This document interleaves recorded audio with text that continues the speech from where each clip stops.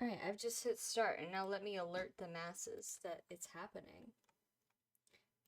Give me 1 second. Alright. And let me alert the internet. Ew, the internet.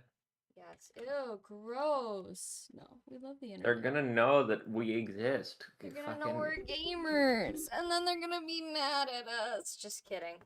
Alright, welcome to 2025 in the past and all the games we played. Hello, Tillian in the chat. As always, we're here to review all the games that me and Cheppy, my kneecaps, played last year. There's a lot of games on this list. Cheppy, how many of these are yours? 12. Okay. But you know a bunch of the games that I played, so we can still have discussions. Yeah. For and sure. I didn't pad my numbers with demos this time. This is just what I played. That's the best part, Cheppy's demo corner. It's alright. I know you played a lot of demos Well, this year. the demos I played, I think mostly ended up on the list. There we go. Alright. So, Cheppy, I did put you at the top here. Oh, let me go over our tiers. We got S, A, B, C, D, the classics. Didn't finish, affectionate, stuff like demos, and just shit that you didn't finish for one reason or another, but didn't hate.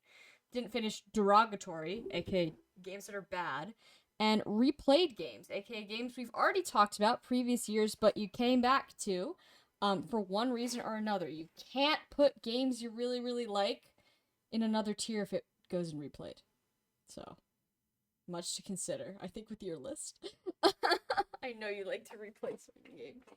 No, I only put things I haven't played before. Oh, really? I thought you played He Was Coming last year. No? That's a new game this year? That was it was in the demo corner last year. Okay.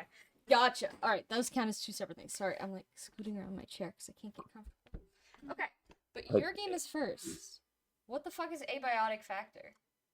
Right. So, Abiotic Factor is a survival crafting game that asks the question, what if you were a Half-Life scientist? No! Stop! It is exactly that. It is you in a lab coat walking around smashing aliens with things you've constructed of pipes and duct tape, saying things like, I could really do with defecation right now. Yeah. It's got shit mechanics. Oh, in the literal sense. Shit mechanic, okay. Yeah. Interesting. It's a multiplayer game. It's a lot of fun. Mm-hmm. And honestly, like the feel of the game, shockingly for something emulating Half-Life, it's got that same crunchy sort of feel to it. Mm-hmm. Maybe crunchy isn't the right word, but when you swing, that feeling when you swing a crowbar or something, you hear like the metal clanging sounds. The game is basically nothing but that. Oh, wow. And the monster design and like variation of like it does that thing where you're like hopping through portal worlds. Mm-hmm. So like you're surviving in a lab, but also like popping out to. It's funny. That does sound like something I would enjoy because I like Half-Life. Yeah, you're trapped in a lab, but then you're like popping out to a place that's obviously Silent Hill, and place that's obviously the Salem witch trials, like normal shit. The one that's just Bloodborne. There's one that's just Bloodborne. That sounds really fun. Wait, maybe I need to play this. Yeah. But it is multiplayer too. How much is it? It wasn't that much. Hang on a second. It's currently $34.99, but on sale. That's not bad. That's not bad. That's less than half of the current standard AAA release price, which is crazy. Yeah. That sounds good. And sorry, I opened up their Steam page and got autoplay blasted with the. I guess the last update they put a trailer for was their Christmas event, because that was the creepiest rendition of "We Wish You a Merry Christmas" I've heard in a while. That appears to be someone beating something to death with a candy cane. We wish you a Merry Christmas. Abiotic Factor, good game. All right. Where did she go? I got stalked by an interdimensional meatball for like 20 hours of my life. Tuesday when you're Italian. That's amore. That's amore. All right. I don't. Is it an S It's tier? an I don't know A if it is. somewhere. It's well, I might have to readjust this one No, depending on yeah, where we always everything else readjust. in We it. always readjust. Yeah, yeah. But I would give it an A tentatively because it was Wow. damn good. We're starting off But I'm strong. not like. It was damn good, but not. Steven's sausage roll blew my fucking mind in a way that Abiotic Dude, did not blow my I think mind. about that game sometimes. I didn't even play that one. I think about No, yeah, I'm I gonna reserve my S tier stuff for things where I was pure bliss or things where I was like No, yeah, I agree. I mind agree. blown, forever changed. I completely agree. It was good. It was a very solid game, and you probably should play it. I I think we probably tried to should play convince you it. to play it, but you ignored us. I'm like I Uh, don't particularly enjoy multiplayer games personally because you know me. I like to plot around. I like to do a bunch of bullshit and not necessarily play the game well. So I don't usually operate well under multiplayer conditions. Um, but it does sound cool. Okay. Well, yeah, the next game, hold on, I have to actually look up the full title to this because it's a long one. It's called Daryl the Doomer, Psychedelic Lucid Dream. Um, this was actually I think this game was free. It's got like a paid DLC which I don't have. I only played the free version. Um, I might actually go back and get the DLC because despite the name, which did initially make me think, okay, this is like a shit post, which it kind of is. It was actually a pretty good game. It's very much a spawn of the LSD Dream Simulator, if you couldn't guess by the name. But it's got a lot of really creative art choices. Like the art is very interesting. All the characters look very odd, and there's combat, but it's like not really combat. It's more like a storytelling device. And I think, if memory serves, you're playing as a guy who's like trying to wake up from a crazy dream, but he's a doomer. Uh, so it's an interesting little project, and I would be interested in going back and trying the DLC because it seems like the DLC added like a whole bunch of character archetypes you could like pick from when you start the game. So I'm like, oh, that seems like, actually intensive stuff. So I do suggest it, but massive, massive, massive epilepsy warning on this one. Um, it made my head Oh, hurt. I will be honest. I've been sitting here trying to remember which one this was, but the word that those words, it Massive was like, epilepsy warning. Now oh you remember. yeah, it was like, oh yeah, that No, one. yeah, I thought it was pretty good. I'm gonna put this. I mean, I liked it. I actually like ended up liking it a lot. I'm gonna put it in high B for now, just because I think when I revisit the game for maybe the DLC, I'll have more of a solid opinion. I like really liked it, but I kind of know some of these games that are going in A and S tier, and I don't know if it holds up to those. Okay, so this is Trench Face.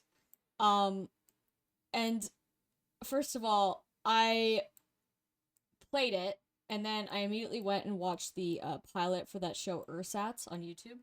And I gotta say, Ursats is the better of the two.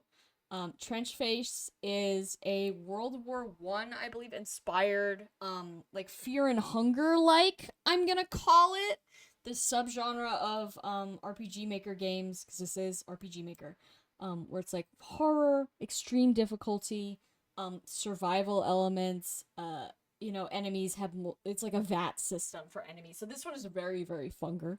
Um, but I think it lacks some of Fear and Hunger's I'm gonna call it like exploration and world build. Like it definitely has world building. You can like find notes and stuff, but the actual environments you play in and the enemies you face are very repetitive. You're just navigating a bunch of trenches. I did not finish the game. Maybe the end of the game is different, but after like 3 hours of slogging through basically the same trench over and over and fighting the same enemies over and over. And the game is hard, so it's like you die, you go back to the start because it's, not a roguelike. It's not random like Funger, at least not significantly. Maybe the item drops are. The enemies are always in the same place. The maps from my playthroughs seem to be the same every time. But it just doesn't have like that, let me see, depth of world and story, and also like the map design that Fear and Hunger has. I did not end up finishing this game.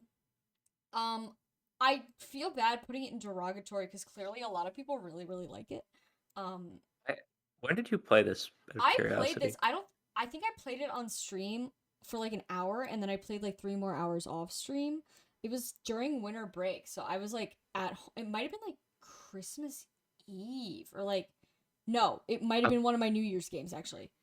Like I finished yeah, it New Year's. because this one's weird looking. I like to look at the Steam page to Yeah, of remember course. what's going on. It's Apparently, in October, they put out an expansion that doubled the size of this game, and why? apparently the second half Hmm. uh has like a different balancing for like guns and ammo and like difficulty and everything, and the level design is less linear than it was in Okay. the first half. I It think they should that does lead with not the good half. yeah that doesn't You gotta has pull a no Dark bearing on Souls your 1. You gotta lead with the good stuff. That way, by the time it starts falling off, they're already like 15 hours invested. What are you gonna do? Stop playing? So it's too hard. They will never see Beta Chaos. It's no one's gonna get there. um but yeah, I'm gonna put it in didn't finish affectionate, but like huge asterisk. I probably will never go back and finish it, but I am so incredibly glad that the funger like subgenre is a real thing that is happening to people. Please, God, make more of these, even if they're not very good, even if they're kind of dog shit. This one wasn't dog shit, even if they're a little boring. Please keep making weird dog shit hard games. There's another one on this list down here that I'm gonna be talking about, which doesn't quite fall into the Wow, funger like. is that a fucking phone battery? Where? In that one that you pointed down there, does that image have like This? the top of an iPhone UI in it? This? Oh, this one Oh right no, here? it. Oh This no, one does. yeah. This one has a phone. Yeah, this is a phone. This is a different Okay, I icon. I was thought that like, the I don't think nightmare. so. Well, the full title is Blood-Soaked Bastard. You know what? Let's talk about this right now. We're already talking about it. All right, Blood-Soaked Bastard. It is an RPG Maker game. My vice. Um, horror adjacent. I'm gonna call it again, kind of in the same vein as Funger. I don't actually know when this one came out. It might have come out earlier than I'm thinking. Maybe Cheppy, you can tell us the release date. Um, but December 9th, 2024. oh, okay, so no, it could definitely be inspired by Fear and Hunger. Not that I'm saying all of these games are, of course not. But they all kind of ride together in a pack in my mind. But the aesthetics and world are very similar. It's very dark fantasy, like Berserk, stuff like that, where it's like gritty and gross and like visceral. Um, the combat is pretty easy over the course of the whole game. It's very like it's quote unquote an open world. You can walk in any direction, but there's like a clear order they tell you to go in. And as long as you follow that order, you'll be fine. And then you get to the final boss, and the final boss is a 4-part boss, which was not a thing in the rest of the game. I definitely did struggle at the end there. I did have to grind a little for this game because it doesn't really prepare you for the end. I'm gonna call it struggle, but the art is really good. The sound design's good. I loved learning a little bit about the lore, and it's got like, I love it when simple games like this put like little secrets in. Like for example, in this game, there's like a central town, and your character's whole deal is that I don't remember his full lore, but you don't talk to him.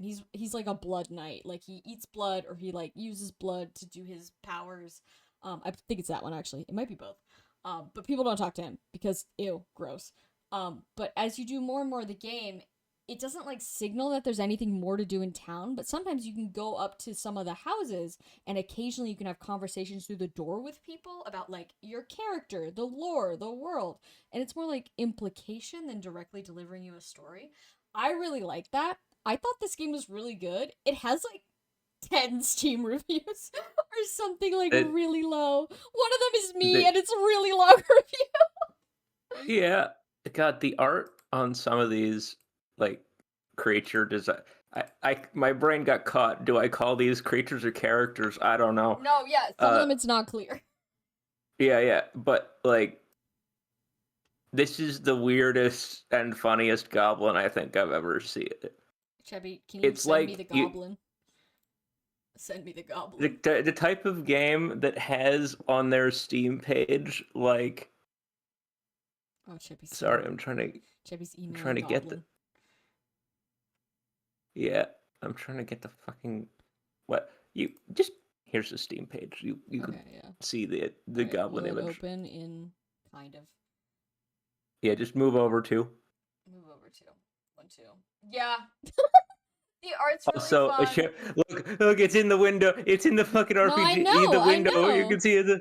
That's why I No. loaded it But here. no. As in, Oh yeah, you like can see the top bar of the RPG. they're just That print screening the that fucking is, game. It's I beautiful. cannot stress this enough. Game design should stop here, as far as video No, goes. exactly. I should be Yeah. able to see the loading window of your game thing in the Steam screenshots. That actually, to me, is a sign It now of has quality indie gaming. it now has 39 reviews. It Let's is like go. quintupled. Let's It is see. quintupled Oh, since you were last here. let's go. And my review doesn't even come up in like the top helpful ones. Probably because it wasn't helpful, because it was really long. But yeah, I really like this game. I think everyone should play it. It's not an S tier because it's buggy as all fuck. And it's 4 hours of, I won't lie, 2 of those hours are just grinding. And it is a little miserable. But you know what you do? You put on a funny YouTube video, you learn about some internet drama you don't care about, and you kill goblins, and then you win. So I'm gonna put this in A. I'm gonna put it below abiotic factor, because it seems like you really, really like that one. Hold on, let me look up what this game is actually called. The Ice Cream Culprit. This is a, like, literally 5 to 10 minute visual novel that I played on my New Year's Eve game sprint, where I play between, like, 10 and 15 games, just, like, back to back to back on New Year's Eve before midnight. See how many I can get in there before the bell, so to speak. It's cute. It's about, you and your girlfriend are fighting over who ate the ice cream, and you get to pick in the beginning of the game which one of you actually did it, and then it, like, affects your ending. You know, it's just basically a single game conversation, but I thought it was cute. The art's really cute. The writing is a little bit whatever, because it's, like, not a super intensive conflict. But I'm gonna put it in B, because, like, it's so short, it can't really have any major flaws. Like, there's not And much it's free. and it's completely free, yes. And I do think I would play more games by the developer, because they did a fantastic job with this little bite-sized morsel. They have more. They have another one on Steam right now. It's also free. Oh. It might be in my library, who knows? Baldur's Gate, replayed. It's not. Me, Trikey, and Tillian are playing Baldur's Gate again. And we're having a lot of fun. I reviewed it last time, so I won't say again, but Baldur's Gate continues to be fun. Shame what's happening at Larian Studios. My best to all the developers who are suffering. But, Baldur's Gate 3, pretty good. Alright, so, hold on, what is this one called? I think this is called The Heavens. Okay, so The Heavens is a visual novel that I can't really, like, figure out the intended mood of. It's like a religious visual novel. Stay with me here. Where you're like a little angel in heaven, and you're trying not to get, like, cast down by God for, like, thinking sinful like committing thought crime. But I don't think the developer's native language is English, so I'm not sure whether it's supposed to be, like, kind of a horrifying, like, implication type thing, because that's what the writing was coming across as, like, the translation, or if it's supposed to be, like, inspiring, like, don't commit sin or this will happen to you. So I literally do not know what this game is going for angle wise, because I was getting horror the way that it was just written, where it was like, yeah, if you commit thought crime, you're gonna die. That's the vibes it was giving me. The art's very cute. I thought it went on a lot longer than it needed to. If it is some kind of very religious game, good on you. That's not the way I They're viewed only the developer's only other game on Steam is from 2 years earlier. It's a psychological horror game Okay. called This Morning I Decided to Die. So interpret that as you will in your read of it. That's gonna skew my idea here. So I think maybe it is designed to be some kind of horror game, or, you know, horror of implication rather. It wasn't explicitly scary. There were no jump scares. You're a little cherub trying not to get smited by an archangel. It was fine. The translation did not do it any service, and I think it just went on a little longer than it need to. I'm gonna put it in C. Not my usual kind of game, but I'm glad I played it, as I'm glad I play most games. All right, what's this? Who's coming? Come. He is coming. Also, I'm moving this game so you don't do back to back. We literally can't have you doing back to back. No, yeah, I was just thinking about that. So He Is Coming is a roguelite adventure game. It is the best thing I played this year by Whoa. far. Whoa. Okay. Okay. Yeah, no, real shocker. You had no idea, I I'm got sure. you a magnet with it on it. I know you like it. Yeah. So this one last year in November, I downloaded their demo. I think the game came out in like February this year, something like that. Well, no, actually, it's in early access. It's not actually out yet. They're still. Wait, for real? Yes. That's Anyway, I downloaded the demo in last year, and at the time of us doing this stream last year, I was about 30 hours in. My final time for the demo before I uninstalled it was 42.4 hours. Oh my god. For a demo. I, That's crazy. that was the demo, yes. My current playtime on the actual game, on top of that, is 88.5. Jesus. And it's still early So, access. yes. I'm literally praying for you. So, this game fucking rules. It's an auto battler thing. It's very simple. You spawn into a thing, you move around, you go to there's chests around the world, there's enemies you can run into. It's very it's got like the map, for anyone that this even lands for. It's got like the map sort of functionality of almost like a Zelda 2, where you're moving around just in the top-down perspective, and then it's got little instance auto battle setting. Essentially, the way it works is you set up your character build items with different abilities and spells or whatever, and then whenever you have an encounter, it just fires it off. And in the top corners of the screen, you can see like whatever boss is coming next. In like, you have a couple of days to prepare.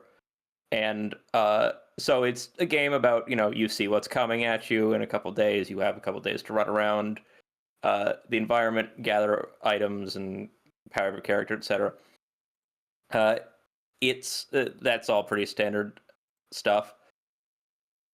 It has a lot going on, like a lot. From the demo alone, I put 40 hours into it, obviously. So clearly, there's something going on there, right? Yeah. Excuse me, I'm getting a spam call in the middle of the part that I care about. Ask their opinion on it. No, I will not. That'd be so. And now we have a guest caller. No, yeah, but right at the bat, there's secrets out the ass. Game's not done. Secrets everywhere. Cool, good stuff. They have it is like an adventure game. There's a robust single player mode, but it's also an auto battler. So it's got a Kingmaker mode where essentially it's the same gameplay, but instead of the RPG like bosses that they've got and like the finite end, you're instead facing like uploaded characters from other players, sort of, bracket in like, not a bracket system. What's the word I'm looking for? It selects ones of like comparable power level for that day, and so it kind of, you finish the game and then it kind of goes on forever. They casually added a multiplayer in the middle of a week a couple months ago, which rules 1v1. I sit here. There was a small patch note update like last week, just some item tweaks for the latest thing that they're working on.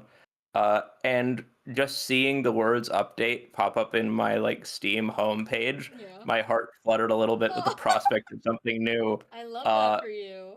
Yeah, because this game fucking rules, and more people should be obsessed with it because I'm obsessed with it. Yeah, I mean, I've seen you playing it. Like, I'll wander behind you into your room and you're just casually playing it. So, clearly. It's got its hooks in you. Should I assume it's a D tier then? Fuck you. Yeah. Yeah, I'm assuming. All right, we got our first S tier.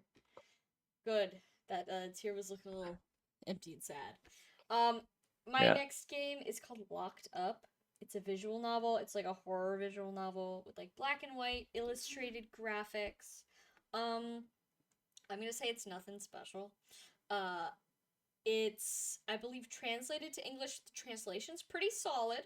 I will say, I did not have a problem with the localization. In fact, I would call it localized instead of translated. Um, it's kind of a generic story. It's about like a girl who goes into the woods to find mushrooms and then gets lost in the woods. By the time she finds her car, like she can't leave the woods. Like every time she tries to leave, it's just like a loop, and then a creature gets her. And then she turns into like a mushroom monster that like hunts other things. The cycle begins anew. Uh, it's fine. It was a little long. It's got that thing where like I understand emphasis comes in threes, but if the loop is long enough, it starts to feel like, didn't I just play this game? So I'm gonna put this in like high C tier. Like it's fine. It's literally fine. I don't regret spending an hour on it. If it was any longer than an hour, then I probably would. And I did enjoy the art, but yeah, it's a story I've heard before, and it's a story I'll hear again. Bygone Snow is a GBA, I believe, type game. It might actually be like available on the GBA. That's what the Steam page seemed to imply, that you can like get it on your Game Boy. It's really short, like visual novel. About 20 minutes about two girls who are like exes, but it's like the end of the world, and they're the only people, they like only have each other, and they're like really toxic, but how they spend their last 20 minutes before the world explodes. I had an audio issue. I thought it was like a creative choice. There was no audio. Apparently not. Because as the credits were going by, they were crediting like musicians, and I was like, I'm missing something. So something happened in my game, but I don't know. I thought it was pretty good. It's very short. The art is, I mean, it's for the GBA. It's. I know there's some beautiful games on the Game Boy, but It's like, also it's a 2 week game jam yes, game. So it's a little bite-sized game. I thought it was pretty good. I'll put it in B tier, right above Ice Cream Girl. It's got a little bit more of a like story than Ice Cream Girl does. Like there's definitely conflict. And there's like some lines that I felt were like very emotional and like real. Like there's a part where the the girl goes over to her ex's house because it's the end of the world. And then her ex has had her favorite meal just like in the freezer this whole time, and like pulls it out for them to enjoy right before the end of the world. I thought that was very emotional. Even if they're still like swearing and like complaining about all the shit they did to each other the whole time. Like it felt like a very well written conversation. Um, that can't be said for the next game. So this is called The Leak. Um, I believe. Hold on. Let me double check. Yes, The Leak. This is one of my New Year's games. As I believe were these two. As I believe was Locked Up. I think it put them in reverse order. That actually would make a lot of sense. And then I shuffled them around. But The Leak is a very short, I'm gonna call it like a puzzle game, quote unquote. It's more like a point and click visual novel type game. Um, Very simple, about a guy who is severely depressed. I believe also translated from another language into English. Not a super great translation, had some flaws, and it was AI voiced, which really took me out of the whole experience. I muted the game so I could just enjoy it without the AI voiceover, which is my recommendation if you're going to be playing it. It's fine. It was kind of predictable. He's about to do something regrettable, and then he gets a moment of kindness from somebody, and then decides to turn his life around, that kind of thing. I don't know. I've seen it done better. I've seen it done without AI. I'll put it in really low C tier because like it was so short that I like couldn't be offended by it, to be quite honest. Like I don't think about it. Um I don't think it's worth D tier because I didn't actively hate playing it, but I wasn't with the game long enough to hate playing it, if that makes sense. Let's see. Alright, what's this? This is, I believe this is Birdhouse. Let me double check. Birdhouse, yeah. So this is, I don't know if it's RPG Maker. It might be Unity. It's some type of simple game system. No combat, nothing like that, but the art is absolutely beautiful. It's got these like hand-painted illustrations and animations in it. The animations were the best part. About some kind of like minor god, or child of a minor god who lives in the house with their god, not godparent, like divine parent. And their job is to like take care of the house, and it becomes increasingly clear as the game is going that something is very, very wrong with their parent. And things go awry from there. I thought it was a really good game. This is actually the first game I played on New Year's, so I got off to a really good start. I don't want to spoil what happens. It takes a page out of like, I hate to keep bringing up Fear and Hunger, but in Fear and Hunger, there at Termina, there's these things called the Skin Bibles, where you can like pick up these little bits of information about the divinity of the world and like how the divinity operates. It does that exact same thing, like down to like picking up pages from a book. You got to put together this book to understand like what's happening to your mom. I think that was a really good way of delivering the story for such a small game. I didn't mind the amount of reading. But yeah, I'm gonna put this in high A tier. I'm gonna put it right above Bloodsoaked Bastard. I don't know, I kind of wish there was like a little combat or something, but that wasn't really what the game is about, so I'm satisfied. Oh, hold on, sorry, I'm sitting up. My neck already hurts, and we're half an hour in. We're making good time, though. Look at that. We got a bunch of games on the list already. Sit. Okay. The next game is called Don't Wake God. It's about... Okay, so you play as a dream creature. Like, a critter in somebody's dreams, which is like a bug with a tie for a face. And you are the only creature that understands that it's in a dream, and that if the guy who's dreaming about you wakes up, you die. And your goal is to make it a certain amount of time in these dreams, because apparently once you get to the end, you'll be okay. You'll ascend. I did not finish the game because my computer, I was playing it on a touchpad, not the recommended gaming experience. And my touchpad stopped responding after a while, so I didn't finish it. But it's interesting. It's kind of like a mini game almost. Like your goal is to distract. Like the guy like wanders around inside of his dream, and your job is to like distract him from things that are like weird or out of place. So like, if he stares at a tree, that's fine. If he stares at a cat with wings, he'll be alerted that it's a dream and wake up. So your job is to, like, get things out of his line of sight before he can see them. Including yourself, because you're a bug with a tie for a face. It's cute. I thought it was fun. I thought the gameplay was not the most it reminded me of, like, a phone game, you know? Where it's, like, a single mechanic thing with a bunch of levels. Not usually my particular, thing that I enjoy. But, I don't know, maybe someone else would enjoy it. Maybe Cheppy would enjoy it. I'm gonna put it in didn't finish affectionate. I'm not putting these in any specific order because none of them got finished. What is this? I literally don't know what that is. Oh, I know what that is. It's Walk with the Living. Okay. So Walk with the Living is, a Fire Emblem-esque game. I assume it was made in SRPG Studio. Like, I'm 99% sure. Because as someone who's messed around in SRPG Studio, I know what the default stuff looks like. It was pretty good. Fun kind of characters going on. I did not really understand what the plot was happening. You play as a skeleton. This is the one where I kept talking about my skeleton army, my me. This is the one where you're like a resurrected skeleton, and you have to go like kill a mercenary lord to help out, you know, the two guys that just resurrected you. And you pick up a bunch of, like, characters along the way, and there's, like, political intrigue, allegedly, etc. I say allegedly because it's extremely short. I'm not gonna say it's extremely well written. I'm gonna say... I would never in a million years badmouth the fine art of fan fiction. As someone who partakes regularly myself as a reader and writer, it's an honorable profession.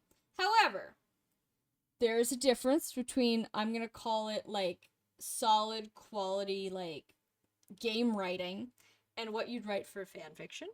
This does read as somebody's like fan supports for a Fire Emblem game rather than like I'm creating my own thing here. I liked some of the characters, like there's this necromancer guy who was fun. There's a lady who like read the stars, that was cool. A lot of the characters, like I literally didn't have any impression of them like whatsoever. Like there's one chapter where one of them betrays you. I'm like, I don't even remember what your name is. I think I kept calling him like Ginger Gustav because he looked like Gustav from Clair Obscur. He betrayed us, and I was like, I don't even remember your name. Sorry, this is not emotional for me. Gameplay is fine. It's Fire Emblem. Like literally just pretty much identical. No major changes in any system. The sound scape for this game was quite bad. I believe there was like 1 or 2 sound effects in the whole game, and it was like the walking sound. Like your level up didn't get any dings. Attacking, defending didn't get any dings. There was no zoom in on combat like how Fire Emblem does it. It was all like done on the map, which is fine. I don't have a problem with that. In fact, I usually turn the zoom in off. But like there was no audio feedback for like anything at all. And the music was not great, if memory serves. So I think I did just play it on mute, like completely mute. But yeah, and it specifically this game has a massive emphasis on like LGBT relationships, like perhaps things that people would want to see from a Fire Emblem game in the future. Hopefully Fortune's Weave delivers on that. And I think that's a really good idea, and I hope that more games in this like specific niche. Yes, Chilean, there was a slutty pink guy. But I hope there's more games in this niche that pop up, because I feel like that's like, I don't know if you've talked to a Fire Emblem fan lately, but they love being homosexual and talking about it. So Really? you're telling me, right? So I think like more like LGBT friendly Fire Emblem gameplay type games is actually like a massive hole in the market that somebody needs to fill.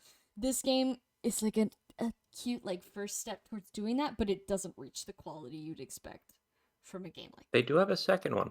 I know, I did see that, so I'm excited to see more because I didn't hate it.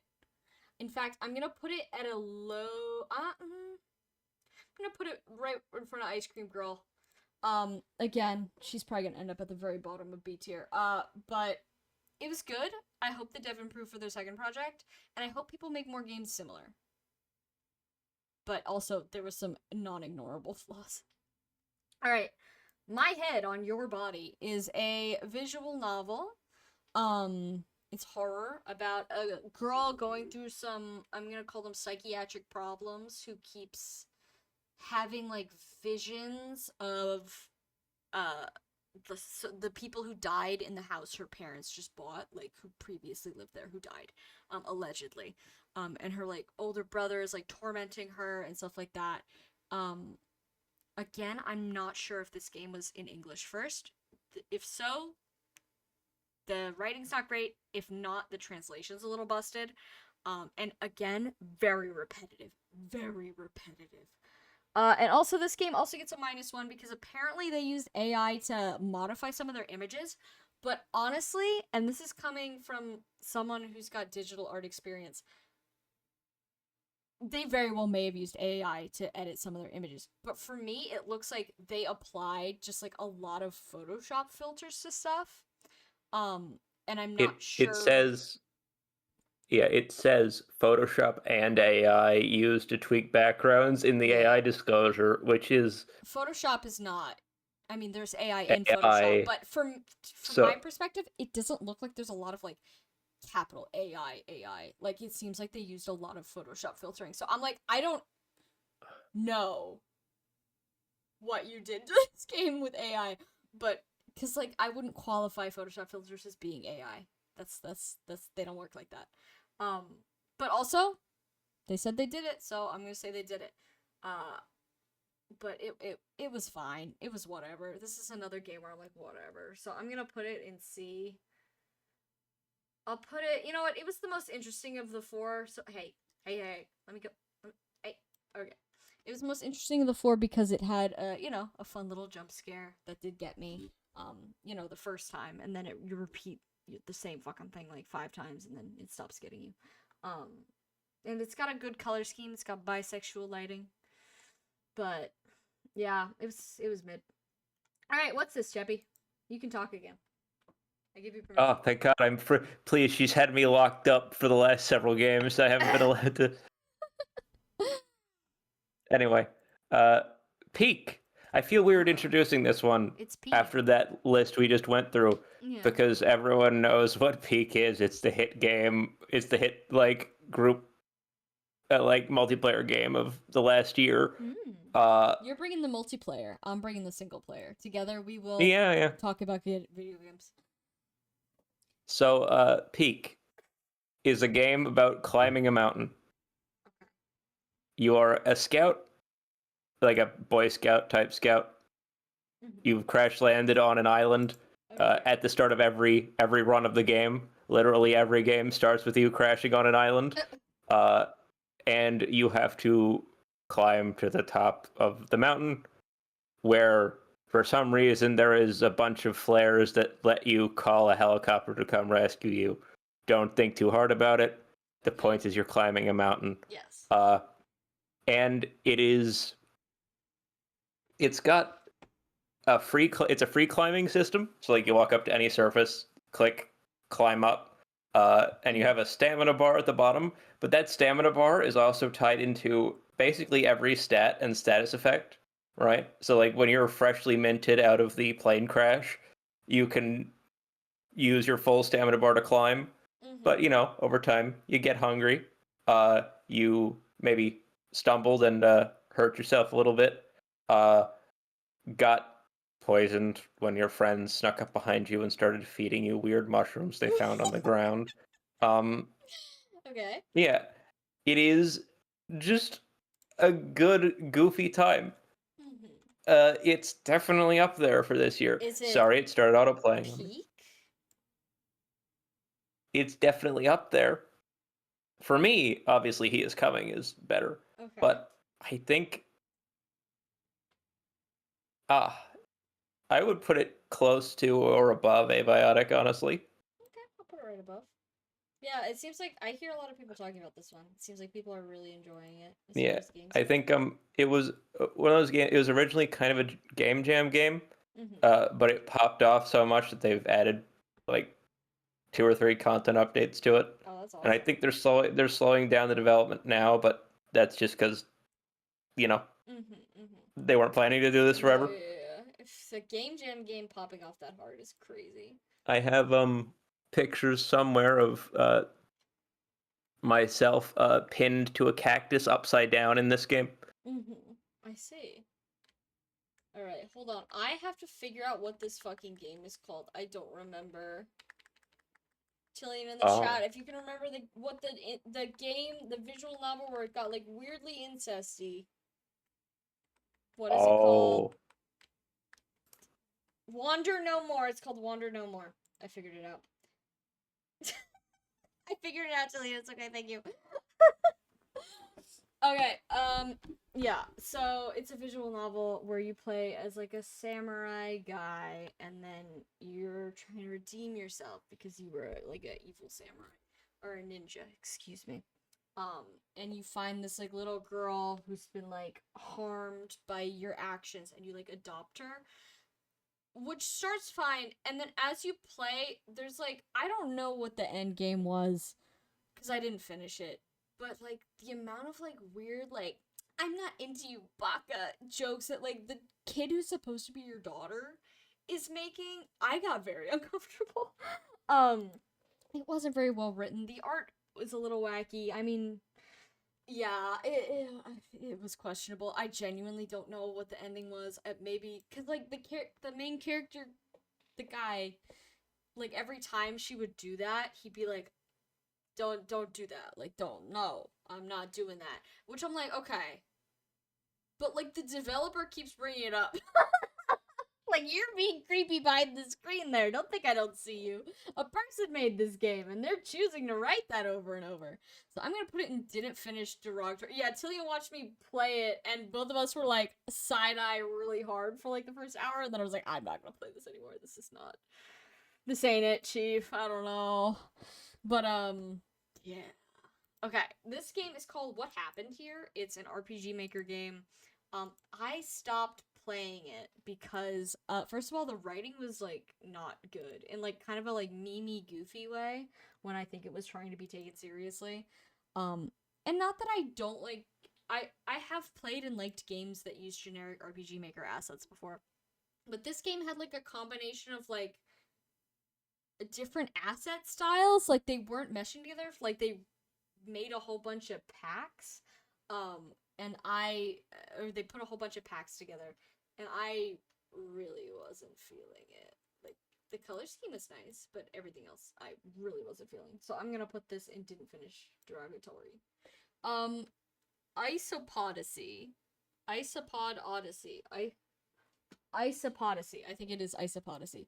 Isopodacy is a racing game, where you play as a deep sea isopod, that drives around in a fish, like how they can, like, eat the tongue of a fish and then become the tongue of the fish. And then you compete in, like, various little races, and stuff like that, and you can explore this, like, cute little world. It kind of reminded me of a different game on this list, how Fish is made, just because of the, like, low poly fish underwater art style. It's a very, like, grungy game. Like, it's very, like, yellow and brown and green and gross because you're, like, on the bottom of the ocean floor and you eat garbage. And then it gets really surreal. Like, you have to go to work, I believe, sorting garbage, but you're also still this little isopod. The isopod model is really cute, though. They're all around the town.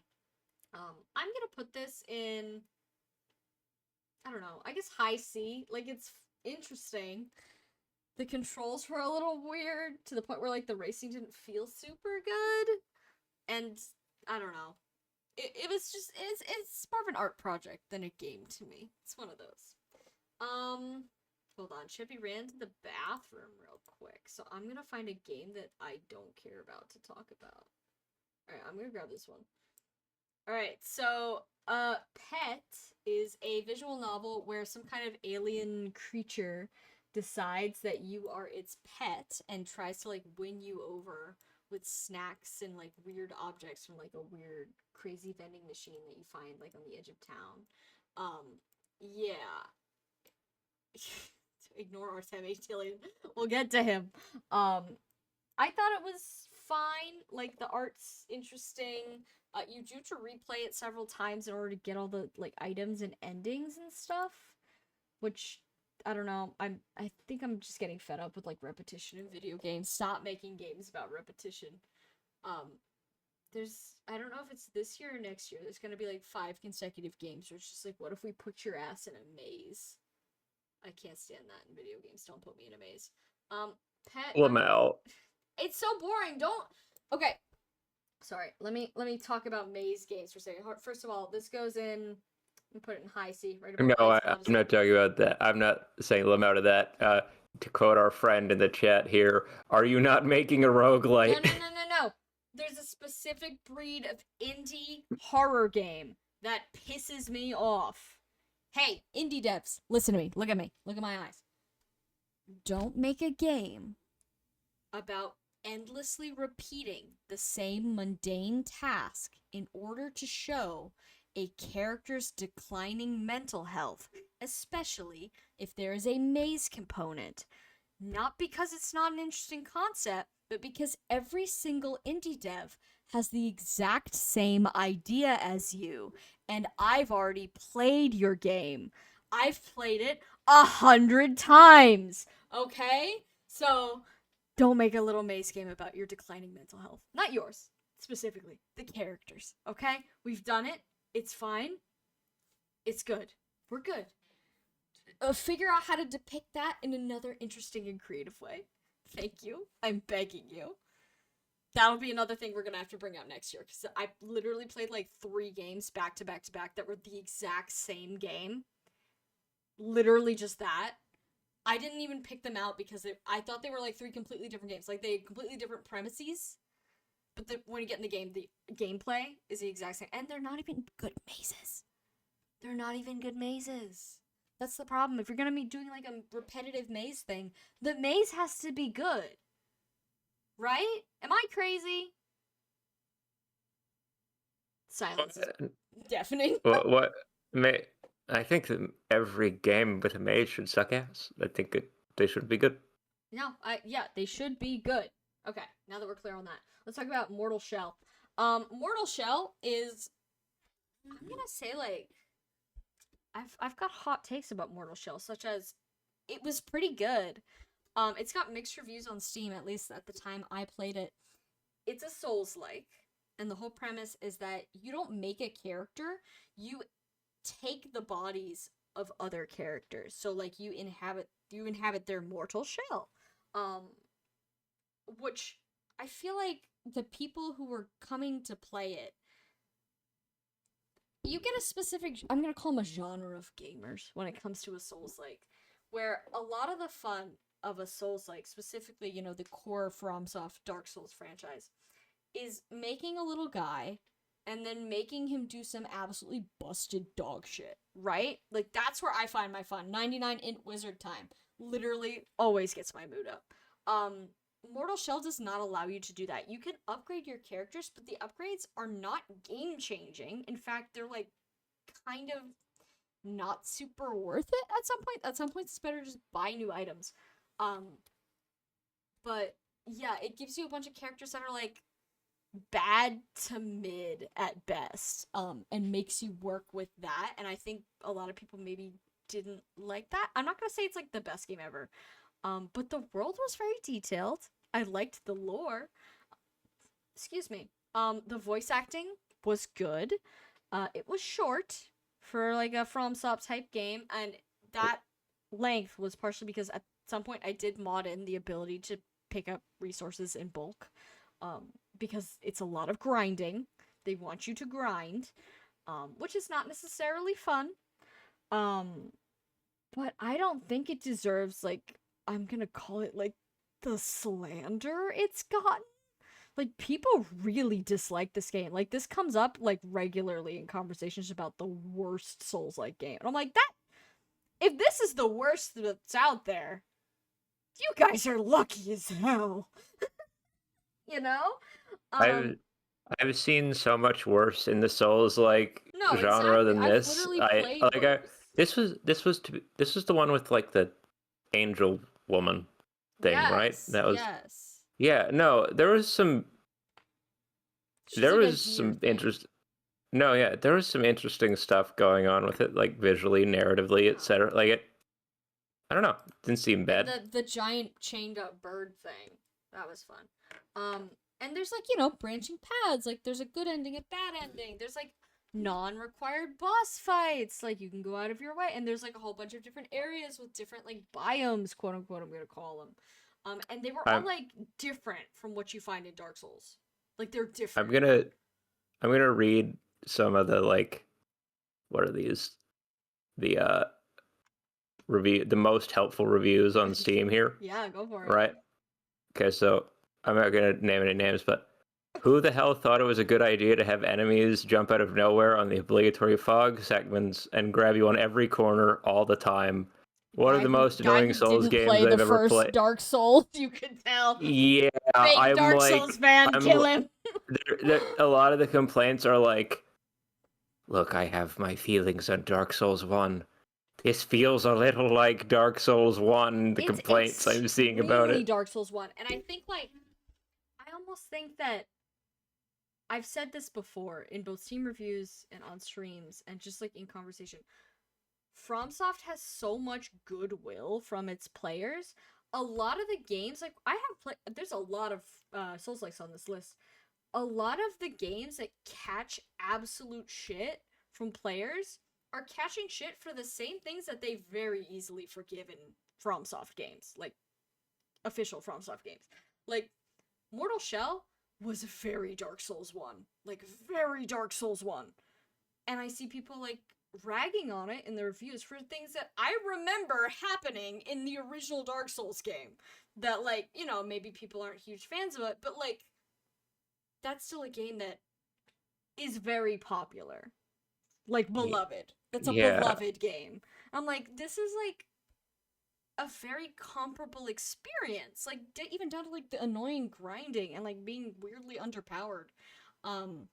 At least, you know, until you find all the People game-breaking shit. people say people say that the weapons are like bad and stuff in the reviews, and I gotta say, as someone who tried to do a faith-based run for his first try on Dark Souls 1, fucking They're just being faithful to you See, I dog think shit. I I would think rather have a shitty sword than have a single another faith fireball. spell. No, or lightning No, I strike. wish I had go fireball. Yeah, you should have been I fireball. wish. But I'll be honest, I'm gonna side I'm joining the war on Mortal Shell on the side of Mortal Shell. I think these people actually might understand Dark Souls better than many Dark Souls players. And I am flipping all of them off while I say that. Granted, I but also giant asterisk. It's definitely not the best Souls like on this list. I have I'm gonna put one it thing in I the have high to B say tier. about this game before we move on. Uh-huh. Uh, I have just noticed that it is currently on sale, 90% off. Dude, grab it. It Honestly, is genuinely, the it's worth it. game is currently $3 US. Pick it up. And if you want their one DLC for it also, it's in a bundle for $4.93 US. It is So, you absolutely worth know, that price. Like it's worth more than that to me, but like get it at that price cuz that's good. If you like Souls likes, try Mortal Shell out. It's short. It's like very concise and it's you did it. You boiled Dark Souls down to its bare essentials, which is a guy with a sword running around getting the shit kicked out of him and also you're grinding for garbage. and there's a lot of fucking trash, yeah. Yep, and there's fog and shit. Okay. So this is called I believe hold on, what's this called? I think it's called You Shouldn't Be Here. Yes, You Shouldn't Be Here. It's I'm gonna call it a visual novel, like kind of a little point and click situation in some parts, but it's mostly talking. About a guy that gets like transported to like this weird place. The entire thing is an extended metaphor for addiction and drug abuse. Sometimes it's not even a metaphor. Like there's a character in the game you have to find pills for, otherwise, he can't like there's like a monster and as long as the guy takes pills like the monster can't kill you, which I thought it was interesting. As someone who's personally never dealt with any of the issues, I wasn't like personally affected by it. Like I didn't find it like spoke to me. But the artwork is very nice. The horror atmosphere is very pungent, I'm gonna say. And I think it's a good game. So I'm gonna put this. It's definitely better than these. I'm gonna put it below Daryl the Doomer because I did genuinely like enjoy Daryl the Doomer. I like this was good, but like it wasn't a game. I wasn't the intended audience, you know. But now we gotta. Everyone needs to sit down now. It's time for the real games to start showing up. All right, so Zato, I love the world and everything in it. Is probably gonna be my first S tier. It's a visual novel, about a girl in I forget what they call it, but like the USSR 1986. yes, no, well, no, I know what the USSR is, but like one of the like secret cities, like where they can't talk that it's like a real city. Do you know what I'm talking Oh, about? I do. I don't remember the word for Yeah, it, but but yes. I'm just gonna call it a secret city. It's about a girl who lives Closed in City. a closed city. That sounds right. A girl who lives in a closed city in the USSR. I believe in the 90s, where a girl in her class goes missing, and then nobody seems to notice or care. Um, and as you are exploring with your, I'm not gonna call them friends. I'm gonna call them associates who become friends. Asterisk, because this girl's got a lot of problems.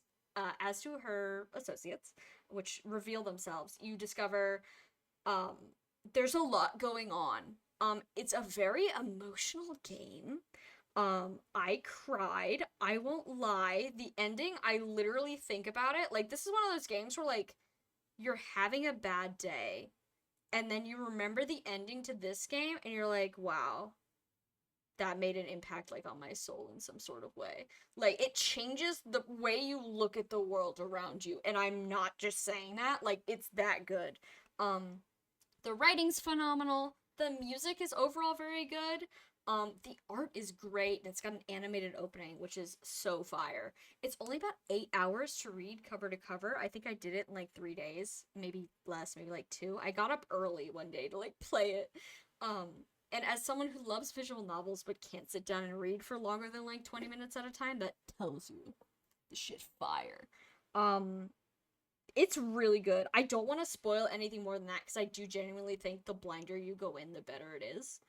Um, but yeah, no, you gotta play this one. I'm gonna put it below He's Coming because I did not put 88 hours into it. I only put 8, but genuinely, like, everyone should play this game. Like, it's really good. Yeah, Tillian, you want to play this one so bad? Go play it right now. I think it's free. It's free. It's free. Like, for the low, low price of nothing, you can experience something that genuinely, I think, altered my brain chemistry. Okay, and now we have to talk about Door Game. Which fucking game was this? Door Game was the game where me, Tillian, and Trikey were all racing to see who could beat the secret boss the fastest, because I was struggling, and then I was getting frustrated, and they were like, we could probably beat this, no problem. I was like, oh yeah? Bet. And then I think Trikey beat it before I did, and then I beat it, so I felt less bad. So, because I did finally beat it. Yeah, no, it was really fucking funny. I'm gonna call it like a witty game. Like, it's a comedy, where you play as a door, who doesn't know why they're a door. Like, they don't know if they've been transmogrified into a door, they were born a door. It's like, there's like many, many branching paths, but it's like, it's goofy, and like in a lighthearted, fun way that isn't like too, I'm gonna call it overly like self, I don't even know how to describe it, but like, you know, when a game gets annoying because it thinks it's too funny. It's very like light funny, and like it keeps itself rolling. Like, it's one joke after the other, quick. And it's really short too.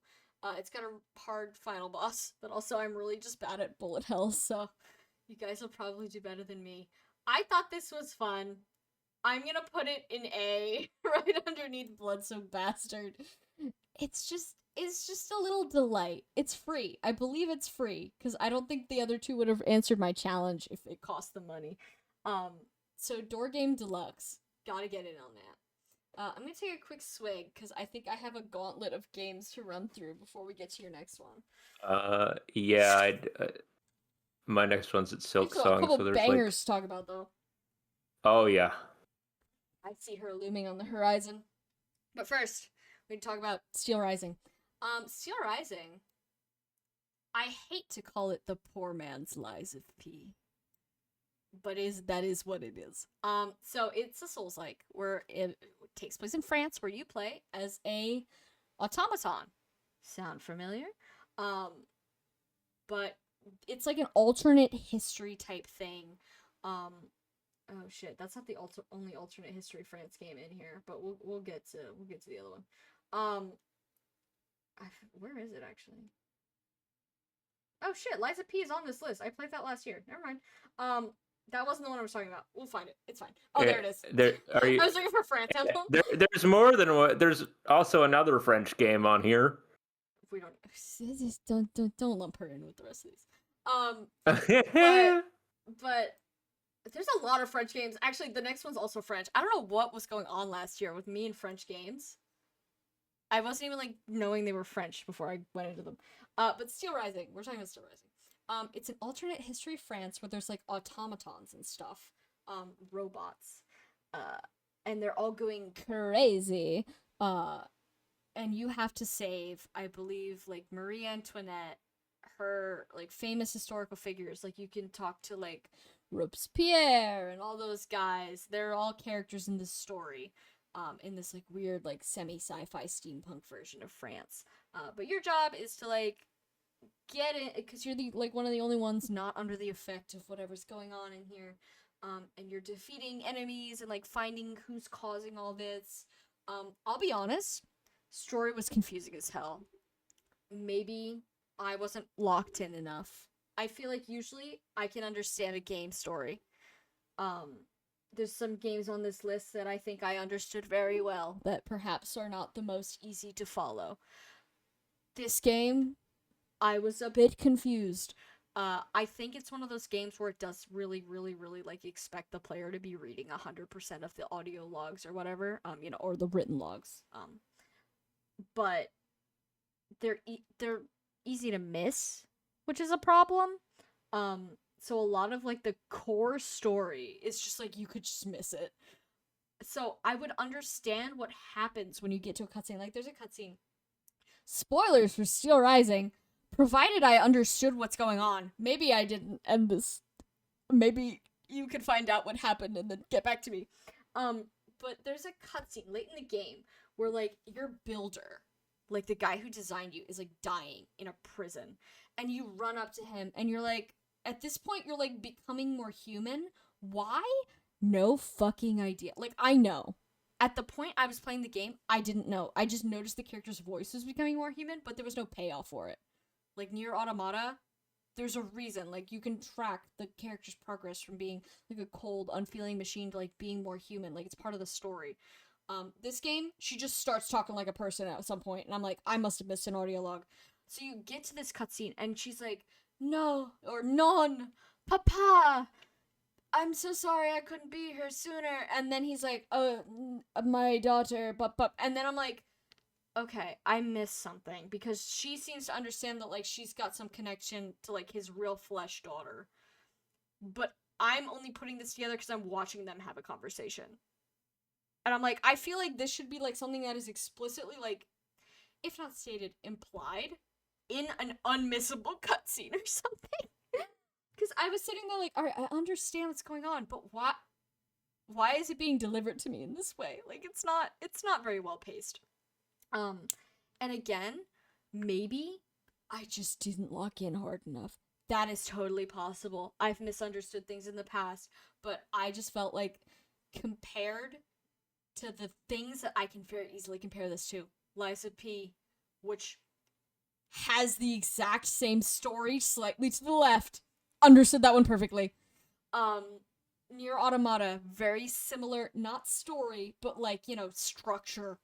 You're this female, sexy robot, and we're learning to become more human. I understood that, and I would not say that's a necessarily easy game to understand in a lot of ways, because it is one of the Dragon Nier games. They're inherently a little bit crunchy around the corners. You gotta watch the plays and listen to, like, low-quality YouTube recordings to fully understand the timeline. Like, I'm not gonna say that one's really easy to get either, but, like, the emotional payoff of both of those games is way more, like, computable than Steel Rising. The gameplay was pretty good, though. I will say, all the boss fights were really good. Like, I enjoyed them. Maybe even more than I enjoyed some of, like, the core Souls-like games. There are very few I had to, like, do twice. Not because they weren't difficult. They were, a fair challenge. But because they were very, like, I'm gonna say not cheap. Like, it was easy to understand the pattern of the enemy, and then once you get it, like, you can just enter the flow. You're like, you're good. Whereas I feel like some Dark Souls type games, like, there's usually one bullshit attack that just kills you and then you get pissed off, right? Or the map's, like, really dog shit.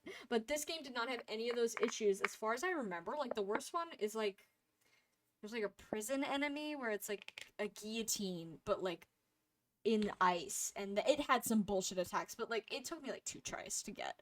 I'm gonna give this game... Oh, the music was pretty good, too. It's fine. I listen to the soundtrack sometimes at work, because it's very, like, instrumental, a little bit of operatic. Good work in music. I'm gonna put this one right above Mortal Shell. It did have, like, a little bit more of a story, even if the amount of, like, historical French people were pissing me off. I will say, though, they did not sex up any of the old French people. I feel like a lot of historical fiction, especially when it comes to the women, They sex them up. They make them sexy. We're gonna talk about that when we talk about France Emblem later. Oh The God. people look like real like people. Like the Marie Antoinette was not a hottie. Like she looked like an old lady, and I was like, okay, fire, good. I'm the only sexy person around, and because I'm a robot. They designed me sexy, which I did respect. Yeah, Tillion's bringing up another thing that I did just forget about for a second. So, in the game, I presume there is a quest that explains this more. But in the game, you meet a character. I do not remember his name. I apologize for that. I don't remember many of the characters' names because they're all very French and historical. But he's very notably a black guy. You talk to this guy, Oh God. and he tells you about the slavery that's going on in the US at the time, because again, this is historical fiction, so the United States still exists, slavery still exists. Hold that thought. We have like sapient robots that can do like kickflips and shit and fire knives out of their hands. Why is there still slavery in this universe? I'm just gonna leave it at that because maybe that is explored in an audio log I did not find. But I just remember sitting there with Tillian in the call when I was like talking to this guy, like this black character, and I was like, oh, that's cool. They're like putting like, you know, more diverse cast and like, you know, a game where typically you'd expect, okay, there's just a bunch of white guys, like, oh, there's a black guy here, awesome. You know, this probably was a real person. I don't necessarily know who he is. And then immediately he's like, we were enslaved. Not him. Maybe him. I don't know. But like, you know, people. And I was like, oh my god, there's like real robots that like do crazy shit and there's still human slaves? Like now? Like not even like, oh, in the past. Like now. During the game. Crazy shit. But anyways, yeah. Notable. Thank you for reminding me, Tilly. Let's talk about more French games. We got 3 in a row here. So this is De-Incarnation. I was literally just talking about this game with you, or to you, at you, the other day. This is the one where it's about a dancer who gets kidnapped. And then as she's like being held in captivity in this like mysterious person's house, she starts having like weird dreams that like really go into her past and her like trauma and stuff. And the reason I wanted to play this game is because it's got some crazy body horror in it. But asterisk, it's exclusively contained within dreams. And while that's still interesting, I was telling Cheppy, because we were talking about Resident Evil, I do personally prefer when my body horror in a video game is like not a metaphor. Like, yes, it could be a metaphor for something. You're turning into a monster, but you gotta actually turn into the monster. Like, let's be clear. It can't just be in a dream. You gotta, like, put your money where your mouth is. So, it's interesting. It was like a snippet into like the mind of a confined person and what they might go through, and like especially like violence towards women. Like, the very violence towards women focused game. It's overtly like about sexual violence in a lot of ways, which does tie into the body horror incredibly well. And about how this lady, because of her career as like, I'm gonna say, a sexy dancer, she's got a lot of, you know, trauma going on with that, compiling with the current situation she's in. And you know, there's like twists and turns and narrative stuff going on as well. It was a little bit boring in some places. I just felt like there was, again, a little bit of that like repetition thing going on where it's like, I'm showing how confined she is by making you do the same thing over and over. Wasn't as egregious as some of the games I've talked about and will talk about in the future, whether that be next year or now. The art was beautiful. The soundtrack was actually like kind of fire. I don't know what band they got to do it, but it sounded like it was like, you know, a quote unquote real band. Because it was all like, I believe the soundtracks are packaged differently. Like there's the just musical soundtrack where it's just the like, you know, instrumental tracks, and then there's a separate soundtrack of like a band performing. So the band performing was quite good. I don't know. It was good. It was good. I'll put it high B. It didn't impress me on the level I would have wanted to be impressed based on the art. But I definitely don't regret playing it, and I think it's a very important game to exist. I was just looking for somewhat of a more, like, I'm gonna say visceral experience, not a dream. So I'm gonna take a real big drink of water real quick for no reason. Oh yeah. Yum. Yum. Okay. Hydrated. Clair Obscura Expedition 33 is an indie game that nobody's played. Oh yeah, I never heard of it. No, yeah, I don't. Nobody's ever heard of it. I discovered it. Yeah, it's whatever. Did you just try to say Claire? What? Oh, Tillian's feral breathing in the chat and writing Clair Obscura in just the nastiest way possible, as in spelling errors. Yeah, Clair Obscura is a very special game. It occupies a very specific genre in my mind, and I believe I've mentioned this a whole bunch of times, but I do want to preserve it for posterity in this stream here. There is a genre of game in my mind that I would declare as a capital M like masterpiece, and I mean that in like the old art way of masterpiece, like completely and utterly without flaw. The only other game that occupies this place in my personal grading system is Nier Automata. Which, let's be clear, Clair Obscura and Nier Automata are not my favorite games. They might make the top 10. They're probably in the top 20 at the very least. But I'm not talking about subjectivity here. I'm talking about objectivity. These games, specifically Clair Obscura here, every single component of this game is masterfully made. The gameplay. I'm playing Metaphor ReFantasio right now. And I've mentioned in the chat a couple times that before playing Clair Obscura, this would be like a game where I'd be like very content with, like very happy with. But like the lack of like the engaged feedback, because like Clair Obscura, it's got like that active dodge system, active parry system, which is incredibly fun. The fact that I'm now playing RPGs that do not have that system, my brain is like, we're missing something. It's missing something. It's not as good as it could be. So I'm really excited for other studios to take Clair Obscura's lead in that regard, because I really want to play more that are like that. The music, the soundtrack, I think it's like 8.5 hours long. I play it a lot during work. It's really good, like cover to cover. It's banger after banger after banger. Just like good listening music, not even just like game music, like listening music. The aesthetic style, very, very, very clean. I know there was a controversy about AI earlier, and Cheppy, I believe, was the one who kind of, because for a while there, I was on the fence about Clair Obscura, because I had loved the game, but this AI stuff did put a bad taste in my mouth. And the fact that, allegedly, according to them, they experimented with AI very early in production, when it was the hot new thing. They put it in the game. They realized that was not a good call, and they removed it from the game. I am satisfied with that as an explanation. I will not lie, I played with the neural network when it first came out. I vividly remember doing that on my friend's couch, trying to generate pictures of Fire Emblem characters. No, they did not look good. But back when the technology was new, everyone was very excited about it. So I can't fault them for something that I was also, curious about. They removed it. As long as they don't put it in any future games, they have my trust. If they put it in any future games, I'm gonna start throwing shit at them. But other than that, the art itself is beautiful, aesthetically, pretty much perfect. It's got a very wide range of things to look at, and the fact that it's about art really does bring a lot of that, home for me. And the story, dude, I had to go smoke a pack of Thin Mints after playing this game.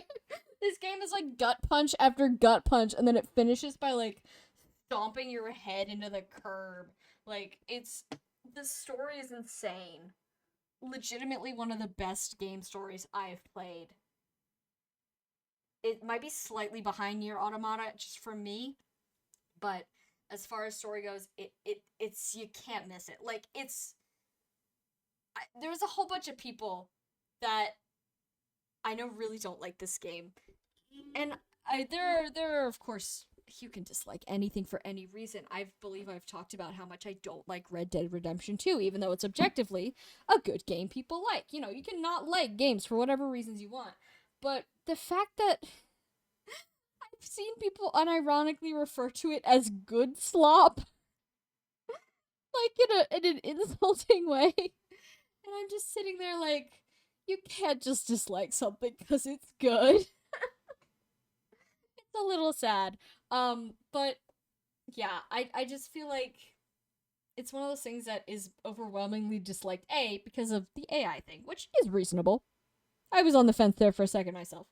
And B, because it's just insanely popular, and the fact that it did kind of punt a bunch of games into heaven during the Game Awards, um, maybe leaves a bad taste in people's mouths. But occasionally a game does come along that deserves it. And I do believe Yeah. this is one of them. Cheppy, when are you playing it? So I can watch someone else play it. Oh, I guess I should, huh? It's so good. Cheppy, it's so good. Can I please put it above He Is Coming? You can, yeah. It's so good. Like, it's literally peak. Okay, it's not literally peak. It's literally, like, objectively, not subjectively, it's not my favorite. Objectively, probably the best game on the market right now. Which I know is a crazy thing to say, because there's so many genres. And just, like, shit. Like, there's a lot of preferences. But, like, oh my god. More of this. Please. Forever. Ugh, I really didn't want to finish it. I wanted to just keep running around in the world, but I got all the achievements. There was nothing left to do. It's okay. Alright, let me stop absolutely glazing Claire Obscure and move on to another game. This game is called This Game Will End in 206 clicks. I believe it's 206. Let me double check. 205. Sorry, the number's too small. I can't see it. It's a very short, 200 click long visual novel where you play as kind of like the villain character in like a Powerpuffs-esque franchise, quote unquote. The franchise doesn't exist. You're just seeing this villain character. On like one of their days off, or like one of their days where they're not necessarily fighting these, powerful little girls.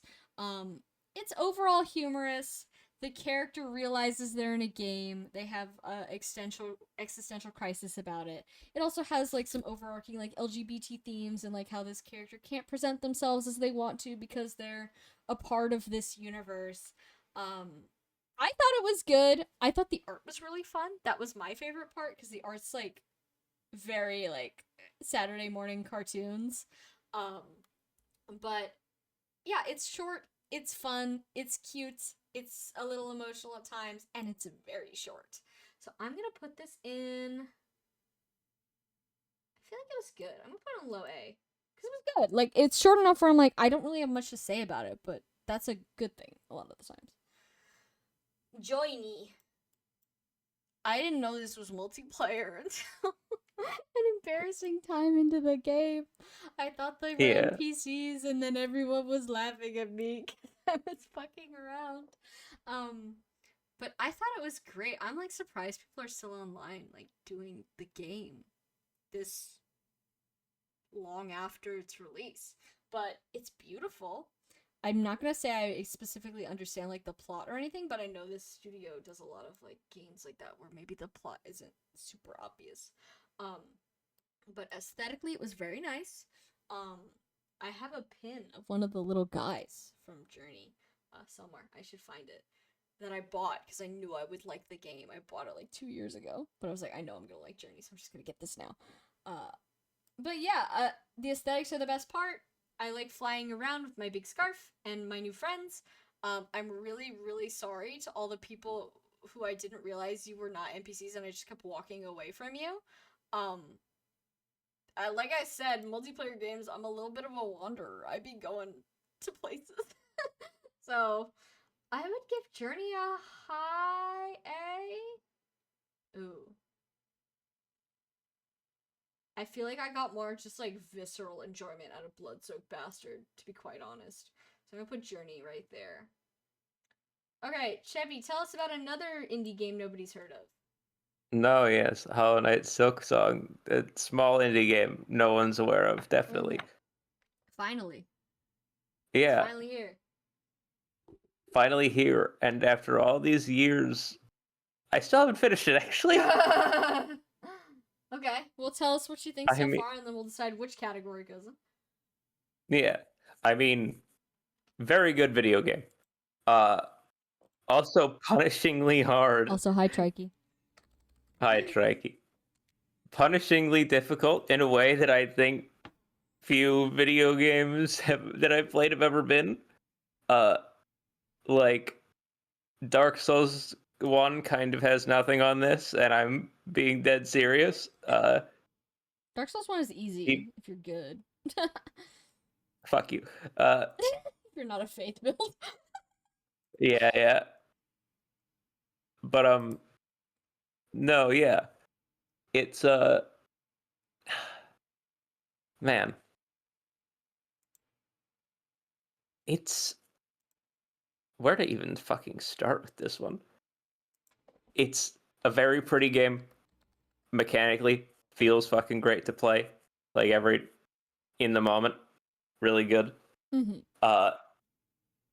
Honestly, I remember when this came out and the main controversy around it was it being too difficult.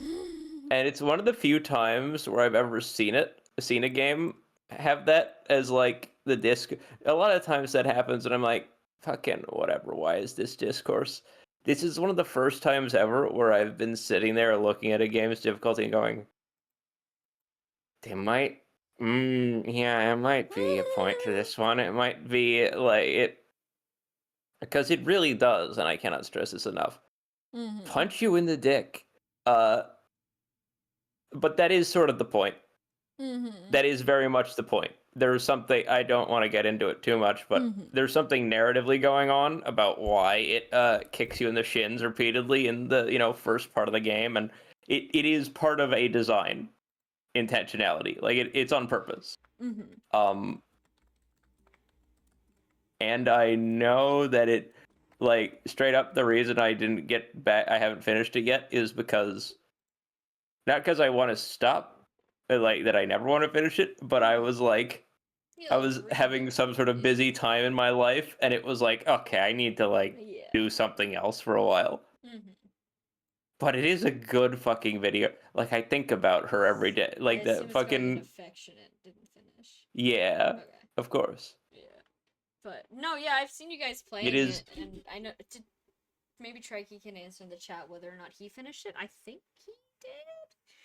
Anyways, I just like looking at the Bell Beast. So if you could open it in a timely manner so I can see the Bell Beast again, that would be so awesome. Oh yeah, sure. I like the creature. I will probably never play this game. It does seem a little hard for me. I'm not a platformer person, but yeah, the original Hollow Knight. I have the original. I don't. That game is hard, but I don't think that one's ever like. It's not like ball busting. Yeah, like it gets hard. It ramps into being hard. This one kind of fucking kills you, like pretty early on. Like you get to a point, it's like, oh god. The one thing I will say in its absolute defense, the people who are like, I hate the fucking angle pogo. To quote a very famous video game character, get good. Okay, yeah, there we go. Okay. Alright. Waddle Knot. So in this game, you're a little astronaut guy, and you go in the ocean to save Loddles, which are little creatures that look a little bit like fish or sea slugs, perhaps. And they're nice or like to an you. axolotl. Yeah, or like an axolotl, I guess, but there's one that's a sea bunny. And then you can pet them and feed them, and they love you very, very, very much. And the cleanup mechanic is also very relaxing and fun. It's a cozy game. I would clarify this as a cozy game. I felt cozied. I like this game tremendously. I miss my Loddles. I did get all the achievements, so I have no real reason to go back. But I like my Loddles, so I'm gonna put this right above my games in this tier, because it's just cute. It's just good. It's just a good little game. Very relaxing. I feel like I played this right after I played something absolutely batshit. Maybe it was Claire Obscure. This might have been my chaser to Claire Obscure, because I needed calm down time.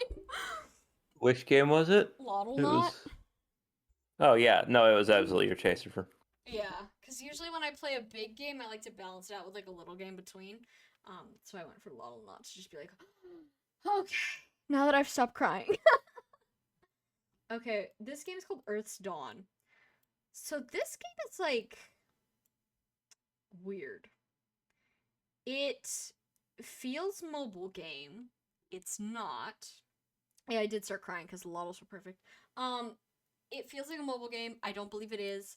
Um, it's like a hack and slash side scroller with like mobile game type art. I'm gonna describe it as not even like in a bad way.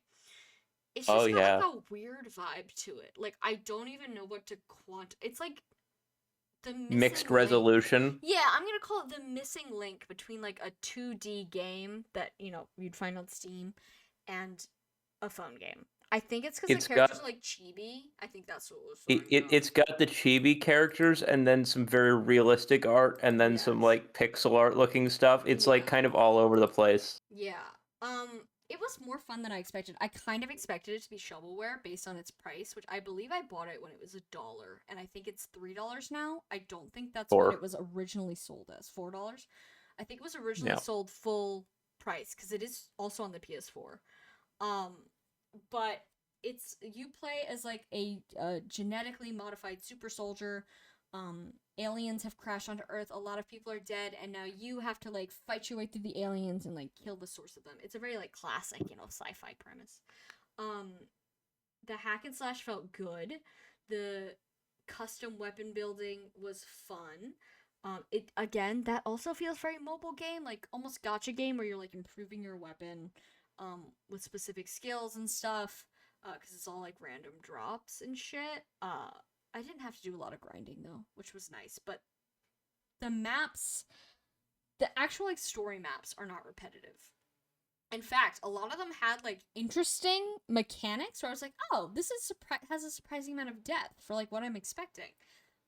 I kind of expected it to be like very simple. A lot of the areas are not simple and have like a puzzle element or, some kind of like special enemy you have to do something to. Like, there was definitely love put in this game, but it's just got like a weird off-putting aura to it, you know? Um, the character art for like the like talking segments, like it had like the weird live 2D, like where it's clearly a PNG being manipulated, so like their breathing looks very like weird, not good. Um, the final boss was kind of jank because it gives you the confused status effect, which inverts your controls. But there's a lot of like moving platforms and like tiny platforms in the final boss. Like there is no like static floor, so it would just like walk me off the edge and kill me like immediately, which is annoying. And I looked and it didn't seem like there was an easy way to like negate that. So you just kind of have to tough it out. And I hate it when a good game ends on like a boss with a shitty gimmick.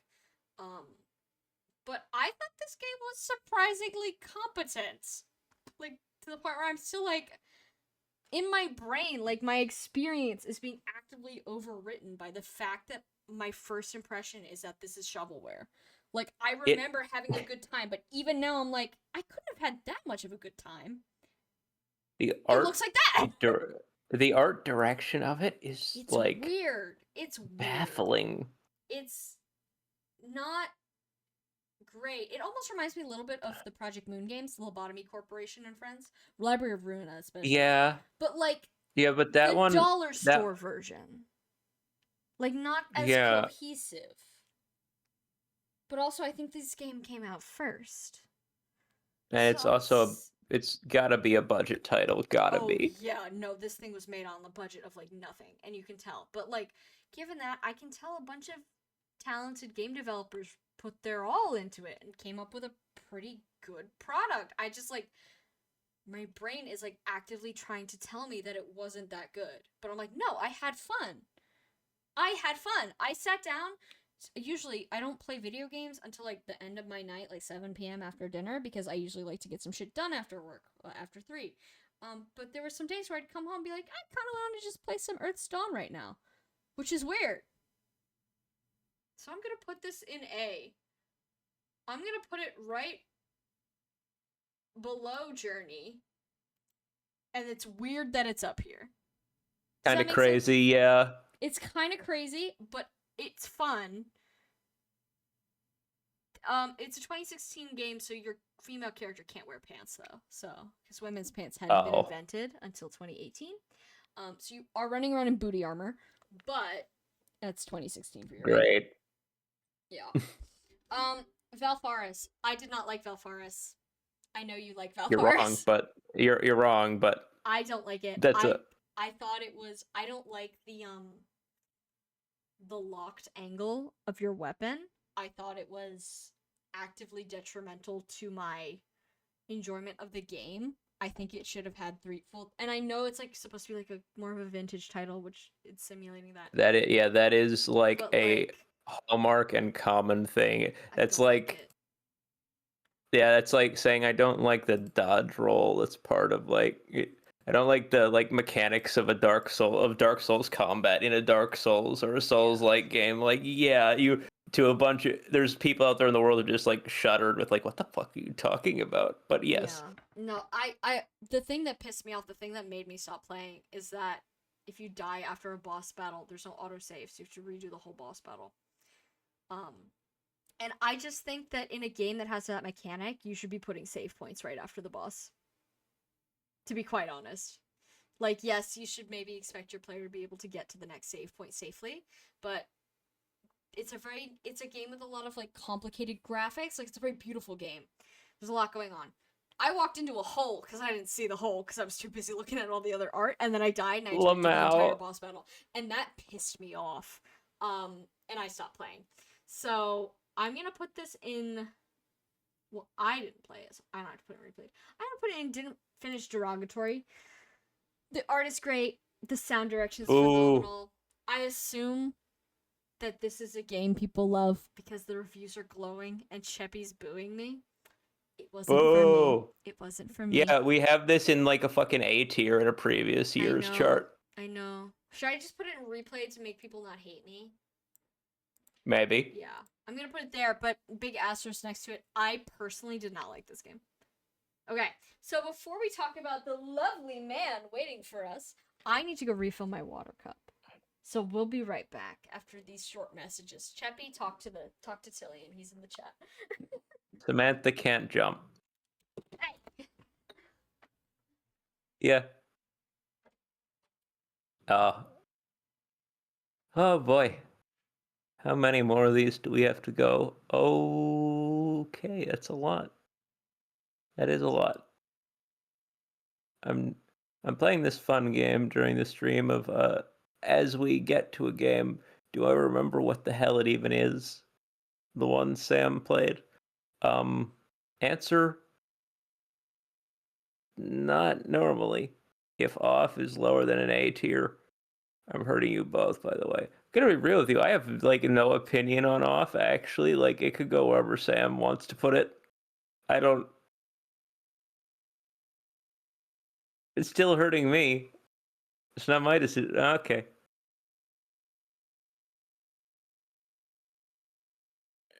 All right. Yeah, it's Jillian. Oh man.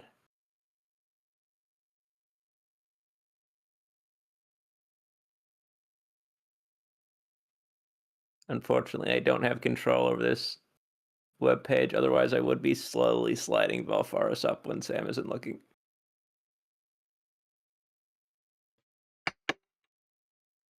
Banger of it. While she's not here, banger of a game. Anyone who likes like platformers, What shoot is 'em ups, whatever, should go happening in play my it. chat? Why is he telling you to go beat off?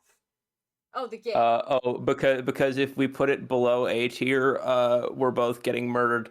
I see. I see. All right, I have a cookie in my Yeah. mouth, so I'm gonna find one of your games. Oh shit! All right. Talk about this. Tell me what the you fuck that found is. you found the funniest fucking thumbnail for that. Where the fuck did you get that? Google images. I look up square images for all these games. You have Photoshop. I Anyway. didn't want to open it 90 times and edit 90 different little pictures, Chevy. That's a lot of work. Next time Yeah. you're gonna do it. Okay. Yeah. Repo is Okay, so I'm going to establish something here and now, right? Because I don't know if there's any other games in this list that it applies to potentially. I'm not seeing any. I suppose Peak would have been the other one that potentially could have. It's Peen. There's a name for a genre that has emerged in the last year or two, the so-called friend slop. I think that Yeah. while that is a useful term Why is it for slop? exactly what I'm getting at, like it's everything basically Friend slop, among good slop. among Among Us and Lethal Company happened, and they're co-op games play or not co-op. They're like games played together with your friends over like voice chat internally, nor games that where you hang around and like play with your friends, and that's what they're designed to be. And the genre has been dubbed friend slop. And while it is useful to have a word for that type, because I agree that Peak and this game and Lethal Cup are all of a kind, like of an experience kind that, in the way that people play them together makes sense to love them together somehow. However, can we not call it slop, please? Yeah, we For gotta real? stop Like, calling can we not slop should be unironically? reserved for You know AI. what? Correction. Can we not unironically call it friend slop? Because you could call it. Everyone's allowed to call it friend swap once as a bit, but Social please, game. for the love Call it of a God, social if yeah, well, that kind of sucks too. The unfortunate part about friend swap is that it's a word that it's one word and it's concise. It does get the point across. I will say that. Yeah, which is unfortunate. But if it does, it does get the point across. But if it does show up in any Steam tag of any game, I'm going to find whoever submitted it to Steam system and hunt them down with a gun. Yeah. This is not a real threat, FBI or whoever doing it. Jeez, Chip, you're gonna get my Twitch taken down. No, yeah, of course. But anyway, Refo was like one of the first. Lethal Company's been out for a while, and this was one of the first of several games in the last year that showed up to kind of come for its throne. And honestly, it's kind of doing that pretty well. Yeah. It's the same setup as Lethal Company, basically, except that you're robots instead of spacemen. Yeah, you have one of these little guys in your room. I've seen him. Yes, I do. But you're a little robot guy. You rock up in old abandoned buildings and weird museums and facilities, whatever, to collect things. It's called repo because it's a repo. You're repossessing things. Any relation to the genetic opera? Who? I'm kidding. Continue. Anyway, yeah. So you and your friends are going around. It's got proximity voice chat. It's one of the games you do, in fact, all mute on Discord for because it plays around with that feeling of like. Your friend walking down a dark hallway. It's like, okay, I'm gonna go look for stuff down in this hall, and then you don't see them again, and then you find their severed head, a few hours later. Yeah. That's fun. But yeah, no, and it's full of goofy bullshit monsters. Mechanically goofy bullshit monsters, giant floating heads, blind gunmen who shoot you if they hear you, that sort of thing. There's a frog with dual like sushi knives, and he combat flips at you when he sees you. I see. It's a very fun game for one, and the thing that makes it like over Lethal Company, which if you took all the features almost and put them on a list, 99% of the like what makes the game would look the same as Lethal Company. They would be the same game, except Repo's system for transporting items to like the extraction point is like a gravity gun-esque like physics system where you like grapple onto a point and you and your friends have to like lift objects physically into the air and rotate. this game is about 30% the scenario of dog with stick trying to get through door. It's Yeah. I have a painting that's like 4 feet tall and 3 feet wide, and I have to like get this through a door frame with, Chevy's trying to steal a my gravity painting. gun. No, yeah. And every time you ding it against a wall, it like loses thousands of dollars in Oh value no. instantaneously. It That's operates funny. on we're operating on a trading card game grade rule. It's like you've nicked the corner of it once, you are sentenced to hell forever. Yeah. Okay. Yeah, that's kind of funny. Yeah. Okay. It's a it's a good goofy time. And I would feel bad putting it anywhere but A. It's not as like it's tricky. Does it go above or below abiotic? You know what? Can I get peak below abiotic and then repo above abiotic? Can I get that as my yes, Cheppy's thank you. friendly corner. Oops. Yeah. Cheppy's friendly corner. And then he is coming. All right. Let's talk about this handsome gentleman. So I finally, that's right, finally finished playing Pathologic Classic HD cover to cover all achievements. So this year, in order to celebrate moving again into a new apartment, I of course indulged in a little Pathologic. So I played Horospex route for the first time. Obviously, I'd played the second game, which is Horospex's route, but better. But I went back and played the original. It's Pathologic. It remains a great game. It definitely shows its age, its flaws, etc. But it's a solid game experience. The survival is entertaining. It's much more difficult than the other two routes in my experience. And at this point, I'd played Classic so many times that I was in fact cheating a little bit. I did have the console commands up because I was just like, just take me where I gotta go. Oh, excuse me. But yeah, Pathologic Classic HD. I'm not gonna put it in replay because it's the first time playing this route. I do like how they went into a lot of like the cosmic horror shit, like a little bit more, not even more, just differently in this game than they do in 2 or the other routes. Um, I feel like they went into like the kin's religion, and their stories in like not necessarily a more in-depth way, just like a slightly different way than the second game does. Um, and yeah, I thought it was very interesting. The final boss kind of bullshit. Won't lie, but we did win, and I did save all those children. So I'm gonna put Artemi. Ooh, he's definitely an A tier game. He's definitely A. Oh, I feel like I'll put him right below Birdhouse because I feel like at this point he's probably my least favorite of the 3 routes in He's Classic not HD. he's not a replay? No, he's not. He's not a replay. I played Huh. his route for the first time. Um, Interesting. it's a very big game. Yeah, A for Artemi. But I definitely like the Bachelor and Changeling routes more. Maybe because they were like new to me when I played them. Like Artemi, I already knew it was gonna happen because I played 2, and this is, technically, quote unquote, depending on your opinion, the worst version of 2. So I was like, oh, I've kind of already been here. I know what's going on.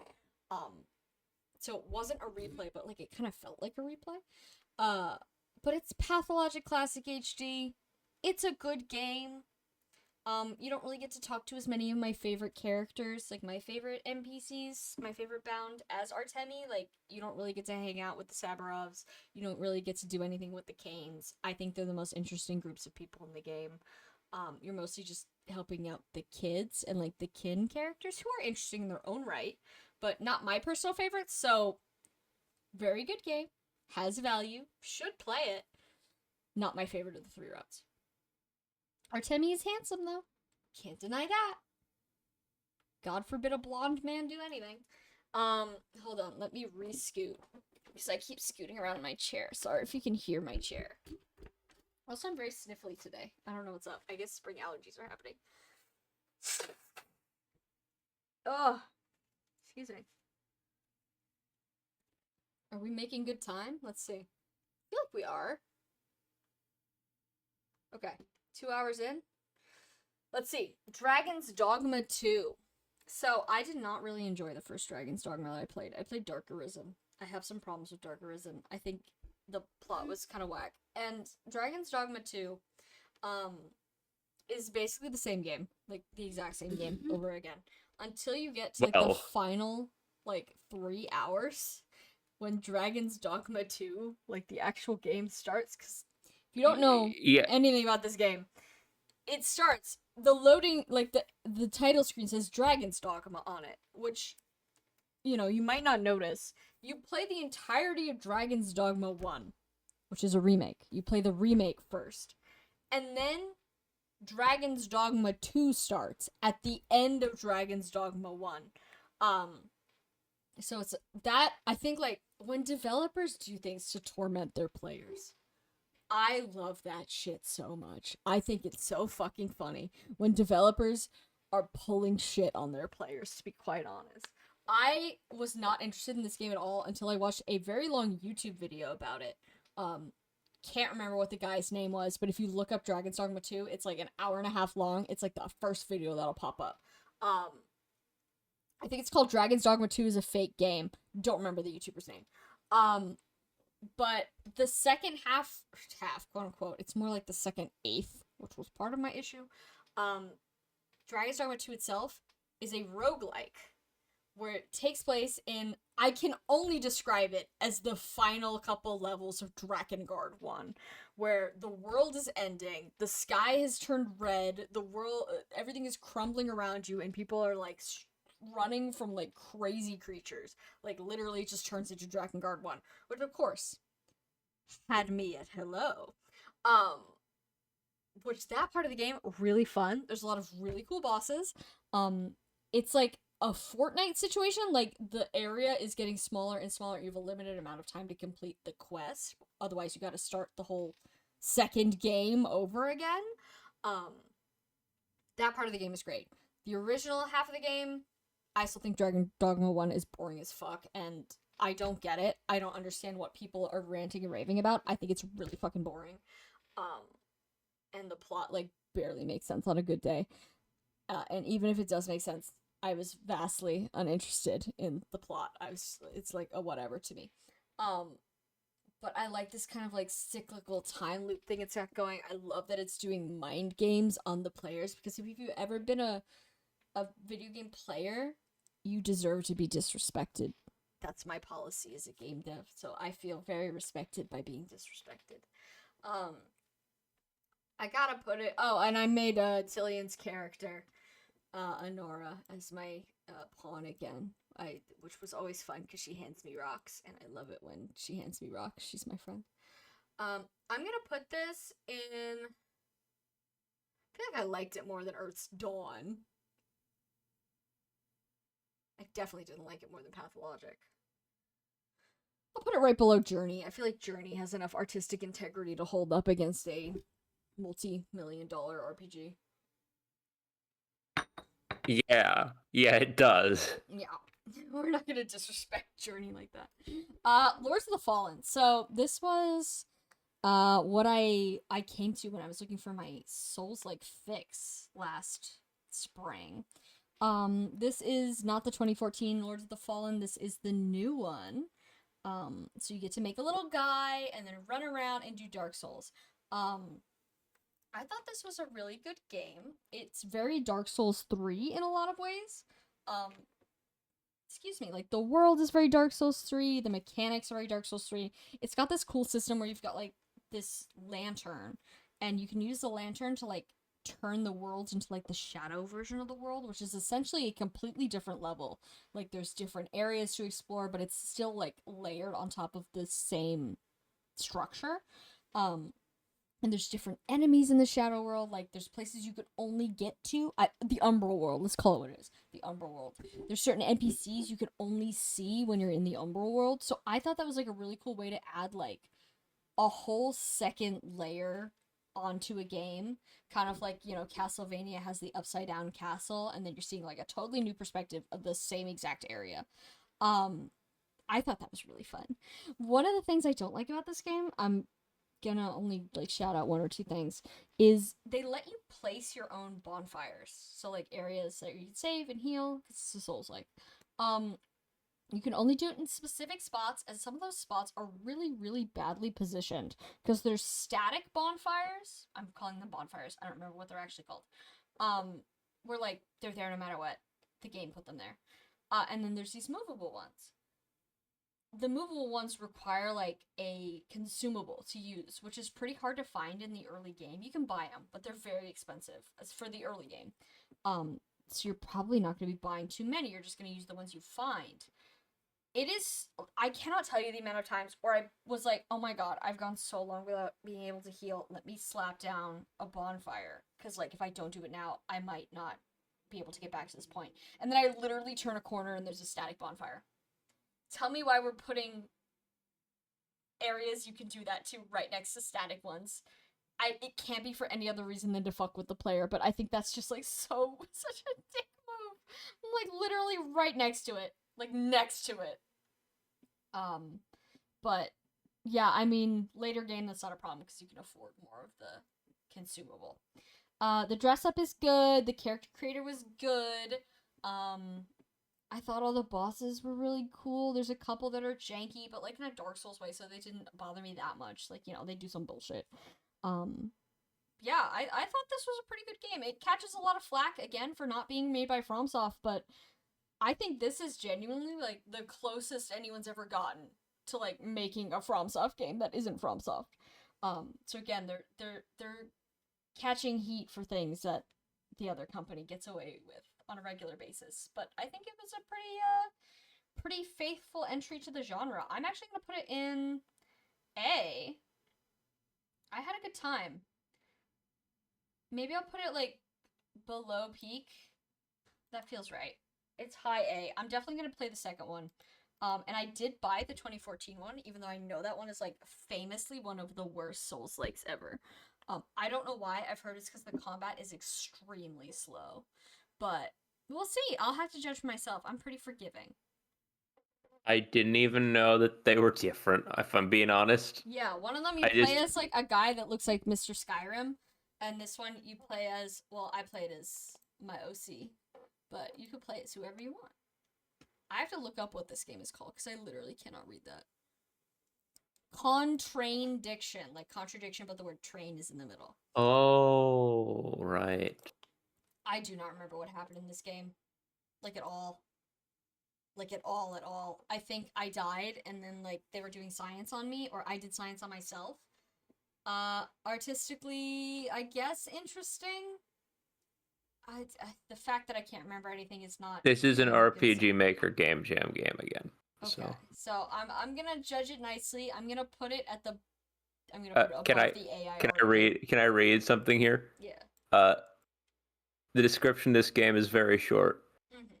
There's the little plot summary, and then list of features, 20 to 30 minutes of playtime, stylized art with 14 CGs, a story someone died for, and turning a light switch on and off. Yes, I do remember that part. Yeah, it did not leave an impact on my memory, but I didn't leave a negative impact, so I'm going to put it in C. I'm genuinely sorry I don't have more information about this game in my brain. I cannot remember. Let's move on, though. Dude, there's gnomes approaching. I'm scared.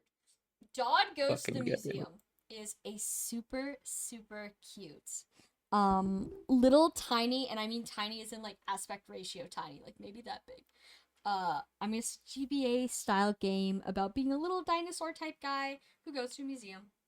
You explore the museum, you learn about the museum. There's a surprisingly emotional moment when you learn the museum is shutting down. But you can learn all about the things in the museum. You click on it, you read the caption, you move on. It's very cute. It takes like 10 minutes tops to play. I feel bad putting it in anything less than A tier. I'm putting it in low A because, like, again, there's not much going on. But none of the stuff that did go on was bad. Okay, and now we have to discuss the actual S tier game of this list. Let me take a quick drink. Oh, why does my ear hurt? What the hell? I've been talking too much. Hold on, I gotta clear my ear hole out. Cheppy, entertain chat. Oh, hey everybody, how's it going? All Never ever do stand few up. of you. Horrific at it. We've got Tillian, we've got Trikey, we've got Red at the very least. Oh no, he's telling Sam. He's bored. What? You're being reported for being boring. Uh-huh. You're bored? I should kill him? Okay, well. Let me finish my stream first. That's gonna take a lot of time. We're already burning daylight here. Okay. Bird game. I'm gonna do something controversial. And I'm doing it unironically and without a hint of humor. Bird game is really good. So Bird game is an RPG Maker game. I think it's satire, but it's like so abstract and surreal. I like genuinely don't know how to even begin to talk about it. You play as, I think, a bird. And you're going on some kind of like quest. What is the quest? I couldn't tell you, to be quite honest. But it's intensely surreal. All the dialogue is like strange and like a lot of it's like very wordy and I'm gonna say not pretentious negatively, but pretentious. And then some of it's like I eat a burger, all lowercase, no punctuation. It's very self-aware. What the goddamn fuck am I looking at over here? All the music is like bit crunch MIDI tracks of like either elevator music or like symphonic pieces, like famous like Mozart and stuff. The art is like bizarre. Could you just put that image I sent you on the screen? Yeah, let's see. Sorry, I clicked over and it was a picture of Sonic the Hedgehog. What? Can I put this on? I feel like I can. Yeah. Hey, no, don't download it. Cheppy sent me a WebP. Oh no, this was a link to this website on Steam. There it is. But yeah, the game looks like this. Bird bashed. Yeah, you can recruit the Antichrist, and his sprite appears upside down. It is. I am like struggling to describe this game. You just have to play it yourself. It's like the ultimate abstract surreal game. I can't. I need to say that like the tags, you know, the genre tags, complete reversal from the friend swap thing that we were talking about. The user-defined tags for this product are RPG, design and illustration, exploration, atmospheric, 2D. None of those are a genre. No, they are yeah. all just Yeah, RPG is a genre, I guess, but they're not. Most of them are. It's a game. It has visuals. Oh, okay. It's the kind of game where like you think you're playing one game and then you're playing like you open it up, you're like, okay, this is like somebody's low effort RPG Maker project, and then there's like you go into one level and then suddenly it's just 3D, like Doom, and you're like, what is happening? Like there's a lot of like really competent game design in here, and like there's a bunch of puzzles that are like good. The characters all talk crazy, like they all talk vastly differently. Not a single character in this game belongs in the same world together. It's bizarre, and it is free. So please play it. Their page shows they're an award-winning game. What'd they win? Look in your DM. Hold on. This is from their Steam page. Okay, hold on. Guys, they won the Birdiest Critic. Yeah, guys, Bird Critic. It's fucking amazing. You can just put your own awards on the fucking Steam page. It's fucking great. Honestly changes my perspective of the awards on the Steam page. Shout out to Bird Game. They're changing the game even in the meta. But I shit you not, like this is one of the most like will get you out of your groove in like the best possible way games that I have ever played. It's so good. Shout out Bird Game. Alright, tell me what's up with this family of gnomes loitering in my lower left screen. That family of So, we've reached the part of the list where I talk about the game Gnomes. Uh, but to start off, this picture of gnomes, unrelated to the game Gnomes, aside from being a picture of some gnomes, Here, let me pull up the Sam actual saw the game in my list and did not remember me playing it, so she just Googled for a square picture of gnomes, It's this one. and yes, this game. Uh, it's a tower defense game, obviously. Well, honestly, it's kind of. Do I even need to fucking explain it? It's on your screen right now. You can see it all. I like the tag. I like the tag dwarf there, also in Yeah, the hold on. genre. These are gnomes. It's decidedly a game about gnomes, but okay. It kind of looks dwarf fortressy. Yeah, it does. It does. But it's a little tower defense game, roguelite thing. You pretty straightforward. You get like pieces you can put down from a shop. You like build out your own, like you can buy units from a shop to have in your like inventory and then place one. Like, right? It's fucking basic. It's basic stuff for tower defense. It's interesting in that it's weirdly freeform, actually, in a lot of times. Like, I was surprised by it in just how much you can kind of do builds where you fully reshape the map environment to your will, right? Like, there were times where I was just like flooding the entire map with lava instead of like, it's not a simple plunk down turrets. There's a bit more to it than that. And for that, it's pretty neat. I think as far as I've played a lot of tower defense games, and as far as they go, it's mechanically interesting. Though I do find on some difficulties it's a little bit what's the word? For me, with like any sort of roguelike game, when you hit the fucking wall of losing repeatedly, the best games out there, you want to hop right back in and keep going. Gnomes has that, but for me, not the most any. He is coming. It's immediately back in for another 12 hours. Yeah. This game was like, it's good. It's good. I feel like it's a high B or like a high to mid B for me. It's like a good game. Not the absolute peak of anything ever, but it was good, and I spent probably a lot of time on it, honestly. Like, I haven't checked the stats today, but it's definitely up there for time spent this year.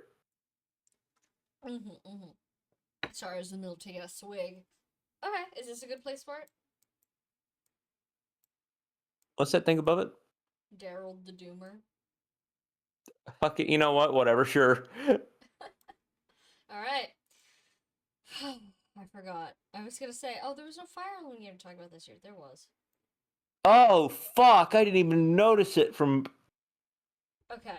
Fire Emblem Shadows is a game that I think was rigged from the start.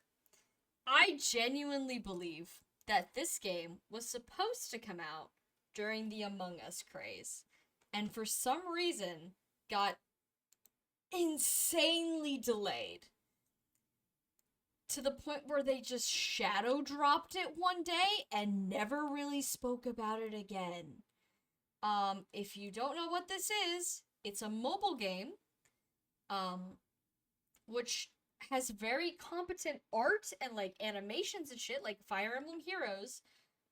But the gameplay is Among Us. So one of the players is evil, you're in a party of 3, and you have to figure out who it is before the end of the map, because they're harming your friends and fellow units and stuff.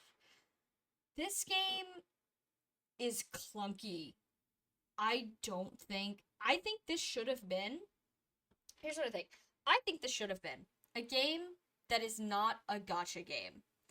I think this should have, which goes for all gacha games, but this one especially, this game could have been fine as a single release, like, okay, short Fire Emblem type experience. Download it, play it, maybe it costs $1, like, to actually download, like, pay on the start, and then it's just you just have it. But it's not. It's a gacha game. I genuinely do not know who is buying the things in this game. I don't know who's still playing this game. I think we all tried it for like 2 days. I've never like not played a Fire Emblem game this hard. Like I tried it and I was like, "Oh my god. This ain't it. Like this ain't it." Like Fire Emblem Heroes, we give it a lot of flack for its storytelling and bullshit. Oh, It yeah, had Fire a Emblem. story. And putting that aside, Fire Emblem Heroes has The like gameplay is Fire there's Emblem. a bunch of game modes in there that are good with a bunch of shit layered on top of them, but that are otherwise good. You know, it's a little Exactly. unit you move around on board, and that's it. It works. Exactly. Uh, This feels like a mode of Fire Emblem Heroes that for some reason got spun off into its own app. it's like, and of the things that could have been spun off, it's like It's enough of this them. is the one. Yeah. This is the one that made They it. should have spun off. What's the mode I like where you get like random skills and shit? I think it's called like Seer's Snare or something. I used to play back when I played. I don't remember. Um, I had fun for like 2 rounds and I was like, okay, that's it for me. The story I didn't get far, but it didn't seem like it was doing anything super groundbreaking. I do like the idea of like characters having like a normal form and then like a fucked up and evil form. Especially because they did like the Lagoose things where they're all like animals, so they kind of turn to like the werewolf or the were-tiger when they turn evil. Um, that's fun design wise. I They're like the Mecha Dragon Corrin they released. That's one of the sickest things I've ever seen in my life, to be quite honest. But the game is not good. I heard someone, I forget who on YouTube that I was watching, who was ranking all the Fire Emblem games, and the way they described it, they're like, yes, there's like deep systems to understand here, but once you get to the bottom of understanding them, you realize that not a single one of them is good. I'm like, yeah. So I'm gonna go ahead and put this one in D. I'm so sorry. It's not good. I wish the artist the best though, because the art was fire. I hope they get work doing another Fire Emblem game that is not a it shitty mobile game. it really is just like, huh? If it was From not from a gacha game, I from would have con- put it in B tier. I think it could have been salvaged. from conception, it's just kind of like, It's like what? What? what Huh? are we making? Like but also on the other hand, I'm like, okay, game devs should have the opportunity to make weird bullshit like this, but like, Oh, sure. don't make it a gacha game with a battle Look, there's pass. something, and there's something about, right, like, okay, so this game uses the Fire Emblem characters, and then they transform into, like, it's monster versions of the Fire Emblem characters, right? Mm-hmm. That's the whole thing. Yeah, but like But most of the cast is it's kind original of, characters, so it's not even like oh, it characters. is. Yeah, it's mostly OCs. The battle pass characters are Fire Emblem lords. You have to pay for the characters you like. You didn't realize? Oh, I never fucking pay attention beyond the premise. Um, oh, that's really weird. Yeah. Because what I was about to say is like, it's weird to have like almost content. Because if this were a game mode, right, in a different game, Mm-hmm. it would be like, oh, they have, like, if it were in Fire Emblem Heroes, for example, it'd be like, oh, okay, so they have like skins of the characters for this game mode, or they have something going on. Whereas it felt like just putting, Lynn Fire Emblem in this She's a game, horse. like, yeah, because you could anyone coming into this game, anyone coming to Fire Emblem Heroes seasons, like, this is a character from a video game that's here because it's their mobile spin-off. Coming into Fire Emblem It almost Shadows. feels like what it feels like to me is that the writing's on the wall for Fire Emblem Heroes. It's not long for this world, and I don't play anymore, which is another telling sign because I used to love that game. Um, but they're making some decisions now with like unit and currency distribution, which are very much in line with games that have uh gone offline in the past. I'm almost wondering if they like threw this out there to see if they could recoup some of their audience, like move them to a different mobile game before they shut down Heroes, but this one was just completely dog shit. It sucks. They could It's like have. sad. If it was Why good. would you trying to do that? Why would you start by picking something that doesn't really like translate at all? Is Yeah, they gotta release like a dress up game. I'll buy a Fire Emblem dress up game. Let me put Frederick in little outfits. I think that if they turn the base building stuff that they hinted at a little bit in Heroes into if they made like a cozy little fucking castle game, Oh, they would I make think that bank. yeah, they would A yeah, Fire Emblem themed like cozy game. Oh my god, that would be crazy. literally like the castle thing. You know, they Printing have like money. that I wouldn't and like it, instead but they've people would. no, yeah, but instead they've chosen I want them to make Fire Emblem Souls, this. like a Fire Emblem like hardcore live, live combat kind of game, action combat game. But that's never gonna happen. But anyways, yeah, Fire Emblem Shadows awarded our first D tier. I didn't finish it, but it's a mobile game, so we don't have to. It Yeah, it doesn't probably really won't finish. It probably will just shut down before it finishes, which is sad. But alas. The Flayed Man is a point-and-click adventure game where you wake up without your skin and you have to figure out what happened.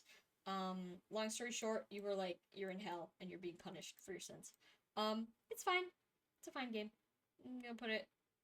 It's comparable to me with You Shouldn't Be Here, so I'm gonna put it right next to that, right next to the gnomes. All right, now we gotta beat off. So off is another RPG Maker little starlet. I believe it's originally RPG Maker, if memory serves. If not, yeah. Tillian, is it RPG Maker? We've got an expert in this. It is, yes. So this is one of the OG RPG Maker games that really made waves, and I played the re-release on Steam. It is quite good. It's a little combination of like funny and also horrific, and it's definitely got that like aspect from a lot of games that I like where like the ending gets really fucking weird and like you don't know what's gonna happen. And Tillian he guided me through the game. And when you go back to the worlds you already completed, it's like scary and there's whispers and giant like flying babies. My Dragon Guard bell. But I really like this game. I think it was really good. The combat was clean, felt nice to play, classic RPG Maker fare. Because of the re-release, they put in a bunch of bosses that I thought were mechanically quite cool and very fun. Ooh, very fun. So I'm gonna put this. I feel like it's high A tier for me. Can I put it at the top of A tier? uh yeah, I have no opinion. Yes, you do. That's the whole thing. Oh, not on off. Oh yes, yeah. I think it's high A tier. It's not quite an S tier for me. Um, it's got those very like I'm gonna say simple graphics from like the time when it was made. Like it doesn't have the beautiful crazy world of Fear and Hunger or like, the strange abstract art of Bird Game. Two classics, I know. But it is an older game, so it's got kind of an archaic feel, which is cool. Like the sprites are nice. The music is banging. The the off is switch. Alright. Ordinary Day. Indie game about repeating the same three tasks over and over again to show the character's declining mental health. And then Oh. at the end of every game, you murder one of your neighbors in order to, I think, bring back your dead wife. Oh. Okay. No, Okay. it's not as interesting as you think. They bring it up at the very last Oh. second. The actual gameplay is quite boring. I'm gonna put it in. I'm gonna move. Hold on. I'm gonna move the leak to D because it's not good. I'm gonna put it below Fire Emblem. Is it better? Is this better or worse than Fire Emblem Shadows? I feel like it's better because it's short and they didn't ask me for money. Um, Oh. and it's got like interesting art. It's one of those games where like clearly a lot of effort was put into like art for characters that show up for maybe a minute tops. So I'm like, I honestly don't think. I think the like distracting character designs is honestly taking away from my like enjoyment of the game because they like pull me out of the game. And I'm like, I'm already not super engaged now. I'm also distracted. But yeah, It wasn't for me. I'm gonna put it at the top of D tier. I didn't particularly enjoy it. Astro Lodge is a very, very short point and click game, like maybe 10 minutes. It's like a puzzle game, with like a hand drawn, almost like crayon aesthetic, where you've got it's like an escape room. There's only a couple things to touch and look at, but it's all like hand animated. It's very cool looking. It is extremely short, and it does this thing which I think is like a cardinal sin for point and click games, where if you tab away from the room and then tab back, the room will reset itself even if you've already solved the puzzle. You don't lose progress, but it's hard to keep track of what you've already done. It's so short that it doesn't super matter, but if it was any longer, it would be an absolute nightmare. I'm gonna put this guy. I feel like I'm being really nice this year. I'm gonna put it below your gnomes. What is this? Cool. What is this? Oh, How Fish is Made, the prequel to Mouthwashing. It was good. Is It's surreal. Definitely asked some big questions. It's about a fish that I believe is in like fish purgatory. And you go up or you go down, and there's a bunch of like references to mouthwashing. Interesting aesthetically, lots of weird areas to explore. Almost reminds me of Isopodacy a little bit. I'll put it in B. I thought it was good. I thought it was cool. I'll put it at the top of B. Put it at the top of B. I feel like those things don't go on top of it, but yeah. There's a bot in my chat. Hold on. Let me kill this guy real quick. Yeah. Report you. Report you for bot. Next. Bot. Next. Bot. Submit. Goodbye. Block. Reported. Reported. None of you are free from sin. Alright. Enna Dream Barbecue, chapter 1. Oh. I am a big fan. I'm a big fan of Enna, the whole series on YouTube. I think they're really, really cool, and it's just like one of the more creative things I've seen done. It's not done yet. I've only played the first chapter, because as far as I'm aware, that's all that's out. I might check back. Maybe there's more now. But it's one of those things where, like, every single thing you look at is, like, a new treat of animation and just, like, creativity. It's kind of got, like, that CDI Zelda vibe a little bit with the animation sometimes, but that's the point. Very much, Like, yeah. that's the point. Like, there's a wizard character that is very CDI Zelda. And all the characters are, like, weird, and, like, some of them are 3D, 2D, combination of both, weird styles, all of them are zany. I'm gonna put this one in S tier just because it's, like, just pure creativity, you know? And if you haven't watched the Enna, E-N-A series on YouTube, you absolutely should, because it's pretty fire. Pretty fire. Alright, hold on. Let me take a sip.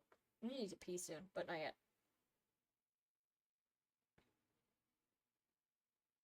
Ugh.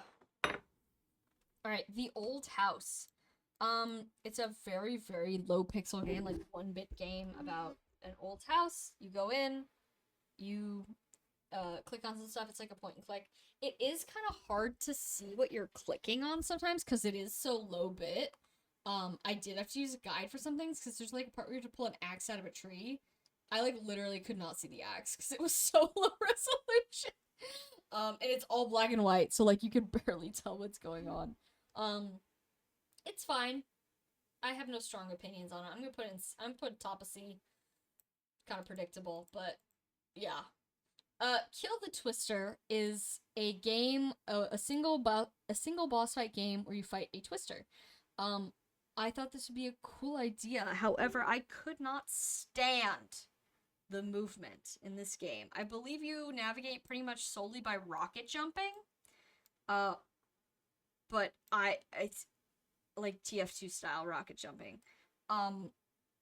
I thought it would have played better with a classic double jump, I won't lie. I thought that system, it requires you to take your eyes off the boss.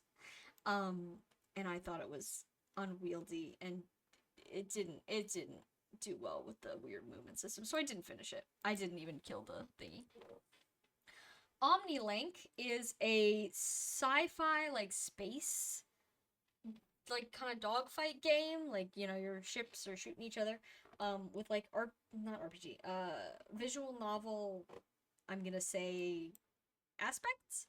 You play as like a guy and you go to the spaceship and there's this computer on board who's this sexy lady. Presumably you go on some sort of adventure. I stopped playing because I kind of got bored. Sci-fi, believe it or not, usually isn't my thing unless it's horror sci-fi or like I'm just call it grungy, nasty sci-fi. Like I'm not big on the big like space travel, space adventure, space opera type shit. Not my thing. So I stopped playing. I'm gonna put it in affectionate. I didn't have a problem with it. I just could tell I wasn't going to like it, so I gracefully exited. Maybe it will help other people. But there were a bunch of characters that we were looking, and they just kind of look like Xenoblade characters. But this game came out first, so what's the truth? I believe Xenoblade 2 was what the characters looked like they were from. Pale Abyss. Hold on, I'm gonna grab something from the bottom here. Kingsfield. So I played the first Kingsfield game.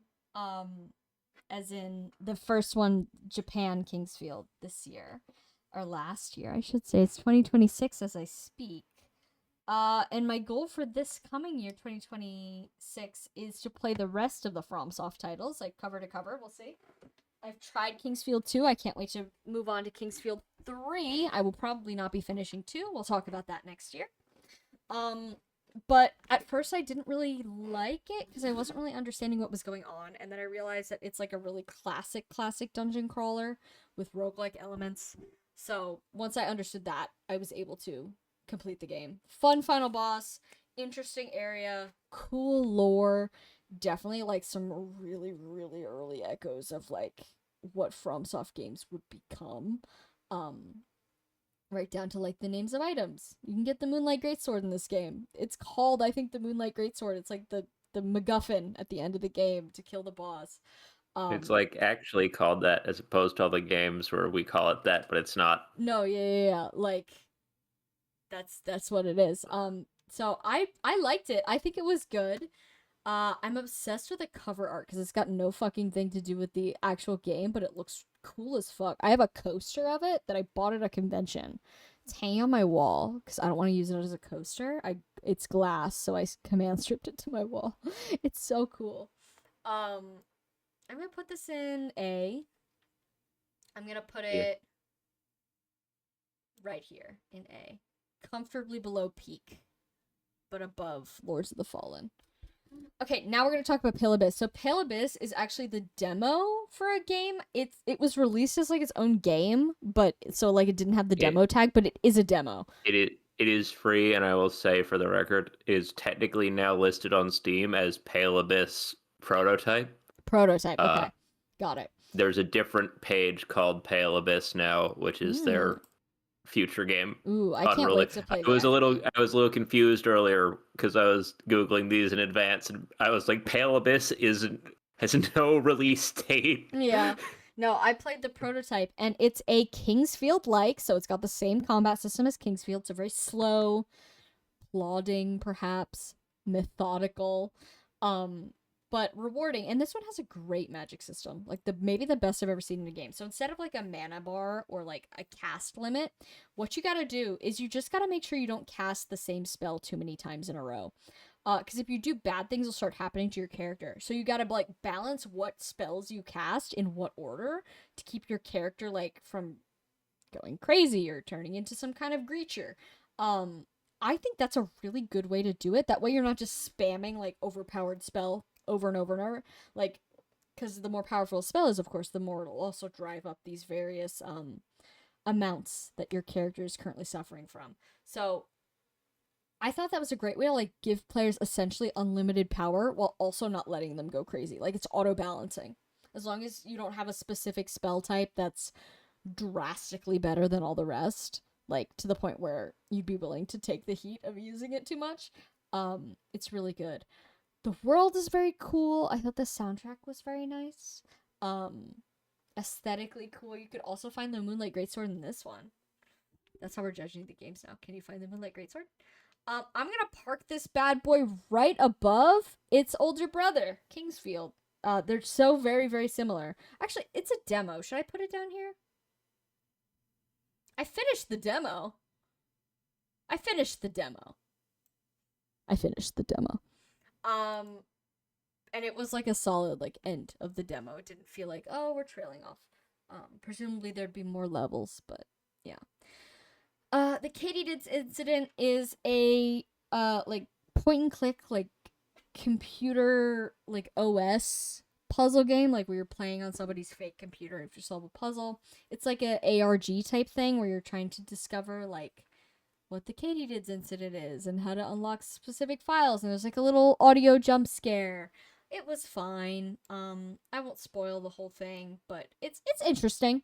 The audio jump scare did get me. I will admit, I'm not too strong to admit it. I'm gonna put it right behind the Astral Lodge. It's not that good, but it's good.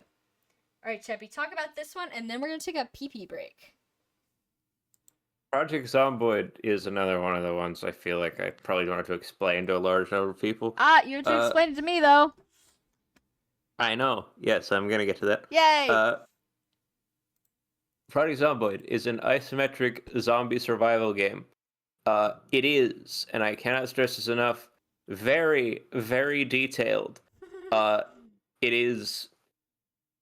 There are in-depth systems for everything from farming to cooking to like, the details of. This is one of those you treat individual parts of your body for different wound types and infections in a little UI thing. It's one of those. Mm-hmm. One of those. It's very atmospheric, a lot of fun. And frankly, it's just fucking like it's a really fucking good video game.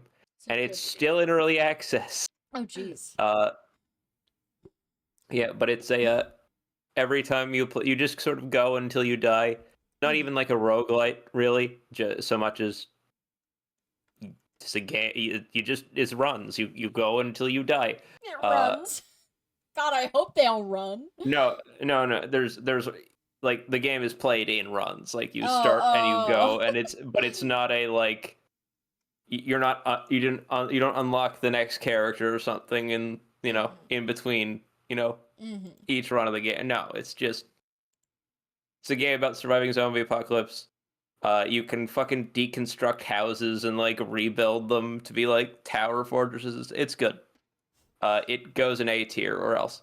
A tier. Where in A tier? High, low, medium? Above abiotic, honestly, for me. Okay, that sounds good. All right, we're gonna take a little pee break. I gotta refill my water. We'll be back after these short messages. Cheppy, you can talk, or Tillian, you can talk in the chat. Okay. Yeah. It's, let's see, how far do we have to go? Pretty far.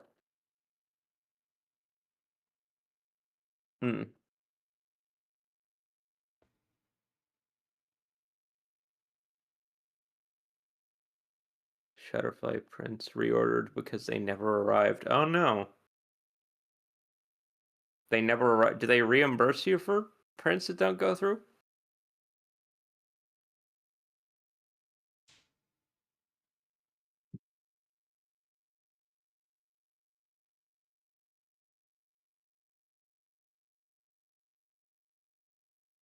Oh shit, it closed the chat on me. I need to reopen the chat. I was trying to...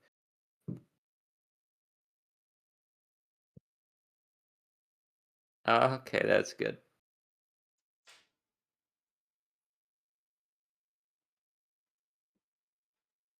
Hold on, I need more water too. Okay. So chat, what that means, I guess, is that she left her mic on while doing all this, which is fun.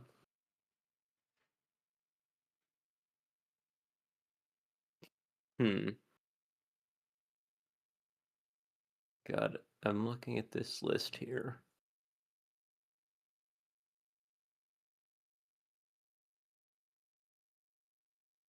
Oh god, are any of these even mine? Well, Night Rain is. And Lens Island. Of course.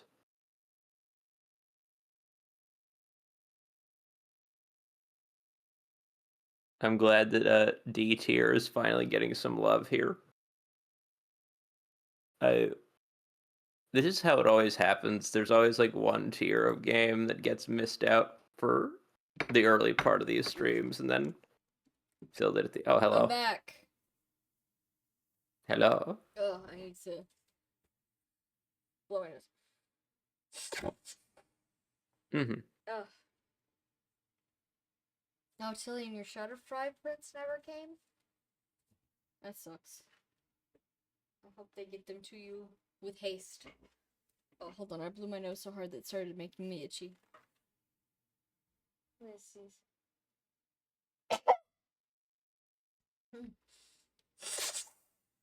Okay. Oh, yes. Excellent. Okay. Daemonology, or Demonology, I guess, is a game where you go to a very remote town to find out which of the residents is a witch. I won't spoil the game. I won't tell you who's the witch, but it's very interesting because you have a limited amount of time and you have to talk to characters and determine, based on their stories, who's the witch. And they all hate each other. So there's people throwing people under the bus. There's people trying to defend others. There's people who maybe immediately look suspicious, and then you find out their story isn't what you seem or what you think. The art's very cool. It's got these like stop motion-esque cutscenes, or maybe fully stop motion cutscenes. I'm not sure. And then the actual character art is quite interesting. I'm gonna pop this guy in high A because it's really good. I might actually put it at the top of A. It's short, and I feel like the story itself, like the resolution, is actually like quite impactful. Very interesting stuff.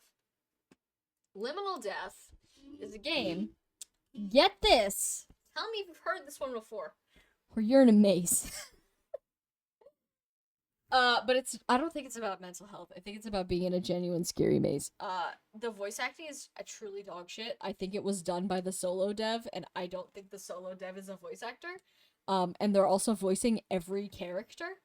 Thankfully, there's only voice acting in the intro, so it doesn't really affect the actual gameplay. I bought this game because the game has a sequence that reminded me of the mansion from that PS1 game Juggernaut I played last year. That's literally the only reason I bought this game. So I was like, oh, looks like Juggernaut. And it was like $1. So I was like, fuck, why not? And then it's a maze. It's fine. It's whatever. It's C. It's a low C. Like it's clearly like game dev's first project, student project type shit. But it was perfectly playable, and I did get in the maze. I did solve it. Let me look up what this game is called. The next one, because I don't remember. And that font is not doing any favors down there. Not doing it any favors. It was good though. Okay. What are you called? What are you called? Hello? Many Nights a Whisper. Many Nights a Whisper is about, well, first of all, it's like an archery game. It's like you're shooting things to get into goals.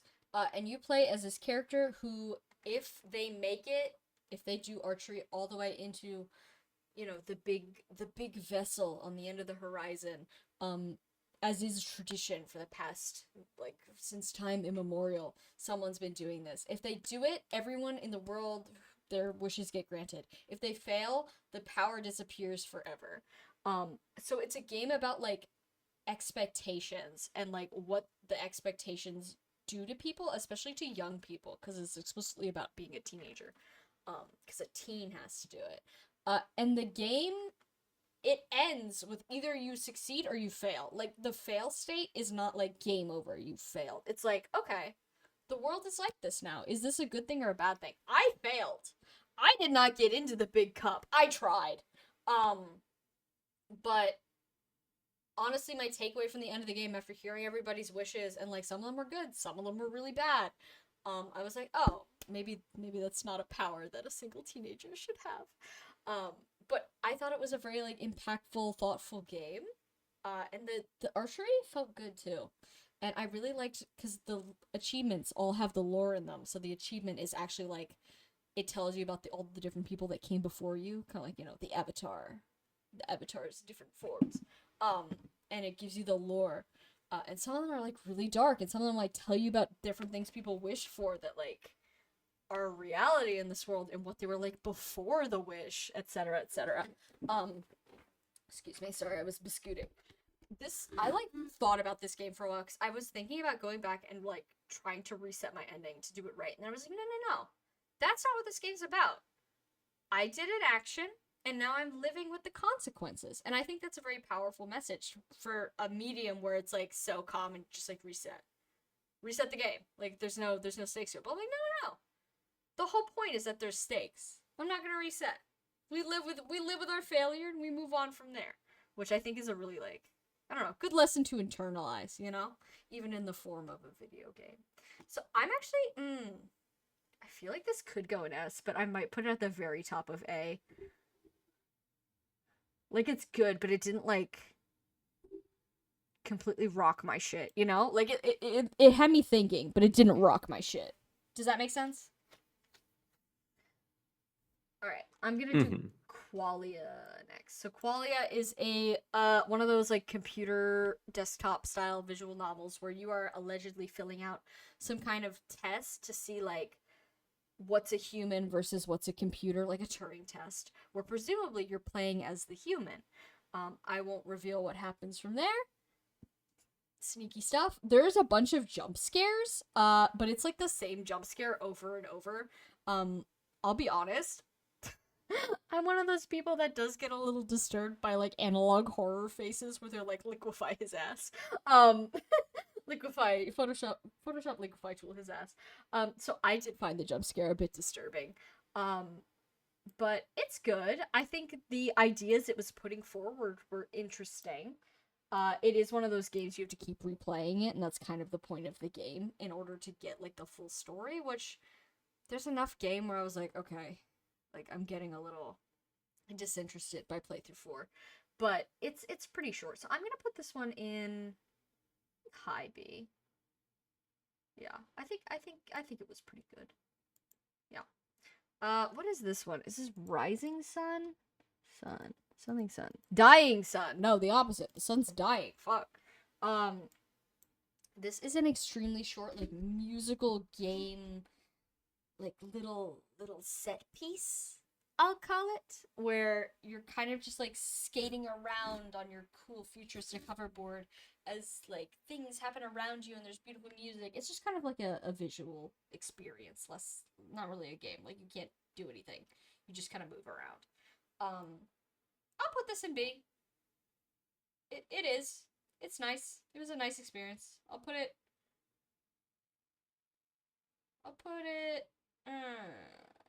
right behind Astral Lodge. Like it's just kind of like, you know, you move left and right. That's about it. But it's pretty.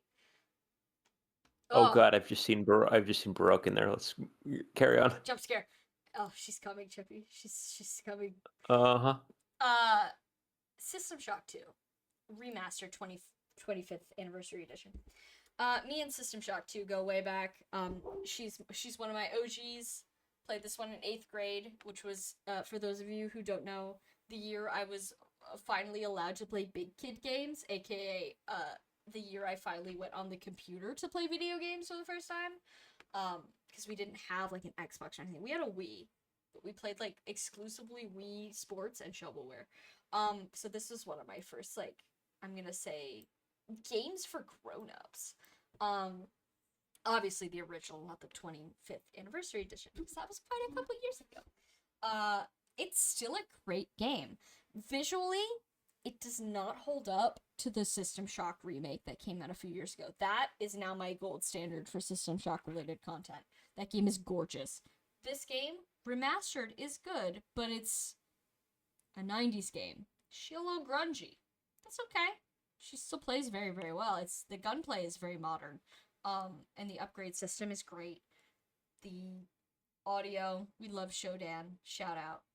And the plot, loads of fun, even if you already know what happens. Even if you've played BioShock and you already know the twist of that whole super franchise.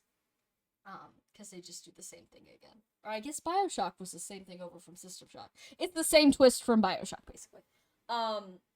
But yeah, it's good. Is it S tier? I feel bad not putting it in S tier, but it doesn't hold up to the quality of some of these guys just because it is old. And I don't like how in the 25th anniversary edition, so Shodan in the original, during the cutscenes, her like face and mouth moved and it looks goofy as hell. In this version, every time she speaks it does that and it looks goofy as hell. I think she's much scarier in the original when she's a static face just kind of staring at you. This one, like, her mouth moves and her eyes blink and I'm like, you look goofy as fuck. I'll be quite honest, babe. This isn't a good look for you.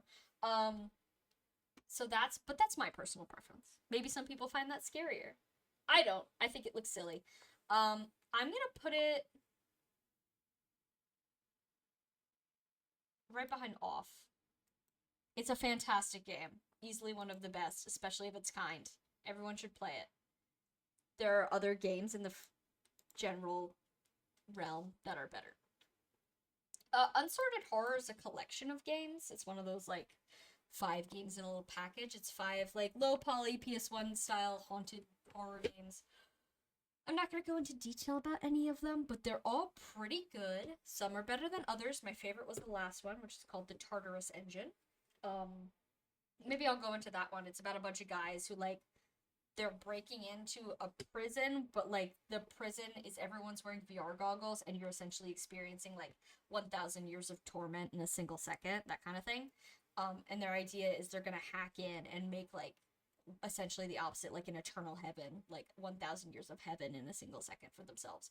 And that doesn't go well for them. I'm just gonna say that you should probably just play the game in order to discover what happens. But it's pretty cool. I love the idea of a gigantic, like, megalithic computer that does that to people. That's what ChatGPT's doing to people, let's be real. But Oh yeah. I thought this was a really good collection of games. I'm gonna put it in A tier. I'm gonna put it in A tier. You can hang out with Artemi. Here, Artemi, your discs for you. All right, let me take a sip. All right, Mad Father. Mad Father is one of the OG RPG Maker horror games, like one of the old famous ones.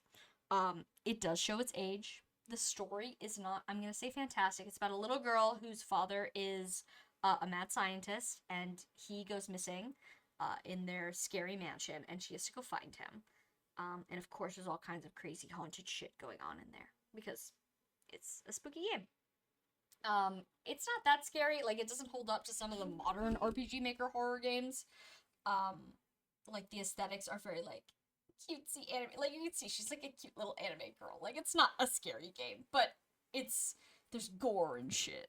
I played the remastered version. I don't know what's going on with the original. I never played it. Or I tried to play it, but it didn't catch me the first time. I'm gonna put this in B tier. It's a classic. I think it is a pillar of the genre, for sure. I'm gonna put Bygone Snow a little higher, I think. Put it right here. Yeah, that feels right. Alright, Lake Haven Chrysalis is a Silent Hill type game, fixed camera angles, not survival horror, like horror. I guess there's some shooting, but it's not hard. Where you're, like, trying to figure out what's going on in, like, this house. I believe there's a missing person involved, if memory serves. But, overall, pretty good. Not too scary. There's some items that are super easy to miss. Like, I didn't realize you could open both sides of a cabinet to get something. So I was like, where's this fucking item? I just already looked in the cabinet. Didn't open the other door. Like an idiot. It does rely very heavily on references to other media. Like, the entire ending sequence is just the Red Room from Twin Peaks. Like, down to the carpet, wallpaper, and interaction. And I'm like, okay, well, I feel like you gotta come up with your own shit. Like, it's cool to reference. It's cool to, like, you know, call back to older media, but you gotta also have your own shit going on, you know? I'm gonna put this bad boy in low B. It was fine. The gameplay was cool. It looks nice. Undungeon. So Undungeon, I briefly tried, and then I realized that it's a long game and it wasn't really for me. I don't even remember what the gameplay was like, but there was something about it where I was just like, I'm not gonna enjoy this game. So I'm gonna put it in didn't finish. I mean, I don't think it was like bad. From what I heard, it's like kind of unfinished. Like a lot was promised and little was delivered, but I didn't get far enough to experience that. I'm gonna put it in affectionate. It looks cool. Trikey says he doesn't like it. Well, I trust Trikey, so we're putting it in derogatory. Fuck this game. Yeah, I could tell as soon as I opened it wasn't gonna be for me. Let's talk about Banner of the Maid. Banner.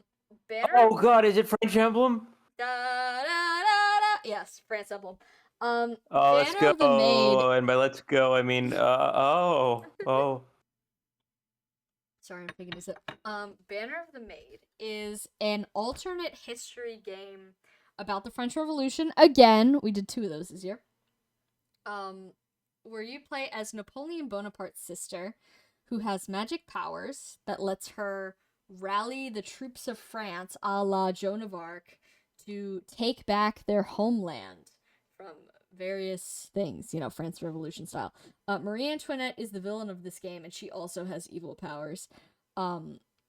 It's Fire Emblem but France. Like, they turned various historical figures into sexy anime people. Like, they're all historical characters to my knowledge. The gameplay was really good. Like, it was good Fire Emblem. I do think it's funny that it's a Chinese game that's French. My French Chinese game. Which, countries make games about countries they are not all the time, but it was just funny because the audio is all in Chinese, so you'd be clicking on Napoleon Bonaparte and he'd just say something in Chinese. I'd be like, all right, straight up, man. He is playable. You can play as Napoleon Bonaparte. My favorite thing was if you play on easy difficulty, because this game is fucking hard, I will be quite honest. It puts Fire Emblem Conquest to shame. This game is hard as fuck. Because each map has specific conditions, and sometimes the conditions are, do not let any of your allies die, otherwise the map will immediately end. And sometimes it's like, oh, well, you just have to survive for this long. Like, sometimes the conditions are, like, really, really difficult. So I switched to easy.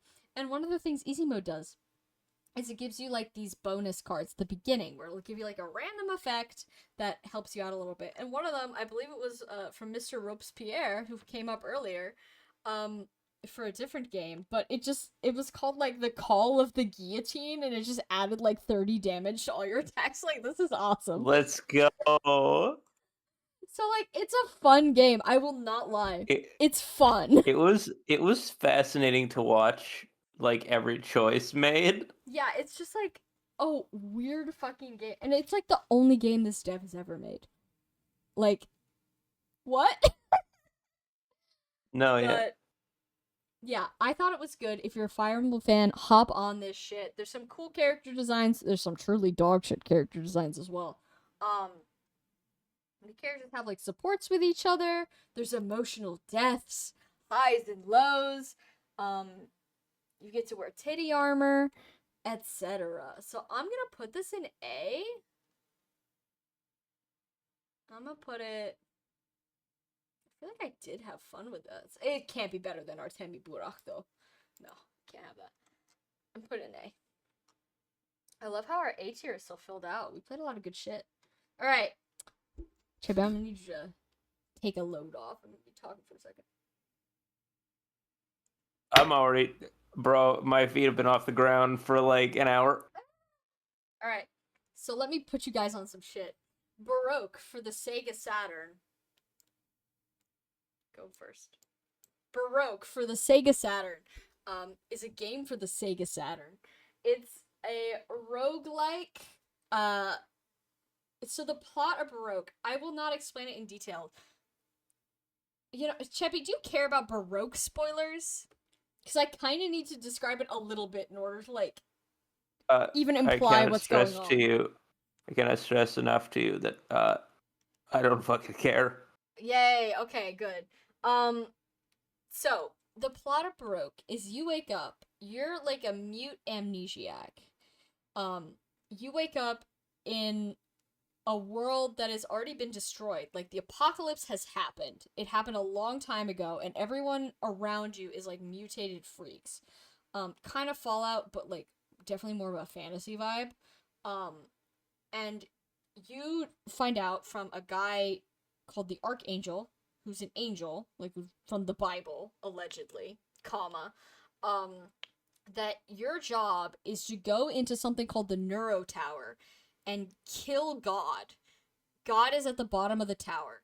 And just to go into the lore here, because I really do like the lore of this game, you, as you play, first of all, this game does not deliver its story in anything resembling a concise manner. It's a roguelike, you're expected to complete it like upwards of 10, 20 times, like going through this tower, finding God, etc. But as you go, you're completing other quests, which build upon each other. So it's hard to piece together the story. Reading the manga helps. The manga is quite good. But the thing is, the plot of Baroque, so this takes place in like a post-apocalyptic version of our world where they find that God, capital G, God from the Bible, is a real thing, and it is a giant mass of flesh that lives underneath the ocean. And what it does is that its job is essentially to repair the world. Like, it feels pain, and that's how it knows to repair something. And then a bunch of people all get together. They find God, and they said, okay, we gotta start experimenting on God. So they remove God's ability to feel pain, which causes the apocalypse because things start very quickly spinning out of control because God can't fix it because it doesn't know anything's wrong. And your job is to essentially bring pain back to God so that it knows to fix the world. There's a lot more going on than that. It is a very like bizarre story, and like the characters are really crazy. I could talk about this game for like hours and hours if that wasn't clear. I really like the game world. But yeah, you have to shoot God with an angelic pulsar rifle, which is one of the cooler things that's ever been asked of me in a video game. It's pretty hard too. It's a roguelike. The deeper in the tower you go, the more crazy the enemies get. Your health is constantly just ticking down, whether or not you're actively being injured. So you have to keep that up by eating things you find in the tower. Which, spoiler alert, everything that is in the tower was once a person. So you're eating people. And as you go, like, the tower gets bigger and bigger, like, the more cycles you do. Maybe the first time you do it, it's 10 floors. And then as you do it more and more, you realize, I'm on floor 15. I'm on floor 25. I see no hint of God yet. So the game gets longer and longer and longer and longer. It's really good. I've got to put it in S tier for the Sega Saturn version. I'm gonna put it right behind He Is Coming, but like, it is sniffing at your fucking heels, bro. It's really like, it's one of those games where I'm like, this sounds like a game that somebody, like a fake game that somebody made for the purposes of creating an ARG. Like, it's one of those games where I'm like, I'll see images of, like, hold on, I gotta find a picture. Baroque. No, I should have written game. It's just showing me Baroque art. Thank you. I love Baroque art. Will it show me? Wait, hold on. Open image in new tab, please. Image in new tab. Thank you. Alright, so I don't know if it'll show but this is oh like, my god. Yeah, this is like one of those things where it's like, this looks like somebody's like art project on Tumblr where they're like, my haunted game that I found for my Sega. This is a real game that you can play. I have a ROM for it. I don't have a ROM for it, actually. You're gonna have to look elsewhere. Wink, wink, nudge, nudge. Don't play games illegally. Buy a Sega Saturn. But like, it's like, it looks like a fake game, but it's not. It's real, and it's really good. Yeah, shout out Baroque. Anyways, I played that version second. What I actually played first was the remake for the Wii, because I was at my parents' house and my laptop had broken. So I was without technology, and I don't really do things on my phone, because I don't have like TikTok or anything, so I don't have anything to scroll. Excuse me. So I turned on the old Wii, and 15 years ago, 10 years ago, I bought Baroque because I thought the cover art was cool back when I was like just buying games because they had anime characters on the front. So I was like, fuck it, I'll just try. What is this? I had never like even taken it out of the little jewel case I bought it on. And then I was like, yo, this shit like goes hard. Like, what the fuck? And I had been getting messages in the past, like on my Tumblr, from people who are like, have you ever played Baroque? I'm like, no, I don't know what that is. And then I realized I had it. I was like, okay, I guess I'll try it. This shit owns. This rules. So it's really good. The sequel's not as good. They turned it into more of like an anime 3D game. The original is good because it's like got that weird gritty like fucked up art style. The remake is very much like an anime. Like it's by Atlas. It's an Atlas remake, so it's got that Persona style, that SMT style, which isn't bad, but the original is just so like viscerally uncomfortable in a lot of ways. And this version's also voice acted, which I do think takes away a lot of the like I don't know implication of it. Like a lot of the voice acting is very anime, anime dub. I will still put it in high B though, or A. Hmm, you can hang out with Artemi. All right. Yeah, but it's really good. If I'm gonna recommend any game, regardless of what goes in first, play Baroque for the Sega Saturn. I know I keep telling people to do that, and they keep laughing.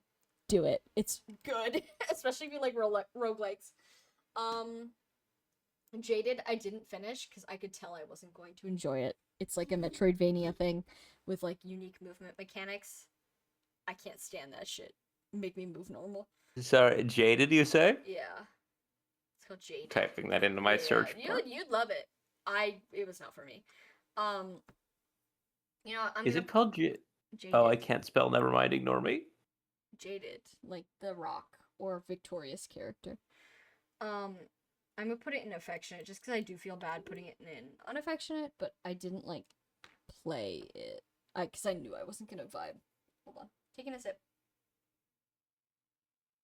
I should have coughed drops at my desk. I've been talking too much. My thirsty hurt. Okay, Okniat. Okniat is a point and click adventure game where you play as a small creature. I believe this is described. I think it's from like Norwegian or Scandinavian mythology, like the whole story. But you're just a small little guy, trying to make his way in the world. You're helping your friend out. She's like a fairy with no wings. And you foil plots of other mystical creatures. The art style is very grungy, but still pretty cool, despite your cuteness. I learned a lot about the like lore, I guess, of these specific mythological characters. Couldn't tell you their names, but if I were to see the names, I would recognize them from this game. But it was cute. I'm gonna put it in high B. It was good. Again, I can't remember the names of any of the characters aside from the little creature, but yeah, it was good. If you like point and clicks, do recommend. Malishka. I think that's how you pronounce it. Malishka. Malishka is a game about a girl who emerges from the water next to a town without her memories, and she has to like walk around and like talk to people and like figure out who the fuck she is. Because she's pretty sure she's from the town and some of these people are familiar to her, but she doesn't remember what's going on. I thought this was like a very emotional game, and I like how clearly it was like almost like a collaboration between the artists because all the characters are rendered in 2D in like a 3D world. They rotate to like face you. And all the characters have a different art style, like they're all done by a different artist. I thought that was so fun. Certain art I liked better than others. The art for the main character is very good, and there's a couple other characters that have like really cool designs. Like genuinely, I was like, I hope you appear in something other than this because this is like really unique, and like I want to know more about you, but you only have like a couple lines of dialogue. It's almost like a little zine in the form of a game. I do recommend it. I thought it was quite good, pretty well written, simple, short. I'm gonna put this guy. You know what? I feel like it goes right next to. Oh no, hold on. I might have to move some things around. It goes above France Emblem. This probably also goes below. Baroque goes above that. Yeah, that feels right. That feels natural. Okay, yeah. Cheppy, you want to start talking about Night Rain? You haven't talked in a bit. Yes, yes. Hello. We both played it. Night Rain. Really? Do I have to introduce Night Rain to Yes, you anyone? do. Yeah, I do. Cheppy, what's Night Rain? Oh boy. Night Rain is the spin-off multiplayer game. Not battle royale. It, what would we call it? PvE battle royale thing. Number one victory, Roy. It's Fortnite for Yeah. not Fire Emblem, for Dark Souls players. Well, that's the weird thing, is it isn't, because there's no like opponents. It's just a team. Mm-hmm. It's like a Fortnite adjacent Elden Ring spin-off game. Mm-hmm. So it's a fast-paced version of Elden Ring multiplayer, essentially. Mm-hmm. Honestly, this game fucking rips, dude. It's weird. I remember before this game released thinking like I'd be interested, but like, you know, it's a weird spin-off thing. So I didn't expect that. Actually, I think this might be my favorite of like all of the multiplayer game. Like in terms of like a game where you like hop into a match, you know, like again, it's not competitive, it's cooperative. But like in terms of, you know, online multiplayer games where you just hop on a session and jump it, not like a survival crafty thing, but just, you know, Cause you it's load like into a game and you start from zero every time, so it's not like, oh, I gotta go grind for gold rank. It's like, let's hop on Night Rain. no, yeah, this game is I love Night Rain. really good. It's really good. Yeah. No, Dude, yeah, I wanna go and play like Night Rain. Maybe I'll play Night Rain tomorrow. because obviously the combat and everything was like, you know, of course it's great. It's Elden Ring's whole thing. Again, and the kits, like the character kits, there's a lot of fun being done there. But I don't know. There's also something about the like the multiplayer Elden Ring experience works so fucking well. I mean, it works well when you're modded into Elden Ring too. But here it like I don't know, it's very God, it's just so fucking good. Like I have nothing bad to say about playing it really. You want to go take your turn on this cuz like I really like this game. It's a lot of fun. It's like the rounds are like perfectly bite-sized. And I feel like playing with friends is really fun. Playing with randos isn't bad either though. That's been my experience. no, yeah. Have you been doing okay with any randos? Have you dropped into any matches? I did a couple times. I haven't in a long time just cuz stopped playing for a while for no bad reason, just, you know. No, yeah. Um it is a kind of game where I do think about it every once in a while because I haven't played for a bit, but I'm like, ooh, you know what would really like help me unclench a couple round of Night Rain. Yeah. And I like that the rounds are like a good hour. Like I can set aside an hour to game. Like it's a good like pick it up, put it down kind of thing. Oh, and I feel like all the characters are really fun once you like understand how they work. Like I don't think there are any like dud characters. I haven't played the DLC ones, but I'm a Duchess. I'm a Duchess main myself. Though I did understand what's her name? The Recluse. I did Recluse. start understanding the Recluse a little more, and I do like playing Recluse a lot. Yeah, Recluse, who I started playing purely as a bit because you didn't understand her at first, and then I was like, was wait, my I love controller. 'Cause this. as soon as I got a new controller, she was working for me. So I Oh, don't know. interesting. I don't know, but like I couldn't get her to do her skill. I was like doing the button. I was like, "Hello, please, can I have energies?" No, it wasn't working. But yeah, I S tier. Yeah, gotta be. What do you got? Oh, you know what?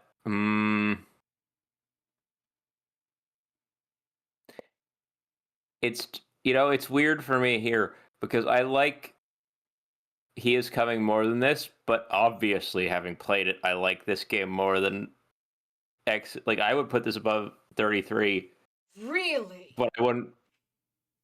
Yes, Really?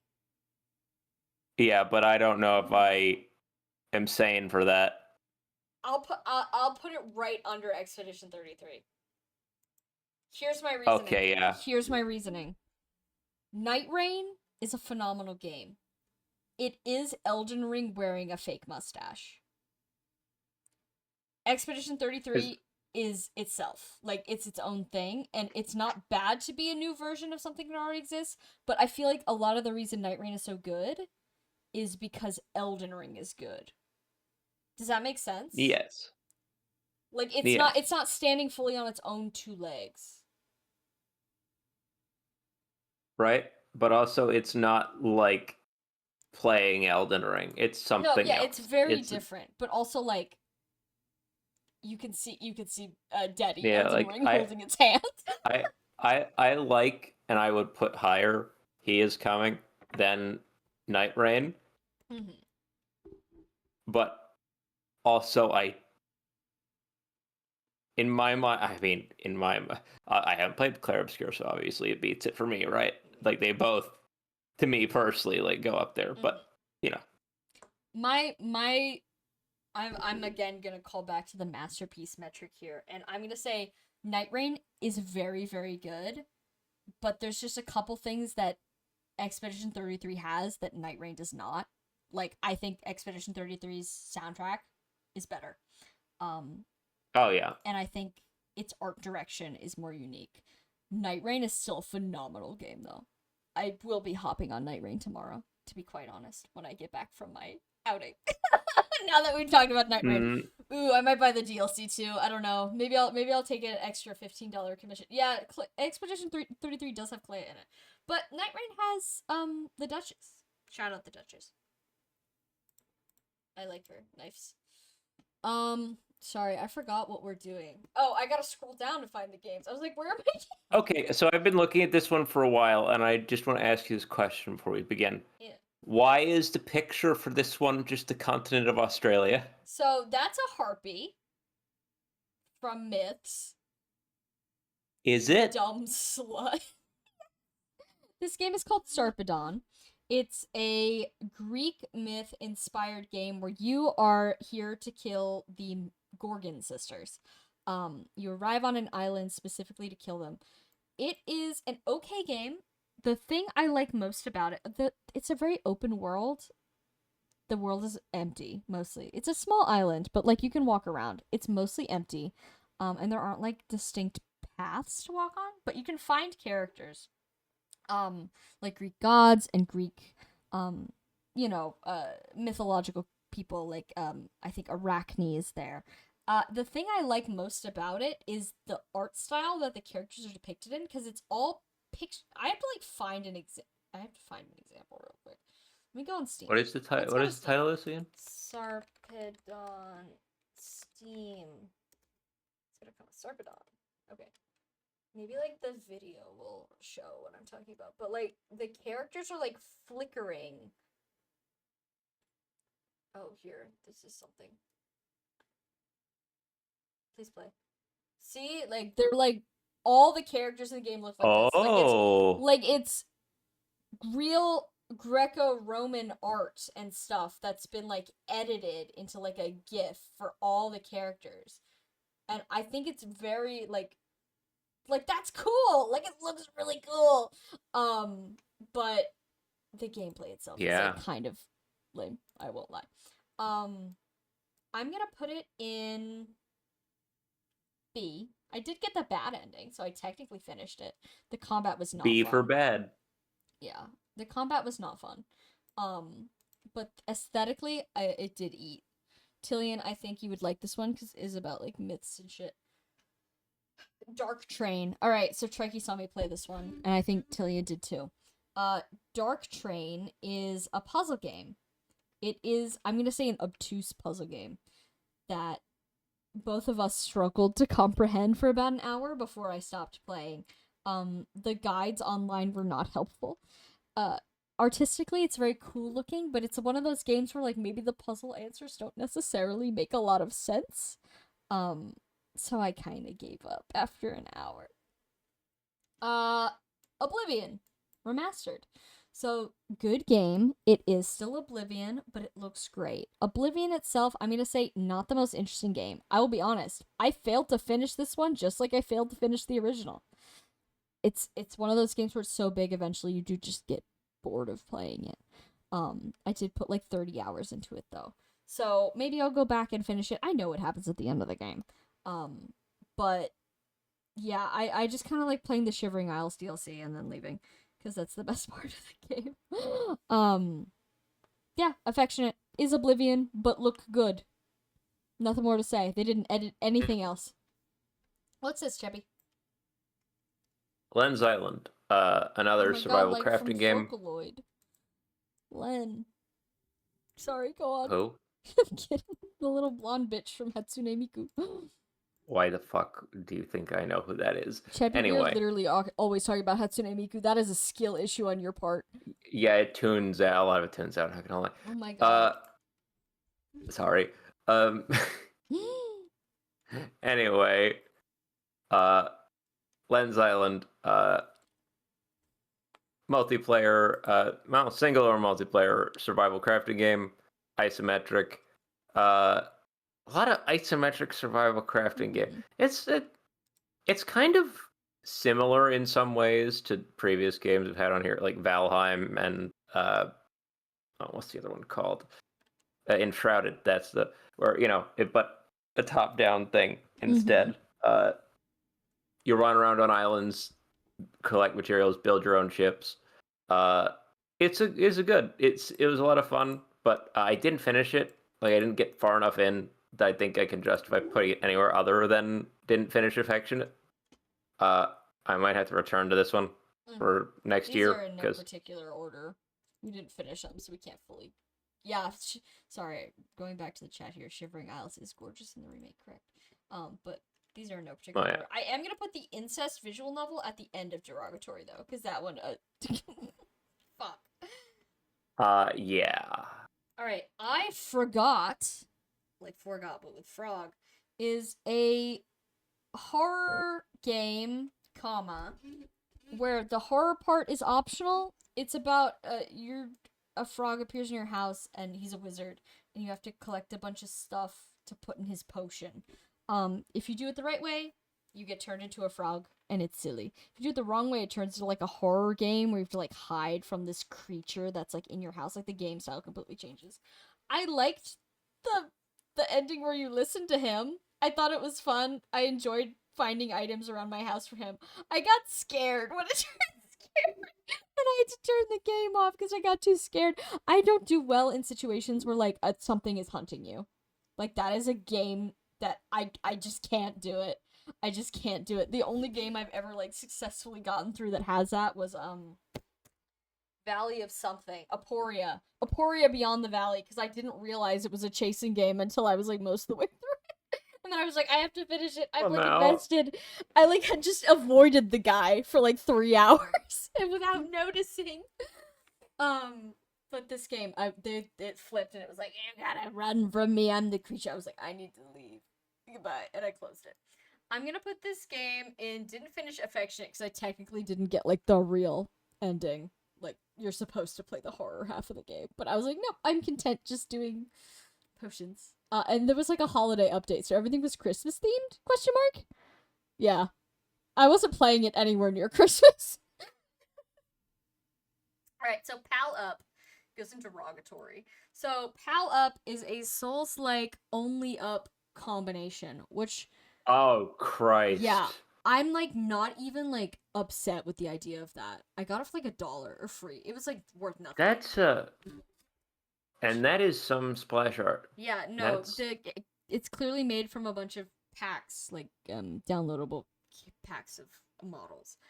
The character does not match the environment, does not match the enemies, etc. That's a But very glossy fox yeah, girl. she's very slippery. Um, but I don't even think that a pal or a only up Souls like combo is a bad idea, but it wasn't done well in this game. Um, I think it just got too precarious too fast. Like you get 10 feet off the ground automatically, like you're walking on the world's thinnest wooden board. I think it needs to get like progressively harder instead of just launching you directly into getting fucked, especially because they've got like the Anna Orlando archers where they'll just like shoot you off. Oh This is no. not fun Okay, for you know me. what? Saying that though, I can actually see the appeal No, of yeah, like I can see a world in which this type of game is really fun and like frustrating. this type of game exists or should exist for like the Souls like YouTubers to play, Yeah, and Cheppy, that's hey, you it. want to make a game? I'm kidding. I just slid away from my table in response to that. Someone should though. Someone should make this game, but good. And without Oh like yeah. the slippery cat girl, she kind of made me uncomfortable. Why is she so I don't know slippery? It's weird. why her like It's not even slipperiness is like so it's high. not even like a porn slippery. Like her whole no, like her skin, her hair, Yeah. her No, clothes, she's it's just like all wet. Like somebody dunked her in canola oil. yeah, no, it's like, huh, Yeah. strange. She's just glossy. Unveiling is a game where you play as a guy that gets abducted by aliens, and they're like setting up like facsimiles of the world for you to explore in order to understand you, and they're like talking to you the whole time. There's some like vague puzzles, mostly like I'm gonna say perspective puzzles where you have to look at things like the right way in order to like unlock the room or something like that. And there's like a choice ending, like do you want to join the aliens or do you want to go back home? Let's deal with your childhood trauma through the perspective of a bunch of aliens poking into your business. Aesthetically, it's quite cool. I think there must have been some sort of asset pack that dropped online of a bunch of like 3D models of famous pieces of art because there's another game on this list that also has that going on. Um, but I thought it was pretty good. I liked it. I am a little bit of a sucker for these like black and white introspective like puzzle horror games almost. It's not horror. Um, but yeah, I thought it was good. I'm gonna put it right above Earth's Dawn. Dawn. Wow. Woof. I gotta roll back the jersey a little bit. Whisper String. Whisper String is a kind of a text adventure visual novel situation where you are in a chat room with a guy who's locked in a room who has a crippling fear of string, and you have to like guide him to solving the puzzle to get out of this like escape room. There is a twist. The string is relevant. I thought it was pretty good. Definitely interesting. Definitely not anything I've ever seen before. So I'm gonna put it right next to Unveiling. I feel like that's a good place for it. I'm gonna put it right above Unveiling. It's not as goofy as it sounds. I'll say that. It sounds like it'd be silly. It's not. Sunflower Pie is not a good game. I'm gonna put it at the end. Actually, I might like this game the least out of everything I've played. Sunflower Pie is a game where a character with, I'm gonna say, precarious mental health and a confusing family situation is like trying to escape their home. But it's like an unreliable narrator, so you're not entirely sure like what's going on. There's like implied violence. They imply that maybe they're gonna kill somebody, etc. They're running away to like their girlfriend's house. And I don't really have a problem with that whole half of the game. I need you to understand that the first half of the game, all the characters are represented with like object heads. Like they're all very surreal. Like they have human bodies, but then they have like objects for heads, which was a really cool aesthetic choice. I didn't have a problem till then. The writing's not great, but I didn't have a huge problem till then. I believe you end up like shooting your mom, but not lethally, and she forgives you. And then the art style like dramatically randomly changes, and then suddenly it reveals that all of these characters have been like anime characters the whole time, like anime milfs, like What the sexy fuck? milfs. Like your mom is a sexy milf, your teacher's a sexy milf. Um like it goes from like this like man this mental health awareness that's crazy to like why is everyone like really sexy right now and like What the it goes from hell? like monochrome to like colorful and like cutesy after you shoot your mom. And it was like and like the moral of the story is like man you both might be crazy but maybe you should forgive each other even though someone's been shot. And we're just sitting there like you fumbled the bag here in every possible way. And I hate to say it. It was a wild tonal whiplash. Yes, Red. Correct. I hate to say it because this feels like the kind of game somebody made, maybe reflecting their personal situation in some sort of way. Like there's a lot of details where I'm like, this sounds like somebody went through something very similar, where maybe they didn't trust the reality happening around them. But the choice to just cut to anime milfs at the end and hey, look at me. I will never say no to a beautiful anime woman. Ever. I would never do that. Especially a beautiful anime MILF. Yes, Cillian MILFs. MILFs. MILFs. But it was the tonal whiplash was so like I literally remember like laughing out loud. Like I was in shock. I was like, what the fuck? MILFs, yes, plural with a V. Yeah, not good. Not good at all. Do not recommend. I have to pee again because I've been drinking water like an absolute machine. Cheppy, entertain the proletariat. Oh, okay. Everybody, I've also been drinking water like a machine. I had to piss quite badly, so I was about to say the same thing, and now I find myself in the awkward position of having to think while having to piss. That's unfortunate for me. It's real unfortunate. Jesus Christ, it's 9:30 p.m. Oh no. Yeah, okay. What, you want me to dance like a monkey for you? Yeah, here I'm like doing a dog shit white guy dance. You can't see it because there's no camera on, but I'm basically wiggling back and forth and also waving my hands. That's it. I look like some sort of NPC, like excited canned animation, you know? Like, no, it's more like some sort of thing like a small creature in an anime would do, like a sidekick creature. I'm gonna refill my water too. Can I pee now? She didn't respond.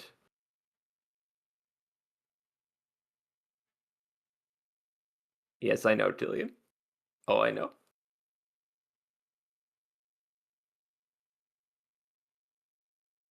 I don't, you know, a lot of the games early on Sam was talking about, I had commentary on. We're now at a point where I'm reading these games and I'm like, fucking, what the hell is this one?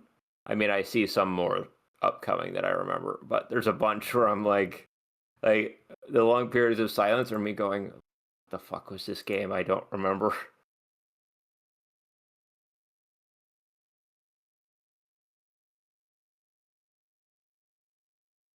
Hmm.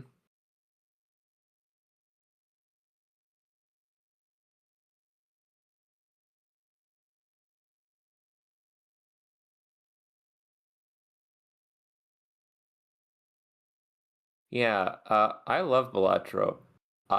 However, I did not start Balatro this year. It's not on my list. I think it's on Sam's, so you should be afraid. Oh no.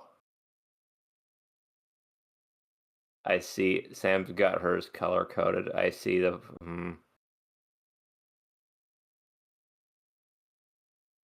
She's gonna piss some people off with this.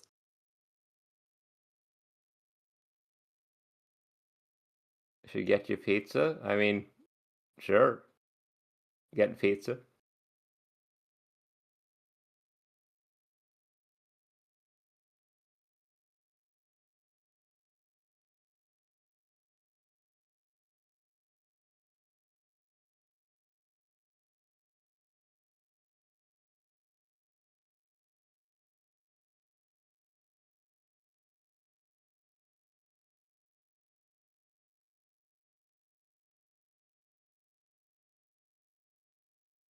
What? DM him? Do I even have him? I don't know if I have him on Discord. Why would I? Maybe I do.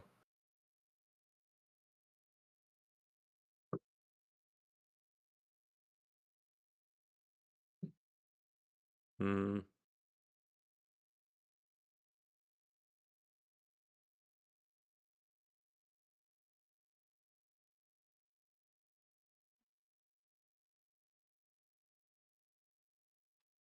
Yeah, I'm gonna go run and grab a refill myself. Samantha's on her way back. Oh, I hear her. Samantha, I'm gonna go grab myself a Okay, glass of hi. water. Yeah, I had to light a new candle too. A candle burned out. I see. I Had do to have. we've been asked to DM Ricky to bring Tillian a pizza, which you can see that in the Twitch chat. Okay, I don't hold think I even on. have Ricky's thing. Jillian Yeah, asked if you can bring him pizza. Tillian, why can't you ask him to bring you pizza? Gil dies? Oh no. He told you no. So why am I gonna be able to convince him?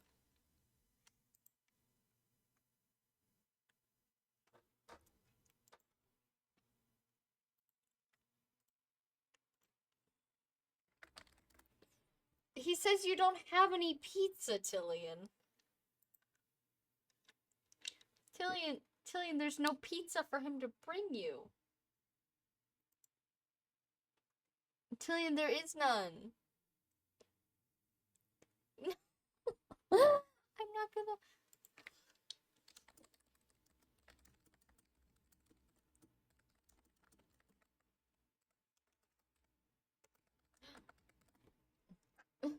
I'm telling on you.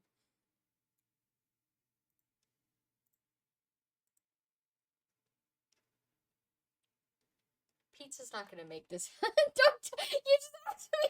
You just asked me to ask him for pizza. How am I supposed to ask for pizza without telling him?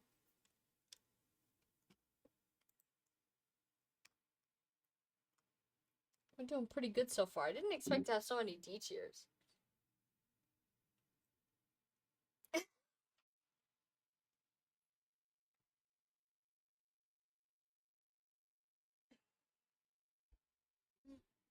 Oh gosh, so many of the next ones are mine.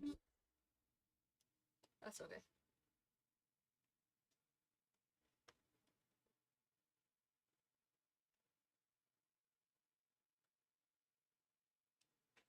You're paying attention? Good. I'm glad.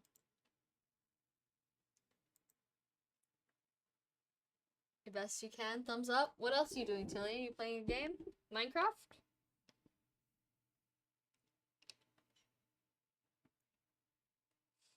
Well, I'm glad you guys like my opinions. And Cheppy's opinions, of course. You playing Minecraft?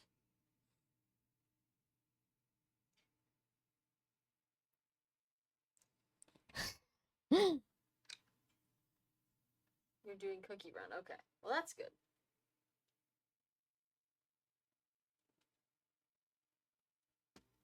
You gotta make your own tier list.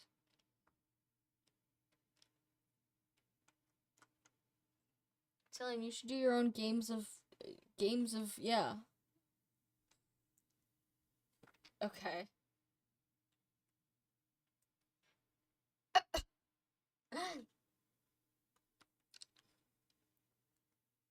Harvest Yowie. Yeah, you forgot about Claire Obscura on your list. Yeah, I know you like Clea.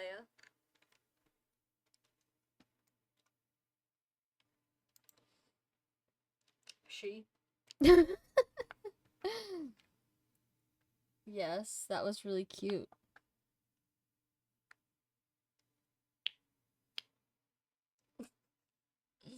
I'm not gonna read your Yowie out loud, don't worry. Your Yowie is safe with me.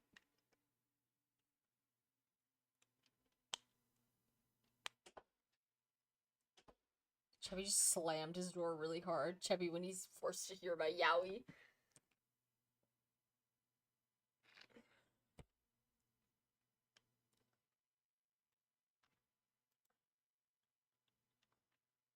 picture you drew? Yeah, I liked it. It was good. Hello. Hi, Cheppy. We're talking about Yowie. Alright, I know. let's see. We've just a few short hours to midnight. Let's do our best. Germa's Big Adventure. What? Oh yeah. Surprisingly competent game, I will be quite honest. Had very, like, I'm gonna say concise controls, good mechanics. The boss battle was actually pretty entertaining and complex. Not difficult. Um, I like how it's just Germa, like the guy. I like how the game is unaffiliated with Germa, apparently. He was not involved in the production, aside from existing. The way they've done their little animations, like, Mortal Kombat style, where it's just little pictures of Germa, like, back and forth. Really good. Good. Yeah, I thought it was pretty great. I can't wait for the sequel. I'm gonna put it above France Emblem.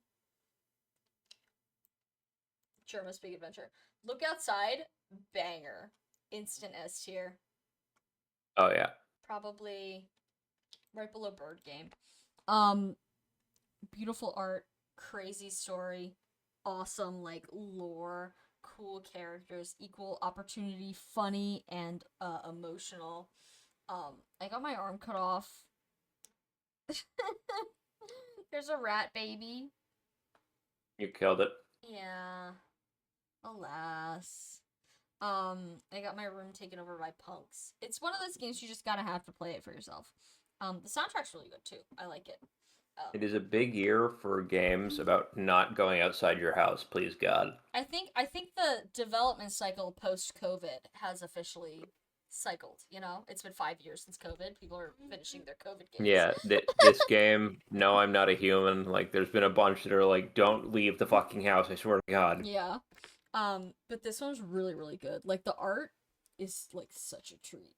And just each area has its own little, like, mechanical situation, like almost a puzzle you gotta figure out for each combat.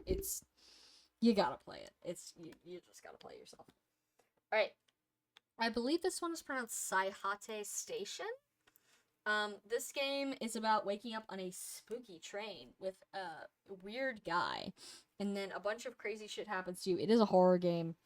It becomes clear that this is not your world, and, well, not everyone around you can be trusted. It is yaoi-ish, but maybe in an evil way. I thought it was pretty good. Can't remember the, like, super crazy details of the plot, but the art is quite. Oh, I grabbed the wrong one. What am I holding? There we go. I'm gonna put it, like, at the top of B. Not, like, phenomenal, but, like, it was good. I thought it was nice. I'd like to see more from the developer. I'm gonna have to look up the title of this one. Give me 1 second. It's, like, long. I'm seeing a door. Yeah.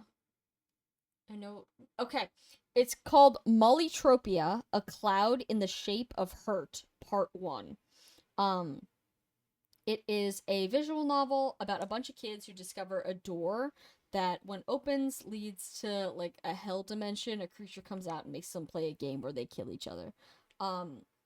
It's like one of those games where you are not the character you're playing as, you are yourself. So it separates the character and the player as two different entities within the game world. I'm looking forward to seeing how this resolves. Like, it's just part 1, so it's a little confusing, but there's a lot of areas where, like, something bad will happen to the kids, and then some unknown entity will be like, how could you let this happen? Like, we should do this instead. Like, blah, blah, blah. Clearly talking to you, the player. In a way that I didn't think was overly cheesy. I said it in an overly cheesy way. But I didn't think it was cheesy. I thought it was quite interesting, especially the first time it happens, and you're like, what the fuck? But yeah, I think it's good. I'm looking forward to more. I'm gonna put it in B, because I literally can't play any more of it. But I played the whole first chapter. Vojo is like a mobile game thing where you're, like, just dodging walls. It's like an infinite runner. So I'm just gonna pop that in D tier. I don't even think you can get it anymore. It's very simple and pretty boring. I played like 5 minutes of it. It shouldn't really be on Steam, in my opinion. It's a mobile game. Try Again is a game where you play as it's like one of those games about game development where you play as a character in a game that's not finished yet, and you're like trying to talk to the developer on what you think the game should like have. I'm getting a little bored of games that have this going on. Like, I don't know. The meta game Yeah, I'm content. getting a Yeah, little bit yeah. bored of meta games about game dev. Unless they do something really crazy or it's like a metaphor. I'm fine with metaphor, but these like literal ones where it's like, I'm Mr. Unity Man. Aren't I funny when I walk through hitboxes? It was good. It is a student project, so I can't be too harsh with it. Like, it was fine. I'm gonna put it. It's probably better than all these guys. I'm gonna put it below Dying Sun. I it. I think once I play more of these, they're gonna start getting lower and lower. But that was like the end of my enjoyment of that particular trope. Like, I'm done with that trope now. Yeah. Chubby, Is this did I put this on the list or did you? Unfortunately for us, you did. I'm gonna put it in replayed as to not incite anguish. I don't like Balatro. I'm so sorry. I don't understand poker. I don't like looking at cards, and I don't understand gambling. I always lose because I'm really bad at it, and I don't like matching the numbers to other numbers. I don't know what a hand is, and the clown is mocking me. I don't like it. I fold my arms. You know that graphic of the Grinch's heart shrinking and growing? Yeah. I just was while you were saying every sentence you added on, saw that, but with like a brain shrinking. And Oh yeah, when I said I don't like gambling, my brain shrunk. Skill issue. No, it got big. It stayed the same size for that one. Yeah. It wasn't for me. I like my games plot heavy, full of lore, and doesn't make me look at numbers for an extended amount of time. This game fails on all counts. It's just not for me. I understand why people like it, and I understand why it's addictive, but I am thankfully immune, apparently, to this specific type of addiction. So, shout out. Well, that's pretty good. What is this game? What is this? What? Okay, this is Escape First Alchemist Prologue. I'm gonna Fucking put it. who? Yeah, I'm gonna put it in didn't finish derogatory. This is the game where you and Trekkie were watching me play it, and I was like, I'm gonna quit. You guys were like, what's wrong with you? Like, you didn't even try. I wasn't frustrated with the gameplay. I was annoyed by the fucking voice acting, because there's like a talking book, and it's annoying as hell and badly acted. So, that's why I stopped playing. I like these, like, The Room type games where you're opening safes and shit. I could not stand the fucking talking book. He was so smarmy and annoying. So, I simply stopped playing. Service Blade. This is a student-made, Souls-like game.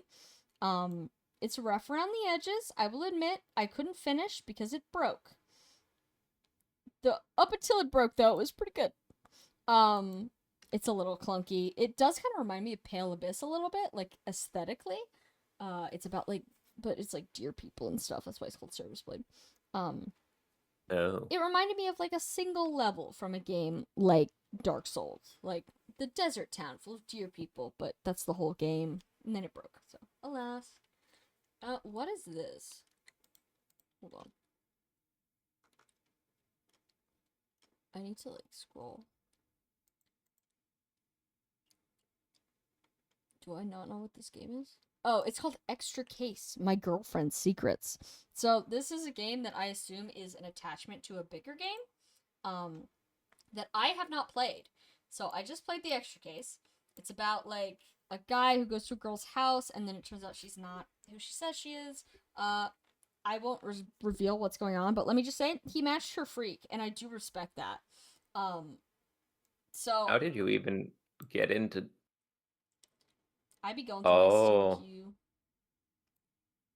I'm seeing. It looks like there's a whole series of, like, numbered case games. This is the like case 0, 1, 2, 3, and then you've got, like, the bonus one. A bonus one. I'm gonna put this in B. It was fun. The art's nice. The story was a little cheesy, like, really cheesy. But, you know, freak for freak, am I right?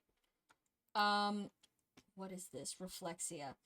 Reflexia Prototype is one of those games where it's like a meta visual novel where like the character's talking to the player. Um, I thought it was well written and witty. It definitely did catch me off guard a couple times with like the shit the character was saying. And like the awareness, like, oh, this is a video game. Here's what I'm doing, that kind of thing. Apparently they're remaking it to be a like better. That's why it's called the prototype. But I'm gonna put it in B, like high B. I really liked it actually, so I'll probably put it at the top of B. Yeah, fun character art though. What is this? Oh, that's Our Way familiar. Down. This Our Way Down. So I've played games by this developer before. It seems like they've taken all their games off Steam, or at least they're not available to purchase anymore. I don't know why. Hope they're doing okay. Unless they shouldn't be. Unless they shouldn't be. But if they're if they should be, I hope they're well. But um it seems to be like connected to some of their previous projects. It's about like weird shit happening like in the world. I can't like describe it. Like paranormal stuff happens to people. Um and you meet up with like other weird characters and try to like survive um in this new crazy world where perhaps realities are merging and splitting, etc. They've got kind of an interesting art style, but this one didn't impress me as much as their previous works. I'm gonna put it in like the top of C. Yeah, it was like fine. The story was not as good. I think the other game by them I talked about a few years ago was it Aura and the Empty Universe? I liked that one. This one I was like I was neutral on it. It was fine. All right, what is the full title to this game? Let's see. I really did fuck up all the sprites on these, I won't lie. Yeah. Let's see. I've got to Not some of them are almost legible. Dude, I like can't. It's not even like on this list. Where is this game? I like 100% put it on the list. I think it's called Astrologia or something. Astra? Oh, I just spelled it wrong. Astrologia, I'm gonna call it. So this is like a randomized dice game. I actually think you would like this game a lot. Where you're playing against Greek and Roman goddesses and like historical figures. This is the other game that uses all those famous statues. But the dice are like randomized. So some of them have like crazy effects. And the thing is, when you beat someone, you could take all their dice, or you could take some of their dice, and swap yours out. But if you lose the whole game, and the game just like closes. You gotta completely restart, which I think is fitting given like what Greek gods, their whole shtick with like punishing people. You just close the fucking game. The Steam description of this game appears to be the dictionary definition or a Wikipedia summary of the concept of a die. Yeah, I think you would like it. I already own it apparently. Astrogali? What is it called? Astrogali. Astrogali. I was mispronouncing. I said astrologi. Yeah. Okay. But yeah, I thought it was pretty fun. I didn't play it for long because it's one of those games that doesn't seem to have like an ending. You just keep playing. Which is not specifically my thing, but I liked it. So I'll put it at the very bottom of A tier. But yeah, you gotta hop on that shit. You will love it. Deep Well. Deep Well is a game where you play as a newcomer to a town that is known for having a bottomless pit, where every time someone new drops in, they appear right back at the top. And the whole thing is people, like, talking about the mythos of, like, things that are not understood and how once you come to understand them, they're no longer interesting. So not only are you trying to figure out what's at the bottom of this pit, once you figure it out, and I won't spoil what's at the bottom, you have to decide whether to ruin the fun for everyone else, essentially. Or increase the fun, depends on what's at the bottom. But the whole thing is about, like, the value of mystery over knowledge. And you've got, like, this crazy, crazy cast of characters who are all, like, certified freaks and have, like, their own weird issues you have to work through. It reminds me a little bit of like, it's definitely like an Undertale-esque game, at least in construction, not combat. I don't think there's combat. Where you've got like these weird people, they're all very funny. It's incredibly well written. My favorite was the artist Pierre. He was so real. Yes to everything Pierre said. I'm gonna put this in really high A tier, I think, because it's really good. And it doesn't have many reviews. It's got like none. I'm gonna put it right below peak. What's this, Cheppy? Viscera cleanup detail. Did I say that right? Maybe. Yeah. This is a game about being a janitor. Oh. But you're a janitor in the worst situations you can be in. You're cleaning up some sort of horrible alien-involved incidents. The guy who's picking up the action movie blood splatters and spleens off of the ground and putting them into buckets and... No, yeah. This is a very chill game. It's good. I did not finish it. Mm-hmm. And the only reason I didn't finish it is because it is possibly the single crunchiest fucking game mechanics I've ever seen in my life.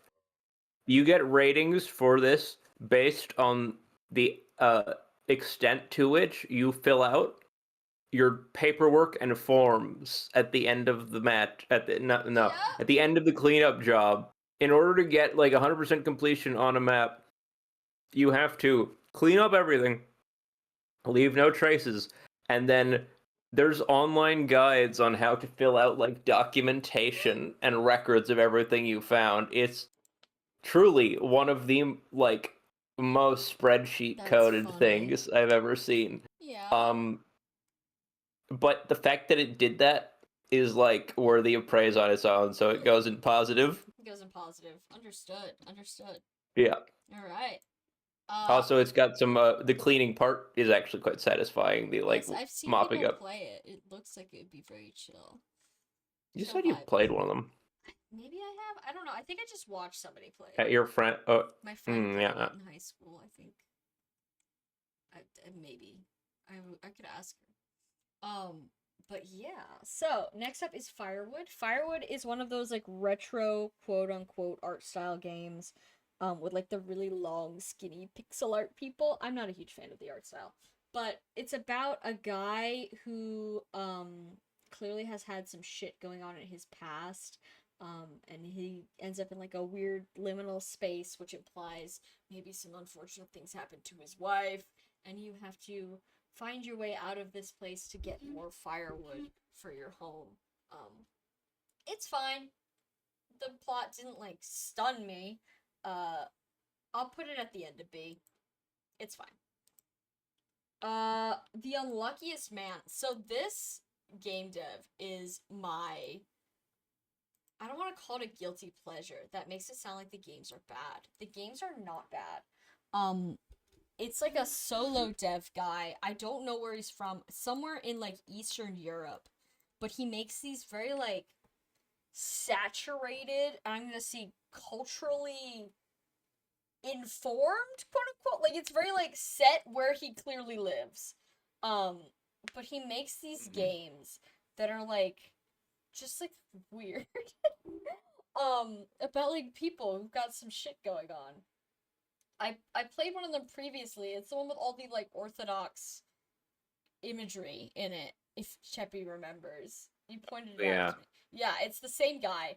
But this one's about a guy whose wife died, and then a bunch of shit starts going wrong for him. Like, he starts seeing his dead wife. Like, his, like, house starts falling apart. He, like, defaults on his mortgage or whatever, and he can't afford to bury her. And then a bunch of stuff happens, and then I think he goes crazy and kills a bunch of people. It was a Halloween release. I thought it was... his games are just fun. I like the way they look. I like the way they feel to play. They're not, I'm gonna say, like, good. Like, I don't think they're asset flips. He definitely probably uses assets bought from somewhere. But I don't know. There's just, like, a flavor to it where I'm like, this got seasoning on it, you know? I feel like I liked it more than I liked some of these Did I like it more than Dragon's Dogma? Did I like it more than France Emblem? German? I probably didn't like it more than I liked You Brass. the way that it crept so close to pathologic there for a second was like, No. It's my guilty pleasure, but not as much as Artemi. No, what?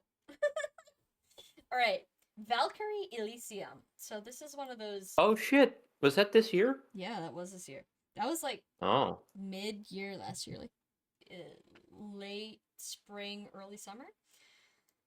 Valkyrie Elysium is a game that has mixed reviews. Because it's not like the games in the previous series, Valkyrie Profile. I very much want to play the Valkyrie games that are not on Steam, aside from this one, to my knowledge. That might have changed since I last looked. But I very much want to play them because they have apparently like this very dark, like, you know, Berserk-esque dark fantasy world inspired by Norse mythology. This game is kind of lambasted for being A, 3D, B, very anime, like in a like modern Final Fantasy anime way where everyone's very pretty, and C, completely different in combat and tone. But I like it because to me, honestly, this is a better Drakengard 3 than Drakengard 3 was. holy shit. No, yeah, this game, I was playing, I'm like, this is like what Drakengard 3 should have been. Like, this is actually like, if I was to follow the thread from 1 to 3, this is what 3 should have ended up as. Like, not the most engaging game. It's got the same kind of combat as 3, where it's like hack and slash, like auto targeting, and then you just rip a bunch of guys up with your weapon. But it's got the nice graphics, it's got the female lead, it's got a dark world, or implications of a dark world. They kind of lightened it, I think, for the purposes of this game, as far as I've heard. And it doesn't have all, like, the crazy, like, sex stuff that 3 has. Like, real Drakengard 3. Oh wow, good. Yeah, like, it doesn't have that. Your character's, like, a Valkyrie, so she's very, like, I'm gonna say poised, kind of a prude. Like, that's her whole thing. Like, she doesn't show emotions. She learns emotions through the game, like every game with a character that has no emotions. She seems to be wearing pants. She's wearing pants. She's wearing armor. The character design is actually pretty good. I liked it. But as for the game itself, it's about this Valkyrie character who, the end of the world is coming, and she's been sent to investigate, the coming of, I believe it's Sleipnir? Which one's the dog? Gleipnir? Something. I think Sleipnir's the horse. Sleipnir's the horse, then I think Gleipnir's the dog. She's investigating, like, the rising of this, like, demon and her dark Valkyries. And over the course of the game, you find out, oh, maybe things aren't as you thought they were, where you live, blah, blah, blah, who's working with who, etc., etc. You know how it is. Standard fantasy game stuff when you've got a whole bunch of anime characters running around beating each other up. But I thought it was pretty good. I'm not gonna say it's, like, the best game ever. Probably when I play the past games, I'm gonna look at this one and be like, yeah, you don't belong here. Sorry, sweetie, you have to go sit at a different table. But, like, having not played the previous games, I don't know, I had fun. I thought it was good, and it was actually, like, a little bit of a challenge in some spots, the combat. Like, you had to actually, like, methodically think through some stuff. So, I'm gonna put this one in, I feel like, absolute high B. Like, the highest B I can give. Like, it's almost an A, but it does fall flat in a couple areas. Like, it is just, like, it's very, like, flat anime. Like, I don't know. Just, like, the characters aren't very, like, emotive or evocative. I might go back and play it. If you put it in a lineup with this thumbnail and said which one of these is a Final Fantasy 14 expansion, which one isn't, I don't think I could tell you. No, yeah, exactly. It is a Square Enix game, so they all have the same font, but, Fuck. yeah. No, it suffers from Square Enix font and Square Enix face. And logo, color, and style. logo, style, color, etc. So it's very Final Fantasy, not necessarily in an affectionate way, but I had fun. I thought it was fun. There's a bunch of characters that are interesting. There's, like, a lady with a big sword. There's like a weird little inventor guy. Sold. Yeah. There's a big man. Shout out. Slime 3K. I did not like Slime 3K. I'm so sorry. I bought it because the slime was cute. I thought the What the fuck combat was? was too complicated for its own good. It's kind of like a Vampire Survivors, but you have to use the cursor to aim, which, I was gonna say yeah. with that, like everything else about it does not scream complicated. So how is it No, yeah. I'm granted. I was trying to play it on my laptop, which maybe wasn't the with play, the but it's like the kind of game where I wouldn't want with to the play it on my touchpad? desktop. Like, my laptop is for smaller games that require less, I'm going to say, engagement per sitting. And my big computer, my desktop, is for, I'm going to say, more complicated games. This is a not complicated game with a weird control, in my opinion. I don't like vampire survival style games where you have to use your cursor. I fully believe you should be able to play this thing with a burrito in one hand and the other on the keyboard. Um, I also didn't think that the power-ups and stuff really were all that. I didn't find that they were like decisive battle winners or anything. They felt a little bit too incremental to me. But the character's cute. He's got a little face. All right, let's talk about a good game. Who's Lila is a game that cracked my brain open like an egg. I'm just gonna quickly put this where it belongs. I'm gonna put her right below Baroque. She's quite good. So Who's Lila is about a boy who can't automatically control his facial expressions. So you have to hand move the bits of his face to make expressions, and that's how the game it's like a point and click talking to characters that you have to make the correct expression, otherwise they're not going to give you the information you want. So in order to smile, you have to manually make him smile by dragging the corners of his mouth around. Um, and all the other emotions. Like, there's a whole mess of emotions. Some of them are harder to make than others, and they all turn out horrific because you're hand moving this guy's face. But the story goes that not he his girlfriend has recently gone missing. Oh no. Yeah, his girlfriend is missing, and there's some kind of cult situation brewing in town. All of his friends are suspicious.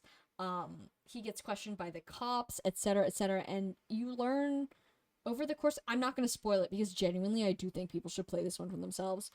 Over the course of the game, you learn A, he is not who he says he is. He is not who he says he is. And B, there's a lot more than meets the eye to the story. It's one of those games that rewards playing a bunch of different routes and making a bunch of different decisions because there is a overarching narrative that exists outside of all the routes, as in you have to complete routes to complete the actual narrative.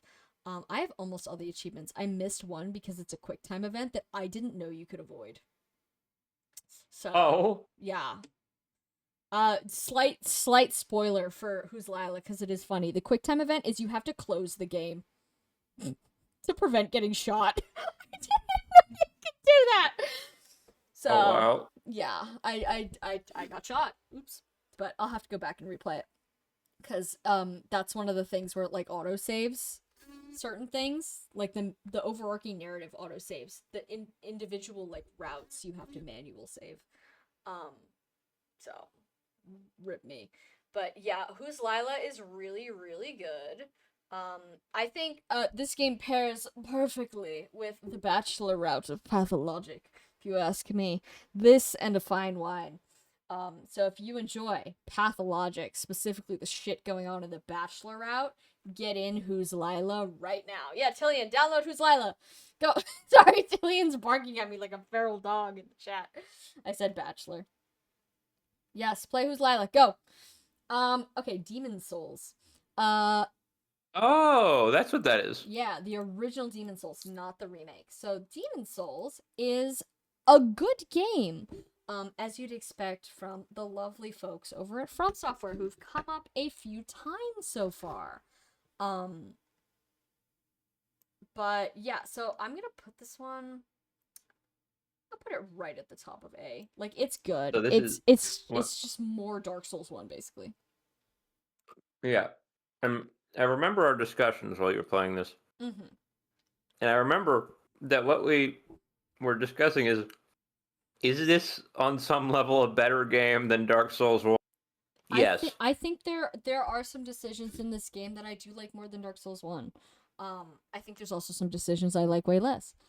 There's not as much dress up, first and foremost. Um, but I like a lot of the aspects of it. I think a lot of the level design is really good. I like the world tendency system. So, world tendency in Demon Souls, based on my understanding, is um you can make certain choices in the game about, things that may be good versus things that may be bad. And the game will change its world depending on your good versus bad. So if you have a bad world tendency, I believe the game gets significantly harder, but you get significantly more souls out of stuff. And if you have a good world tendency, other shit will happen to you. That is maybe beneficial, but you won't get as much experience. Sorry, Tillian, what is what got your shit squonked basically mean? But yeah, Demon Souls, it's got a couple really cool areas. It's got my favorite area, I think, in most of the Souls games. Because I will call this a Souls game. It's got Souls in the title. Which is the Tower of Latria, which is a giant pit in the ground. I know. I love a giant pit. Where there's just like a chained up gigantic meat monster that is just completely unexplained. Last time I checked, I think it is a reference to Berserk, because fuck if these people don't love Berserk. Um, it's like the womb of demons or something like that, but like it's just a really cool set piece and a really cool area with some really fucked up enemies. Um, but yeah, if you like any of the Souls-like games, Demon Souls, it looks archaic, but like it's it's only like a few years off Dark Souls 1. Like it's And very Dark comparable. Souls 1 was their rush job. Yeah, Dark Souls 1 genuinely looks like shit next to the original Demon Souls. Like genuinely looks like shit from a butt. And I love Dark Souls 1. Demon Souls looks better. Like I don't know what happened in the years between. Maybe we lost a couple polygons, maybe the engine needed to be changed, but Demon Souls just aesthetically, it's a much better game. And from then on, they made maximal reuse of assets. No, yeah. Well, hey, remember what I told you about Dark Souls 2 the other day? Or not Dark Souls No, 2, yeah. Kingsfield 2? Yeah, no, a lot of like Irithyll Dungeon from Dark Souls 3, which is one of my least favorite areas, is pretty much lifted one for one from Demon Souls, from an area in the Tower of Latria. Um they are the masters of reusing their shit, to be quite honest, and I don't even mind. Like they change enough and they adjust enough and they do new lore where it feels like a fresh experience, but you can absolutely still tell that they're the same, right? Sorry, Yeah. I'm sipping, and at this is the point in the night where I start losing my voice. Um, that's okay, cause look, we're almost done. Saturine Pale didn't finish Derogatory. I thought this was maybe like a part of an ARG or something, cause it's like a weird game. Um, that is confusing to look at and play and has no instructions, and yeah, I don't know what's going on with this game. I'm either not smart enough or not crazy enough to comprehend it. So I'm just gonna put that in didn't finish Derogatory. Um Heart. Let me pull my notes. Mm, excuse me. I'm so sniffly as well. For no good reason. Oh, because it's spring. Spore. Didn't finish Affectionate. I don't have the patience to play Spore. I did, however, make my Sea Slug plush Straw Baby in it, and then she walked around, and it was really cute. I played a Spore game on my DS when I was a kid. I prefer that. I should probably play it again. But yeah, we all know what Spore is. I like making the creatures, but I don't actually enjoy like playing the game. Children of Clay is a short horror game where you are picking apart this artifact and trying to figure out what's going on. I like the mechanic where you have to research what you're doing in like a book in order to like understand more. So you have to like type in words, and if it's one of the words in the book, it'll give you more information, which you can then use to continue your research. It's got like a good jump scare in there. It's pretty creepy. The ending creeped me out for sure. I'm gonna put it in high A, I think. Slightly better than Pale Abyss, maybe. But yeah, it's good. I don't know if it's free. It might be. If not, it was very cheap. Dark Sector. Didn't finish Derogatory. Unfortunately, this game would not run on my fucking computer. It, like, ran full screen, but, like, the outer edges of the screen were just, like, blurry, like, out of focus, and I know that's not what it's supposed to look like, because it was, like, a weird jank shape. So I just, like, literally could not see half of the game. People are excited for me to play this in the chat because I know it's related to like Warframe or something. Same developer, but I did not have the patience to get it running, unfortunately. Also, it kind of looked like shit. But maybe someday I'll return to it when I have a computer that can process what the hell is going on there. Witch Race, the hit sequel to Ancient Witch Arena. I'll be honest, I did not finish it. It got really, really hard. It's a different type of game. It's an auto battler, instead of like the Vampire Survivors. It seems like there was like a plot about you're like the Dragon King, resurrected Dragon King. You have to like reconquer your lands or something like that. But the translation in these games is always like pretty bad. I like it for the aesthetics. I'll probably come back to it. I just did not have the patience for the difficulty at the time, but I do like the series. I hope they make more witch stuff. I want to play Ancient Witch Arena again. Shout out to Ancient Witch Arena. I had to take another sip. Alright, Glass Masquerade 3.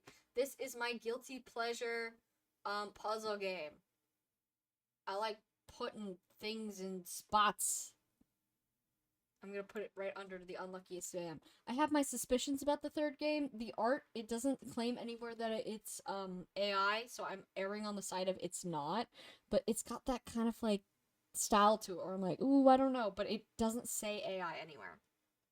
So I'm gonna take it in good faith that they're making it correctly, and I'm gonna keep my eye on any future releases. But I do like the Glass Masquerade games. You're like putting together these like stained glass puzzles. I got some of the DLC for the other two games that I should probably check out. Homecoming was a virtual art exhibit by an artist. I don't remember their name. Their art wasn't really my thing, but I like the idea of doing this. So I'm gonna put this right above my head on your body. I think they might be an NFT artist, so that's sad for them. What is this one? Hold on. I cut the name off of it. Something face. Hold on. Control F. Face. No, not Trench Face. We already did Trench Face. It's called Face Love. Okay. So, this game is about, you can take people's faces off and then give them new faces. So it's basically like you're picking out faces for people based on what they want to like go do.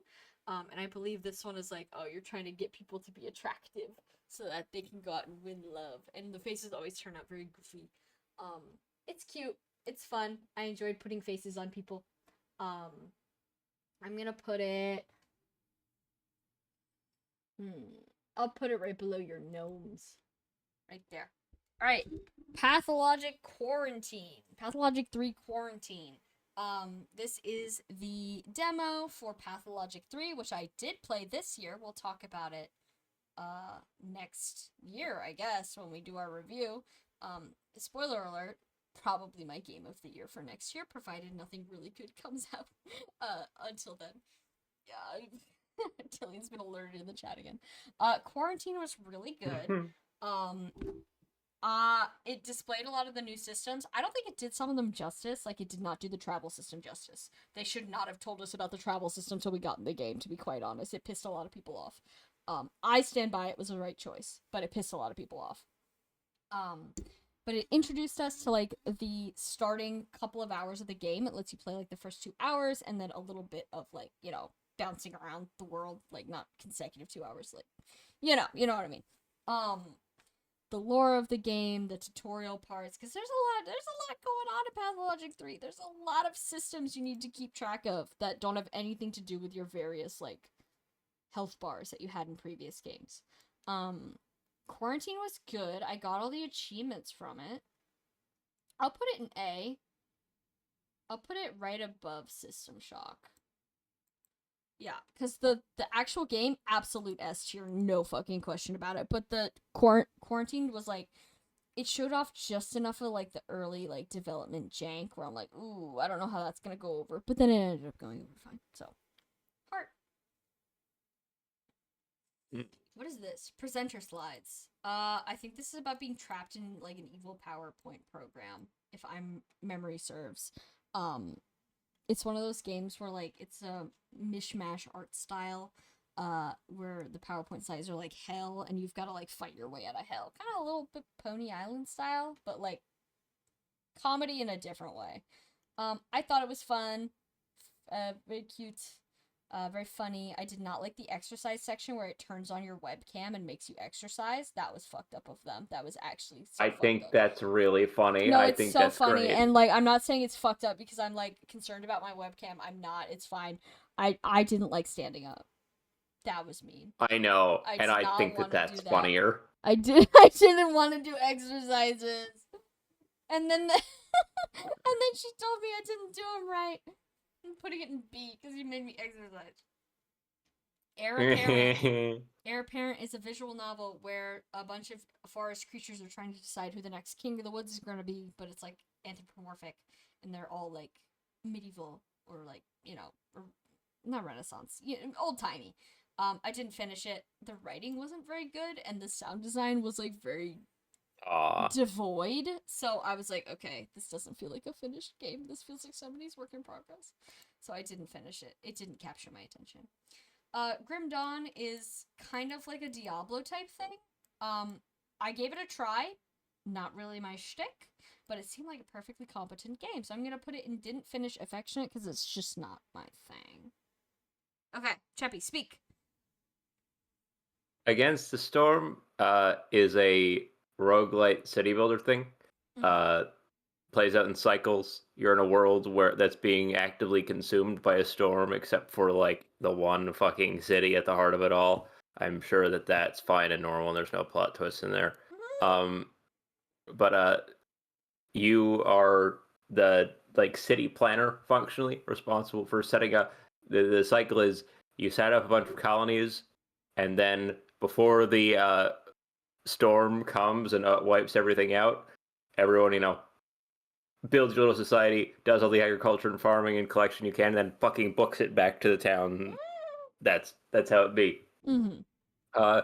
It's a fairly complex like survival city builder thing going on, and it's aesthetically pretty damn cool. Like I think the playable races are in order humans who are dressed like turtles for some reason, Okay. beavers. What's the next one? There's bats. There's frogs. It's just very complicated. I missed one of the races, and it's gonna bother me forever. Lizards. Lizards. It's the lizards. Gotta have your lizard man. Yeah. But yeah, I still feel like I missed one. Oh well. But no, yeah. It reminds me a bit of Banished, which was I think on a previous year, not last year's. But the thing about Banished is that Banished is a little rough around the edges still. It's very open and sandboxy sort of still. There's a survival element, but it's kind of just a city builder, and then eventually you might fuck up and die. This one is a very tight like survival experience. This one I was playing it and ratcheting up the difficulty and being like, oh god, I'm like, this game makes you think real fucking hard about your decisions. appreciate that for the type of game it's trying to be. Mm-hmm. It's very clear what's going on and what you have to do to actually get through it. Mm-hmm. Just a bit. It's very good. It's like it takes the same idea that a bunch of other city builders had, and it says, no, we're gonna make it like a real challenge now, but like a coherent one, not just like a, don't run out. There's something about don't run out of resources that's like a bit too abstract sometimes. Mm-hmm. Like numbers quietly ticking up. This one's like, no, there's like a weird evil tree, and you have to deal with that before a certain time, or else Yeah. it's gonna fucking kill people. Evil tree. No, I'm like not even kidding. I'm That's always dealing with basic. the evil tree in my society. It's like, yeah, no, this building's haunted. You have to deal with that, or it puts your objectives like right in your fucking face and says, "Here's what you have to respond to." It's like, I Mm-hmm. appreciate it. It feels right for like a game about city building against disaster. It feels very like tonally on point. Mm-hmm. Mm-hmm. It's got to be an A game for me. Gonna wear an A, but it's an A. That's for sure. Let's see. Top, middle, or bottom? Um, it's like somewhere in the vague space between Repo and Peak. Like it's somewhere in among all of them. There It you go. might be. Yeah. Actually, you know what? Put Repo below against it. Move Repo down to be below against the Storm. And Abiotic actually. Peak and Repo are like are brothers. Okay. They live together. Gotcha. Yeah. Yeah. I get you. I get you. I get you. All right. Let's see. Who's next? We're almost there. We're almost there. Okay. Katamari Damacy reroll. So, Oh. I am not a fan of games with wonky controls, I'll be quite honest. It's not my cup of tea. I didn't finish it. I played a couple levels. I gave it a try. It wasn't for me. So I'm going to put it in didn't finish. However, it does have a really good soundtrack. Da-da-da-da-da. And it is fun to think about rolling things into a ball. It wasn't for me. Menace Day is a boomer shooter arena game where you enter an arena and then you just survive. You've got like this weapon. It's like a sacrificial pit, so it's all like bloody and gross, and there's all creatures and stuff. And their autoplay trailer on Steam has the loudest opening notes of any I have ever encountered. Did he not hear me say boomer shooter? You're getting boomed. Ow! Guess what's next, bitch? Why are there Orthodox crosses in this one too? Well, you never know. But What's going on, I guys? had a couple fun minutes with this guy. I'm gonna put it in low B because I like played it for like a few minutes and then was like, oh well, that was fun. Goodbye. I'm not really one for the leaderboards, if you couldn't tell. I'm a plot girly. I need me to have plot. White Lavender.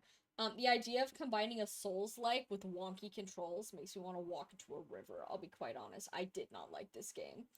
I want to play that one, but I think yeah. you would love it. I was miserable. My little guy, if we're doing Souls-like, you gotta be schmoving. You gotta be going. John Dark Souls needs to go when I tell him to go. This little guy's like meandering away. Like, no, please. I'm trying to do Dark Souls. But it's like a silly little game, so maybe other people would get more luck. Dread Delusion. Fucking banger. Fucking banger. Honestly, hold on. I liked it more than that. I liked it more than that. I liked it more than that. Oh yeah. Oh. Okay. I liked playing it more than I liked playing Baroque.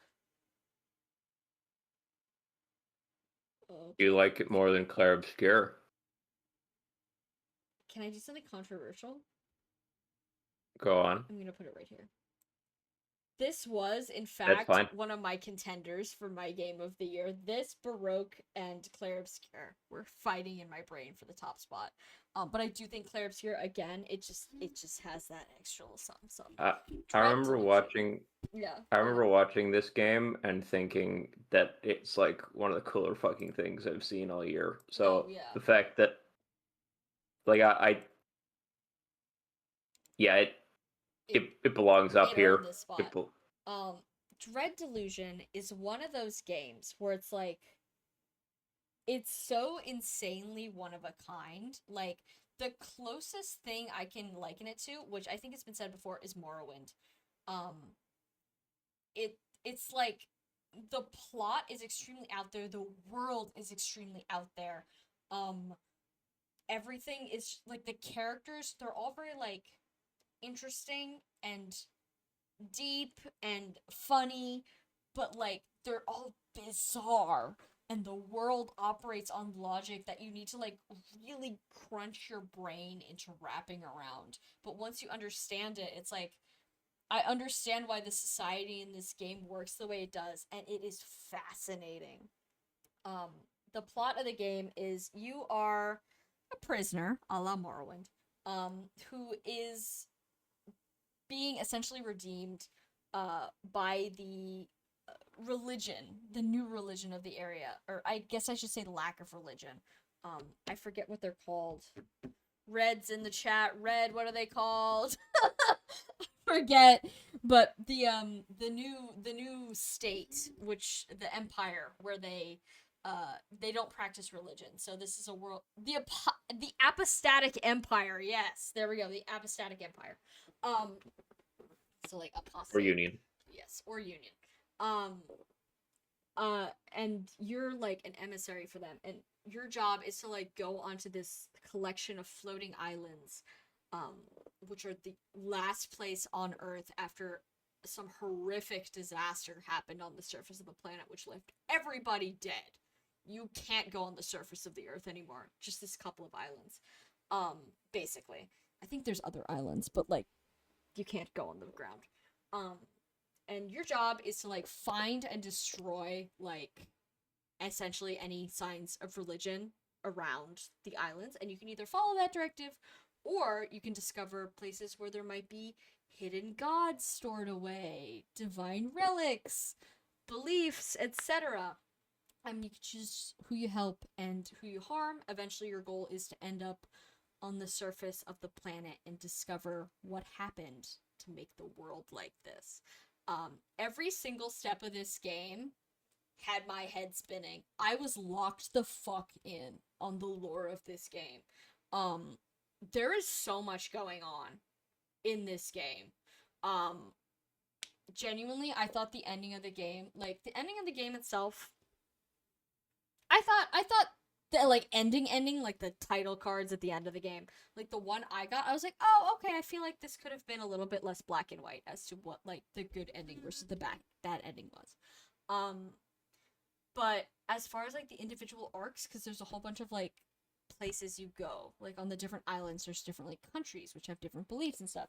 My favorite was the like machine island where like people worship um the machine god, which is essentially just like a giant random number generator. Um, I thought that was like really cool. And there's like the undead kingdom where all the undead people have to farm their own meat mass in order to keep them from going crazy and eating their neighbors. Um, it's like it's really good. Please, please, please play Dread Delusion. It's so yeah. The combat's kind of uh nothing special. It's very Morrowind combat. It's like slow. It's plodding. There's not a lot of options. You just kind of like hit with sword or hit with magic, and there's a couple different types of spells, I believe. You can improve stats. But yeah, it's aesthetically also like crazy good. Oh, The and not only is this one also on sale right now, like 50%, oh, how much is it, uh, Chippy? like $10. Yes, go get this game. It's worth 50. Yeah, but on top of that, it's also part of some sort of sale called Computer Worlds, which just gonna read this. A Go ahead, go get celebration it. of the new wave of beautiful, strange, fun, idiosyncratic games made by small teams with big visions. And the vibe of every game in here looks like. I will be exploring that in depth as soon as we are done with the stream. Yes. But yeah, Dread Delusion. If Clair Obscur hadn't come out last year, and if I hadn't played it, this easily would have cleared everything on this list by like double. Like, this is easily twice as good as the game after it. I'm so sorry, Night Rain. But Dread Delusion is that good. Clair Obscur is just tiny bit better, but it's like my favorite game, comma, second place, but not by far. Liza P. Let's talk about Liza P. We already talked about Steel Rising, which is essentially Liza P, but slightly worse. Liza P is a Pinocchio game. I am gonna pop this bad boy right up here in front of. I'll put it right behind Demon Souls. I like the lore of Demon Souls better. I'm a fantasy person at heart. This is like a sci-fi version of Liza P, where instead of like a wooden puppet, you are a mechanical man, or a mechanical twink, I should say. But it's a Souls-like. I believe this is like one of the big Souls-likes. Like, this is one of the popular ones, and I can see why. It's got great combat, great world, beautiful graphics. Feels very tight to play. It's got that nice interconnecting map that people love from these kinds of games, and the story is pretty good. It's pretty emotional. It's got kind of that Nier thing where you can understand what the enemies are saying, but only in subsequent playthroughs, which is interesting.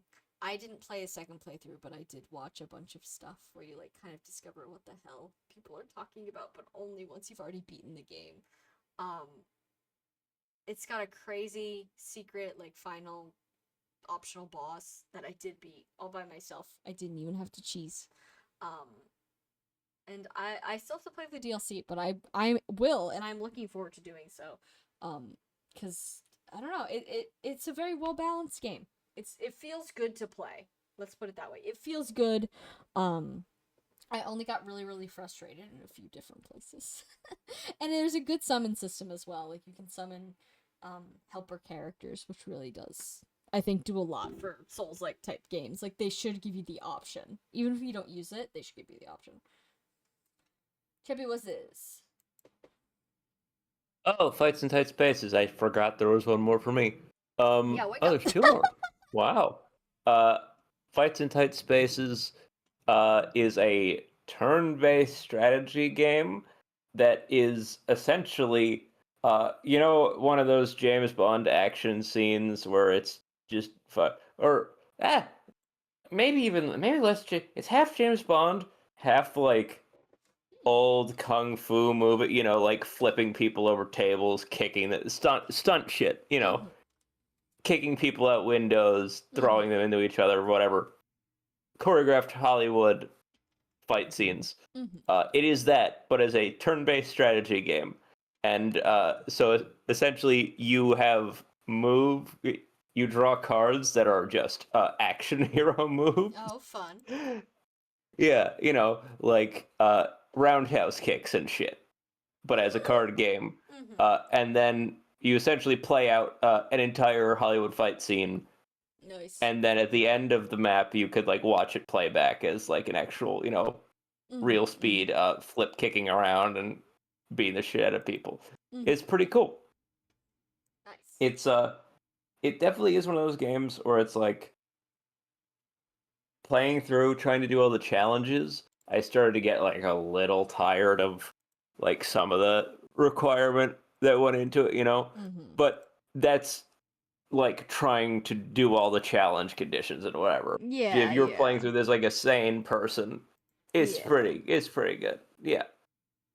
So I would put this one in.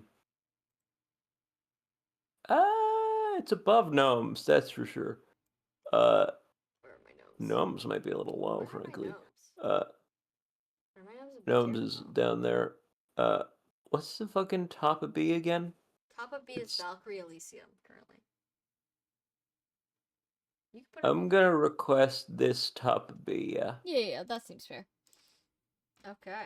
Because it is a damn good game. It's just, what's the next thing what's above it? An A from me is Astragalia. No, not you, from me. From What's the first thing I have it? There's a long list of shit. Peem. It's Peem. Yeah, Peak excites me in a way. Well, fittingly, Peak excites me in a way that, you know, this game doesn't exactly. Yeah. So I get you. yeah. I get you. All right, Monster Hunter World. We both played this one. I Yeah. did not finish the Iceborne DLC, but I'm not gonna count that as unfinished because I did finish like the base game. I did not finish the base game. All right, well we're going Oops. on my metric because fuck you. Yes. It's fun. I had a big gun and I shot people a lot. I did play this game while I was very sad, but I'm not gonna let that affect my whimsy. I'm gonna put it close to the top of A tier. It's not as good as Pathologic, but I had a lot of fun, and I do want to go back and play Iceborne now that I'm not sad anymore. I was at a job I hated. It has nothing to do with the game. But yeah, it's good. You shoot monsters or stab them. Yeah, and I made my OC in it, and it was awesome. It lets you. It's just a really good character creator, and then you can make a little kitty cat as well, and then you go on adventures as cat and guy. Heart. Yeah. Sakaban Baspis Chronicle. Oh, I wanted this game to be good, so bad. Sadly, it is not. It controls badly, and it doesn't look good. Well, I mean, that's kind of accurate for Sakaban Baspis. I know, but I wanted it to be good because it looked so cute and it looked fun. But, like, the first task you have is, like, get this little baby Sakaban Baspis away from a shark, and the shark just, like, eats you. Like, it's hard. It wasn't fun. But yeah, shout out to Sakaban Baspis. I still have my plush somewhere. I have a plush Sakaban Baspis. I think he's at home. But yeah. Cute animal. Oh, I have a figurine. He's on my shelf. I just saw him. He's staring at me. Alright, last but not least. Felvidek. This game smells like itch.io. I can't describe it any other way. It's got the delicious stench of a well-made indie project. And yes, that is a sexual way of saying it. It's very well made. I do believe we've got another RPG maker on our hands. If not, we're doing a similar style. Sorry, I didn't mean to be crude. My chatters. I've upset people. The game, it oozes a specific aesthetic. The animated 3D cutscenes are really good. The characters are just unbelievably likable. Even, like, the ones you aren't supposed, or I guess not supposed to like, but, you know, the ones that are kind of, like, stupid or dickheads. Like, this guy is, like, a divorced drunk, the main character, and then you've got, like, a friend who's, like, a priest who's, like, sticks his nose up at everything. Like, they're all, like, very entertaining. It's all spoken in, like, old-timey language, so a lot of it's, like, you know, it's old speak, but the humor still very much does come through, as well as the drama. It's a game about supernatural things are afoot. You play as this, like I said, drunk, divorced knight, who tries to reclaim maybe his honor by going on a quest to save, the local area, from a supernatural force, this kind of, like, godlike figure. And then, yeah, you make friends along the way. It's just a good game. This has gotta hang out at the top of A tier, I think, with, like, Liza P. I don't think it's I think it's better than this one, but it's like peak indie game to me. Like, this is the platonic ideal of an indie game. If you want something relatively short but devastatingly original, like, there's literally nothing else like it. You can tell that the person who made this has some specific ass interests. Which I think should be every game developer. Make a game about the thing you're weirdly obsessed with. If that happens to be, like, old-timey wherever the fuck, yeah, do that. Like, it's very historical, and I love it. Oh my god, Cheppy, we did it, and in record time, too. It's only 10:38. Yeah, no, it's shocking. Cheppy's clipping me. No, what do you mean? No, don't with me saying the delicious stench. Okay.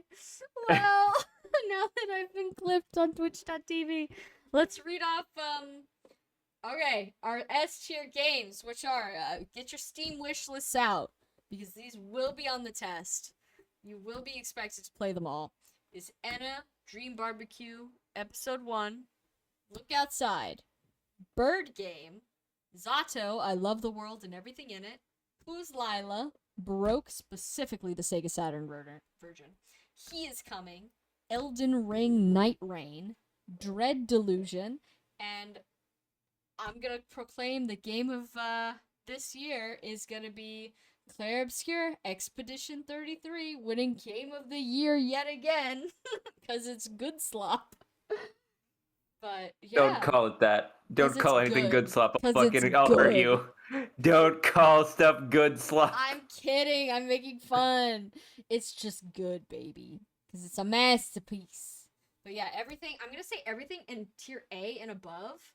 Definitely check out. Everything else, I mean, if it sounds interesting to you, get in there. But like, I'm not gonna recommend anything below tier A because I only want the best for my beloved friends and followers. But yeah, Cheppy, do you have any finishing words to say about our lovely tier list? I'm gonna save this. Oh, yeah, that's a good idea. Download image. Down. Uh, It went. I've downloaded 3 of them. maybe I should play some more shit games this year so that we can balance out Yeah, the time we have to talk. Cheppy, I only play things that are fun Cheppy, and good. You gotta pick up the pace a little. No, I'm kidding. Cheppy, you gotta play more games. Here's a bunch you could start with up in tiers A.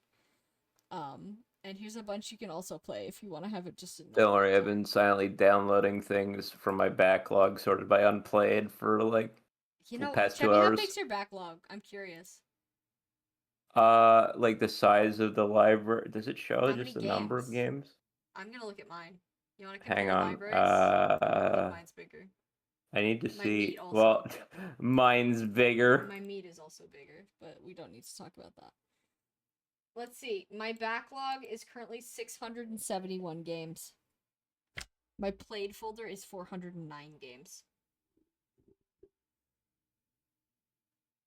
That's just my Steam backlog. I do have a little backlog for Switch 2 now because I have 1 game, which I will play.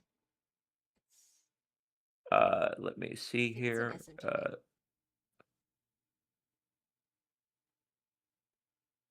Let's see. I'm trying to. Is there some way? Is there an easy way to view just the number, total number? Where would that be? If you put them all in a folder, you can see how much stuff is in the folder. That's how I do it. Yeah, that's what I'm trying to do, but I don't know. Here, can I stream my? Can I put my Steam on the screen? Let's see. Steam. Is it gonna work? No, it's not. That's funny. Okay, alas. But yeah, I have 671 games in my backlog. So, my current rate of completion for games is 113 per year. So at this rate, I'll be able to finish my entire backlog before I'm 40. Provided that I buy no new games. So everybody stop making games now. my unplayed, not including ones I haven't finished, just unplayed is like 541. Okay, so you're right behind me. So you gotta get cracking. Yeah. I mean, you never want to fully complete your backlog because that's like having an empty fridge, right? You never want to have an empty fridge. Because then you don't have anything new and delicious to try, right? If you've played all the games, and that's it. I suppose so. Yeah. Yeah. You're right. Yeah. Never want to have an empty fridge. But yeah. Okay. Well. Thank you guys so much for attending another lovely yearly stream. I'm so glad we only do these once a year because my voice hurts so bad. Actually, I'm gonna go eat a sugar cookie to help me deal with this problem. But I hope you all have a fantastic night, and we will see you for the 2026 games, which hopefully will have an even number per person. So Cheppy, lock in. Next year Have you around this considered time, locking out? brother. You could try. I got keys. Oh, yeah. No, I play games like people. I want that on my desk by Monday. That type shit. But yeah. Sure. All right. Well, have a fantastic evening, everyone. Good night. Good night.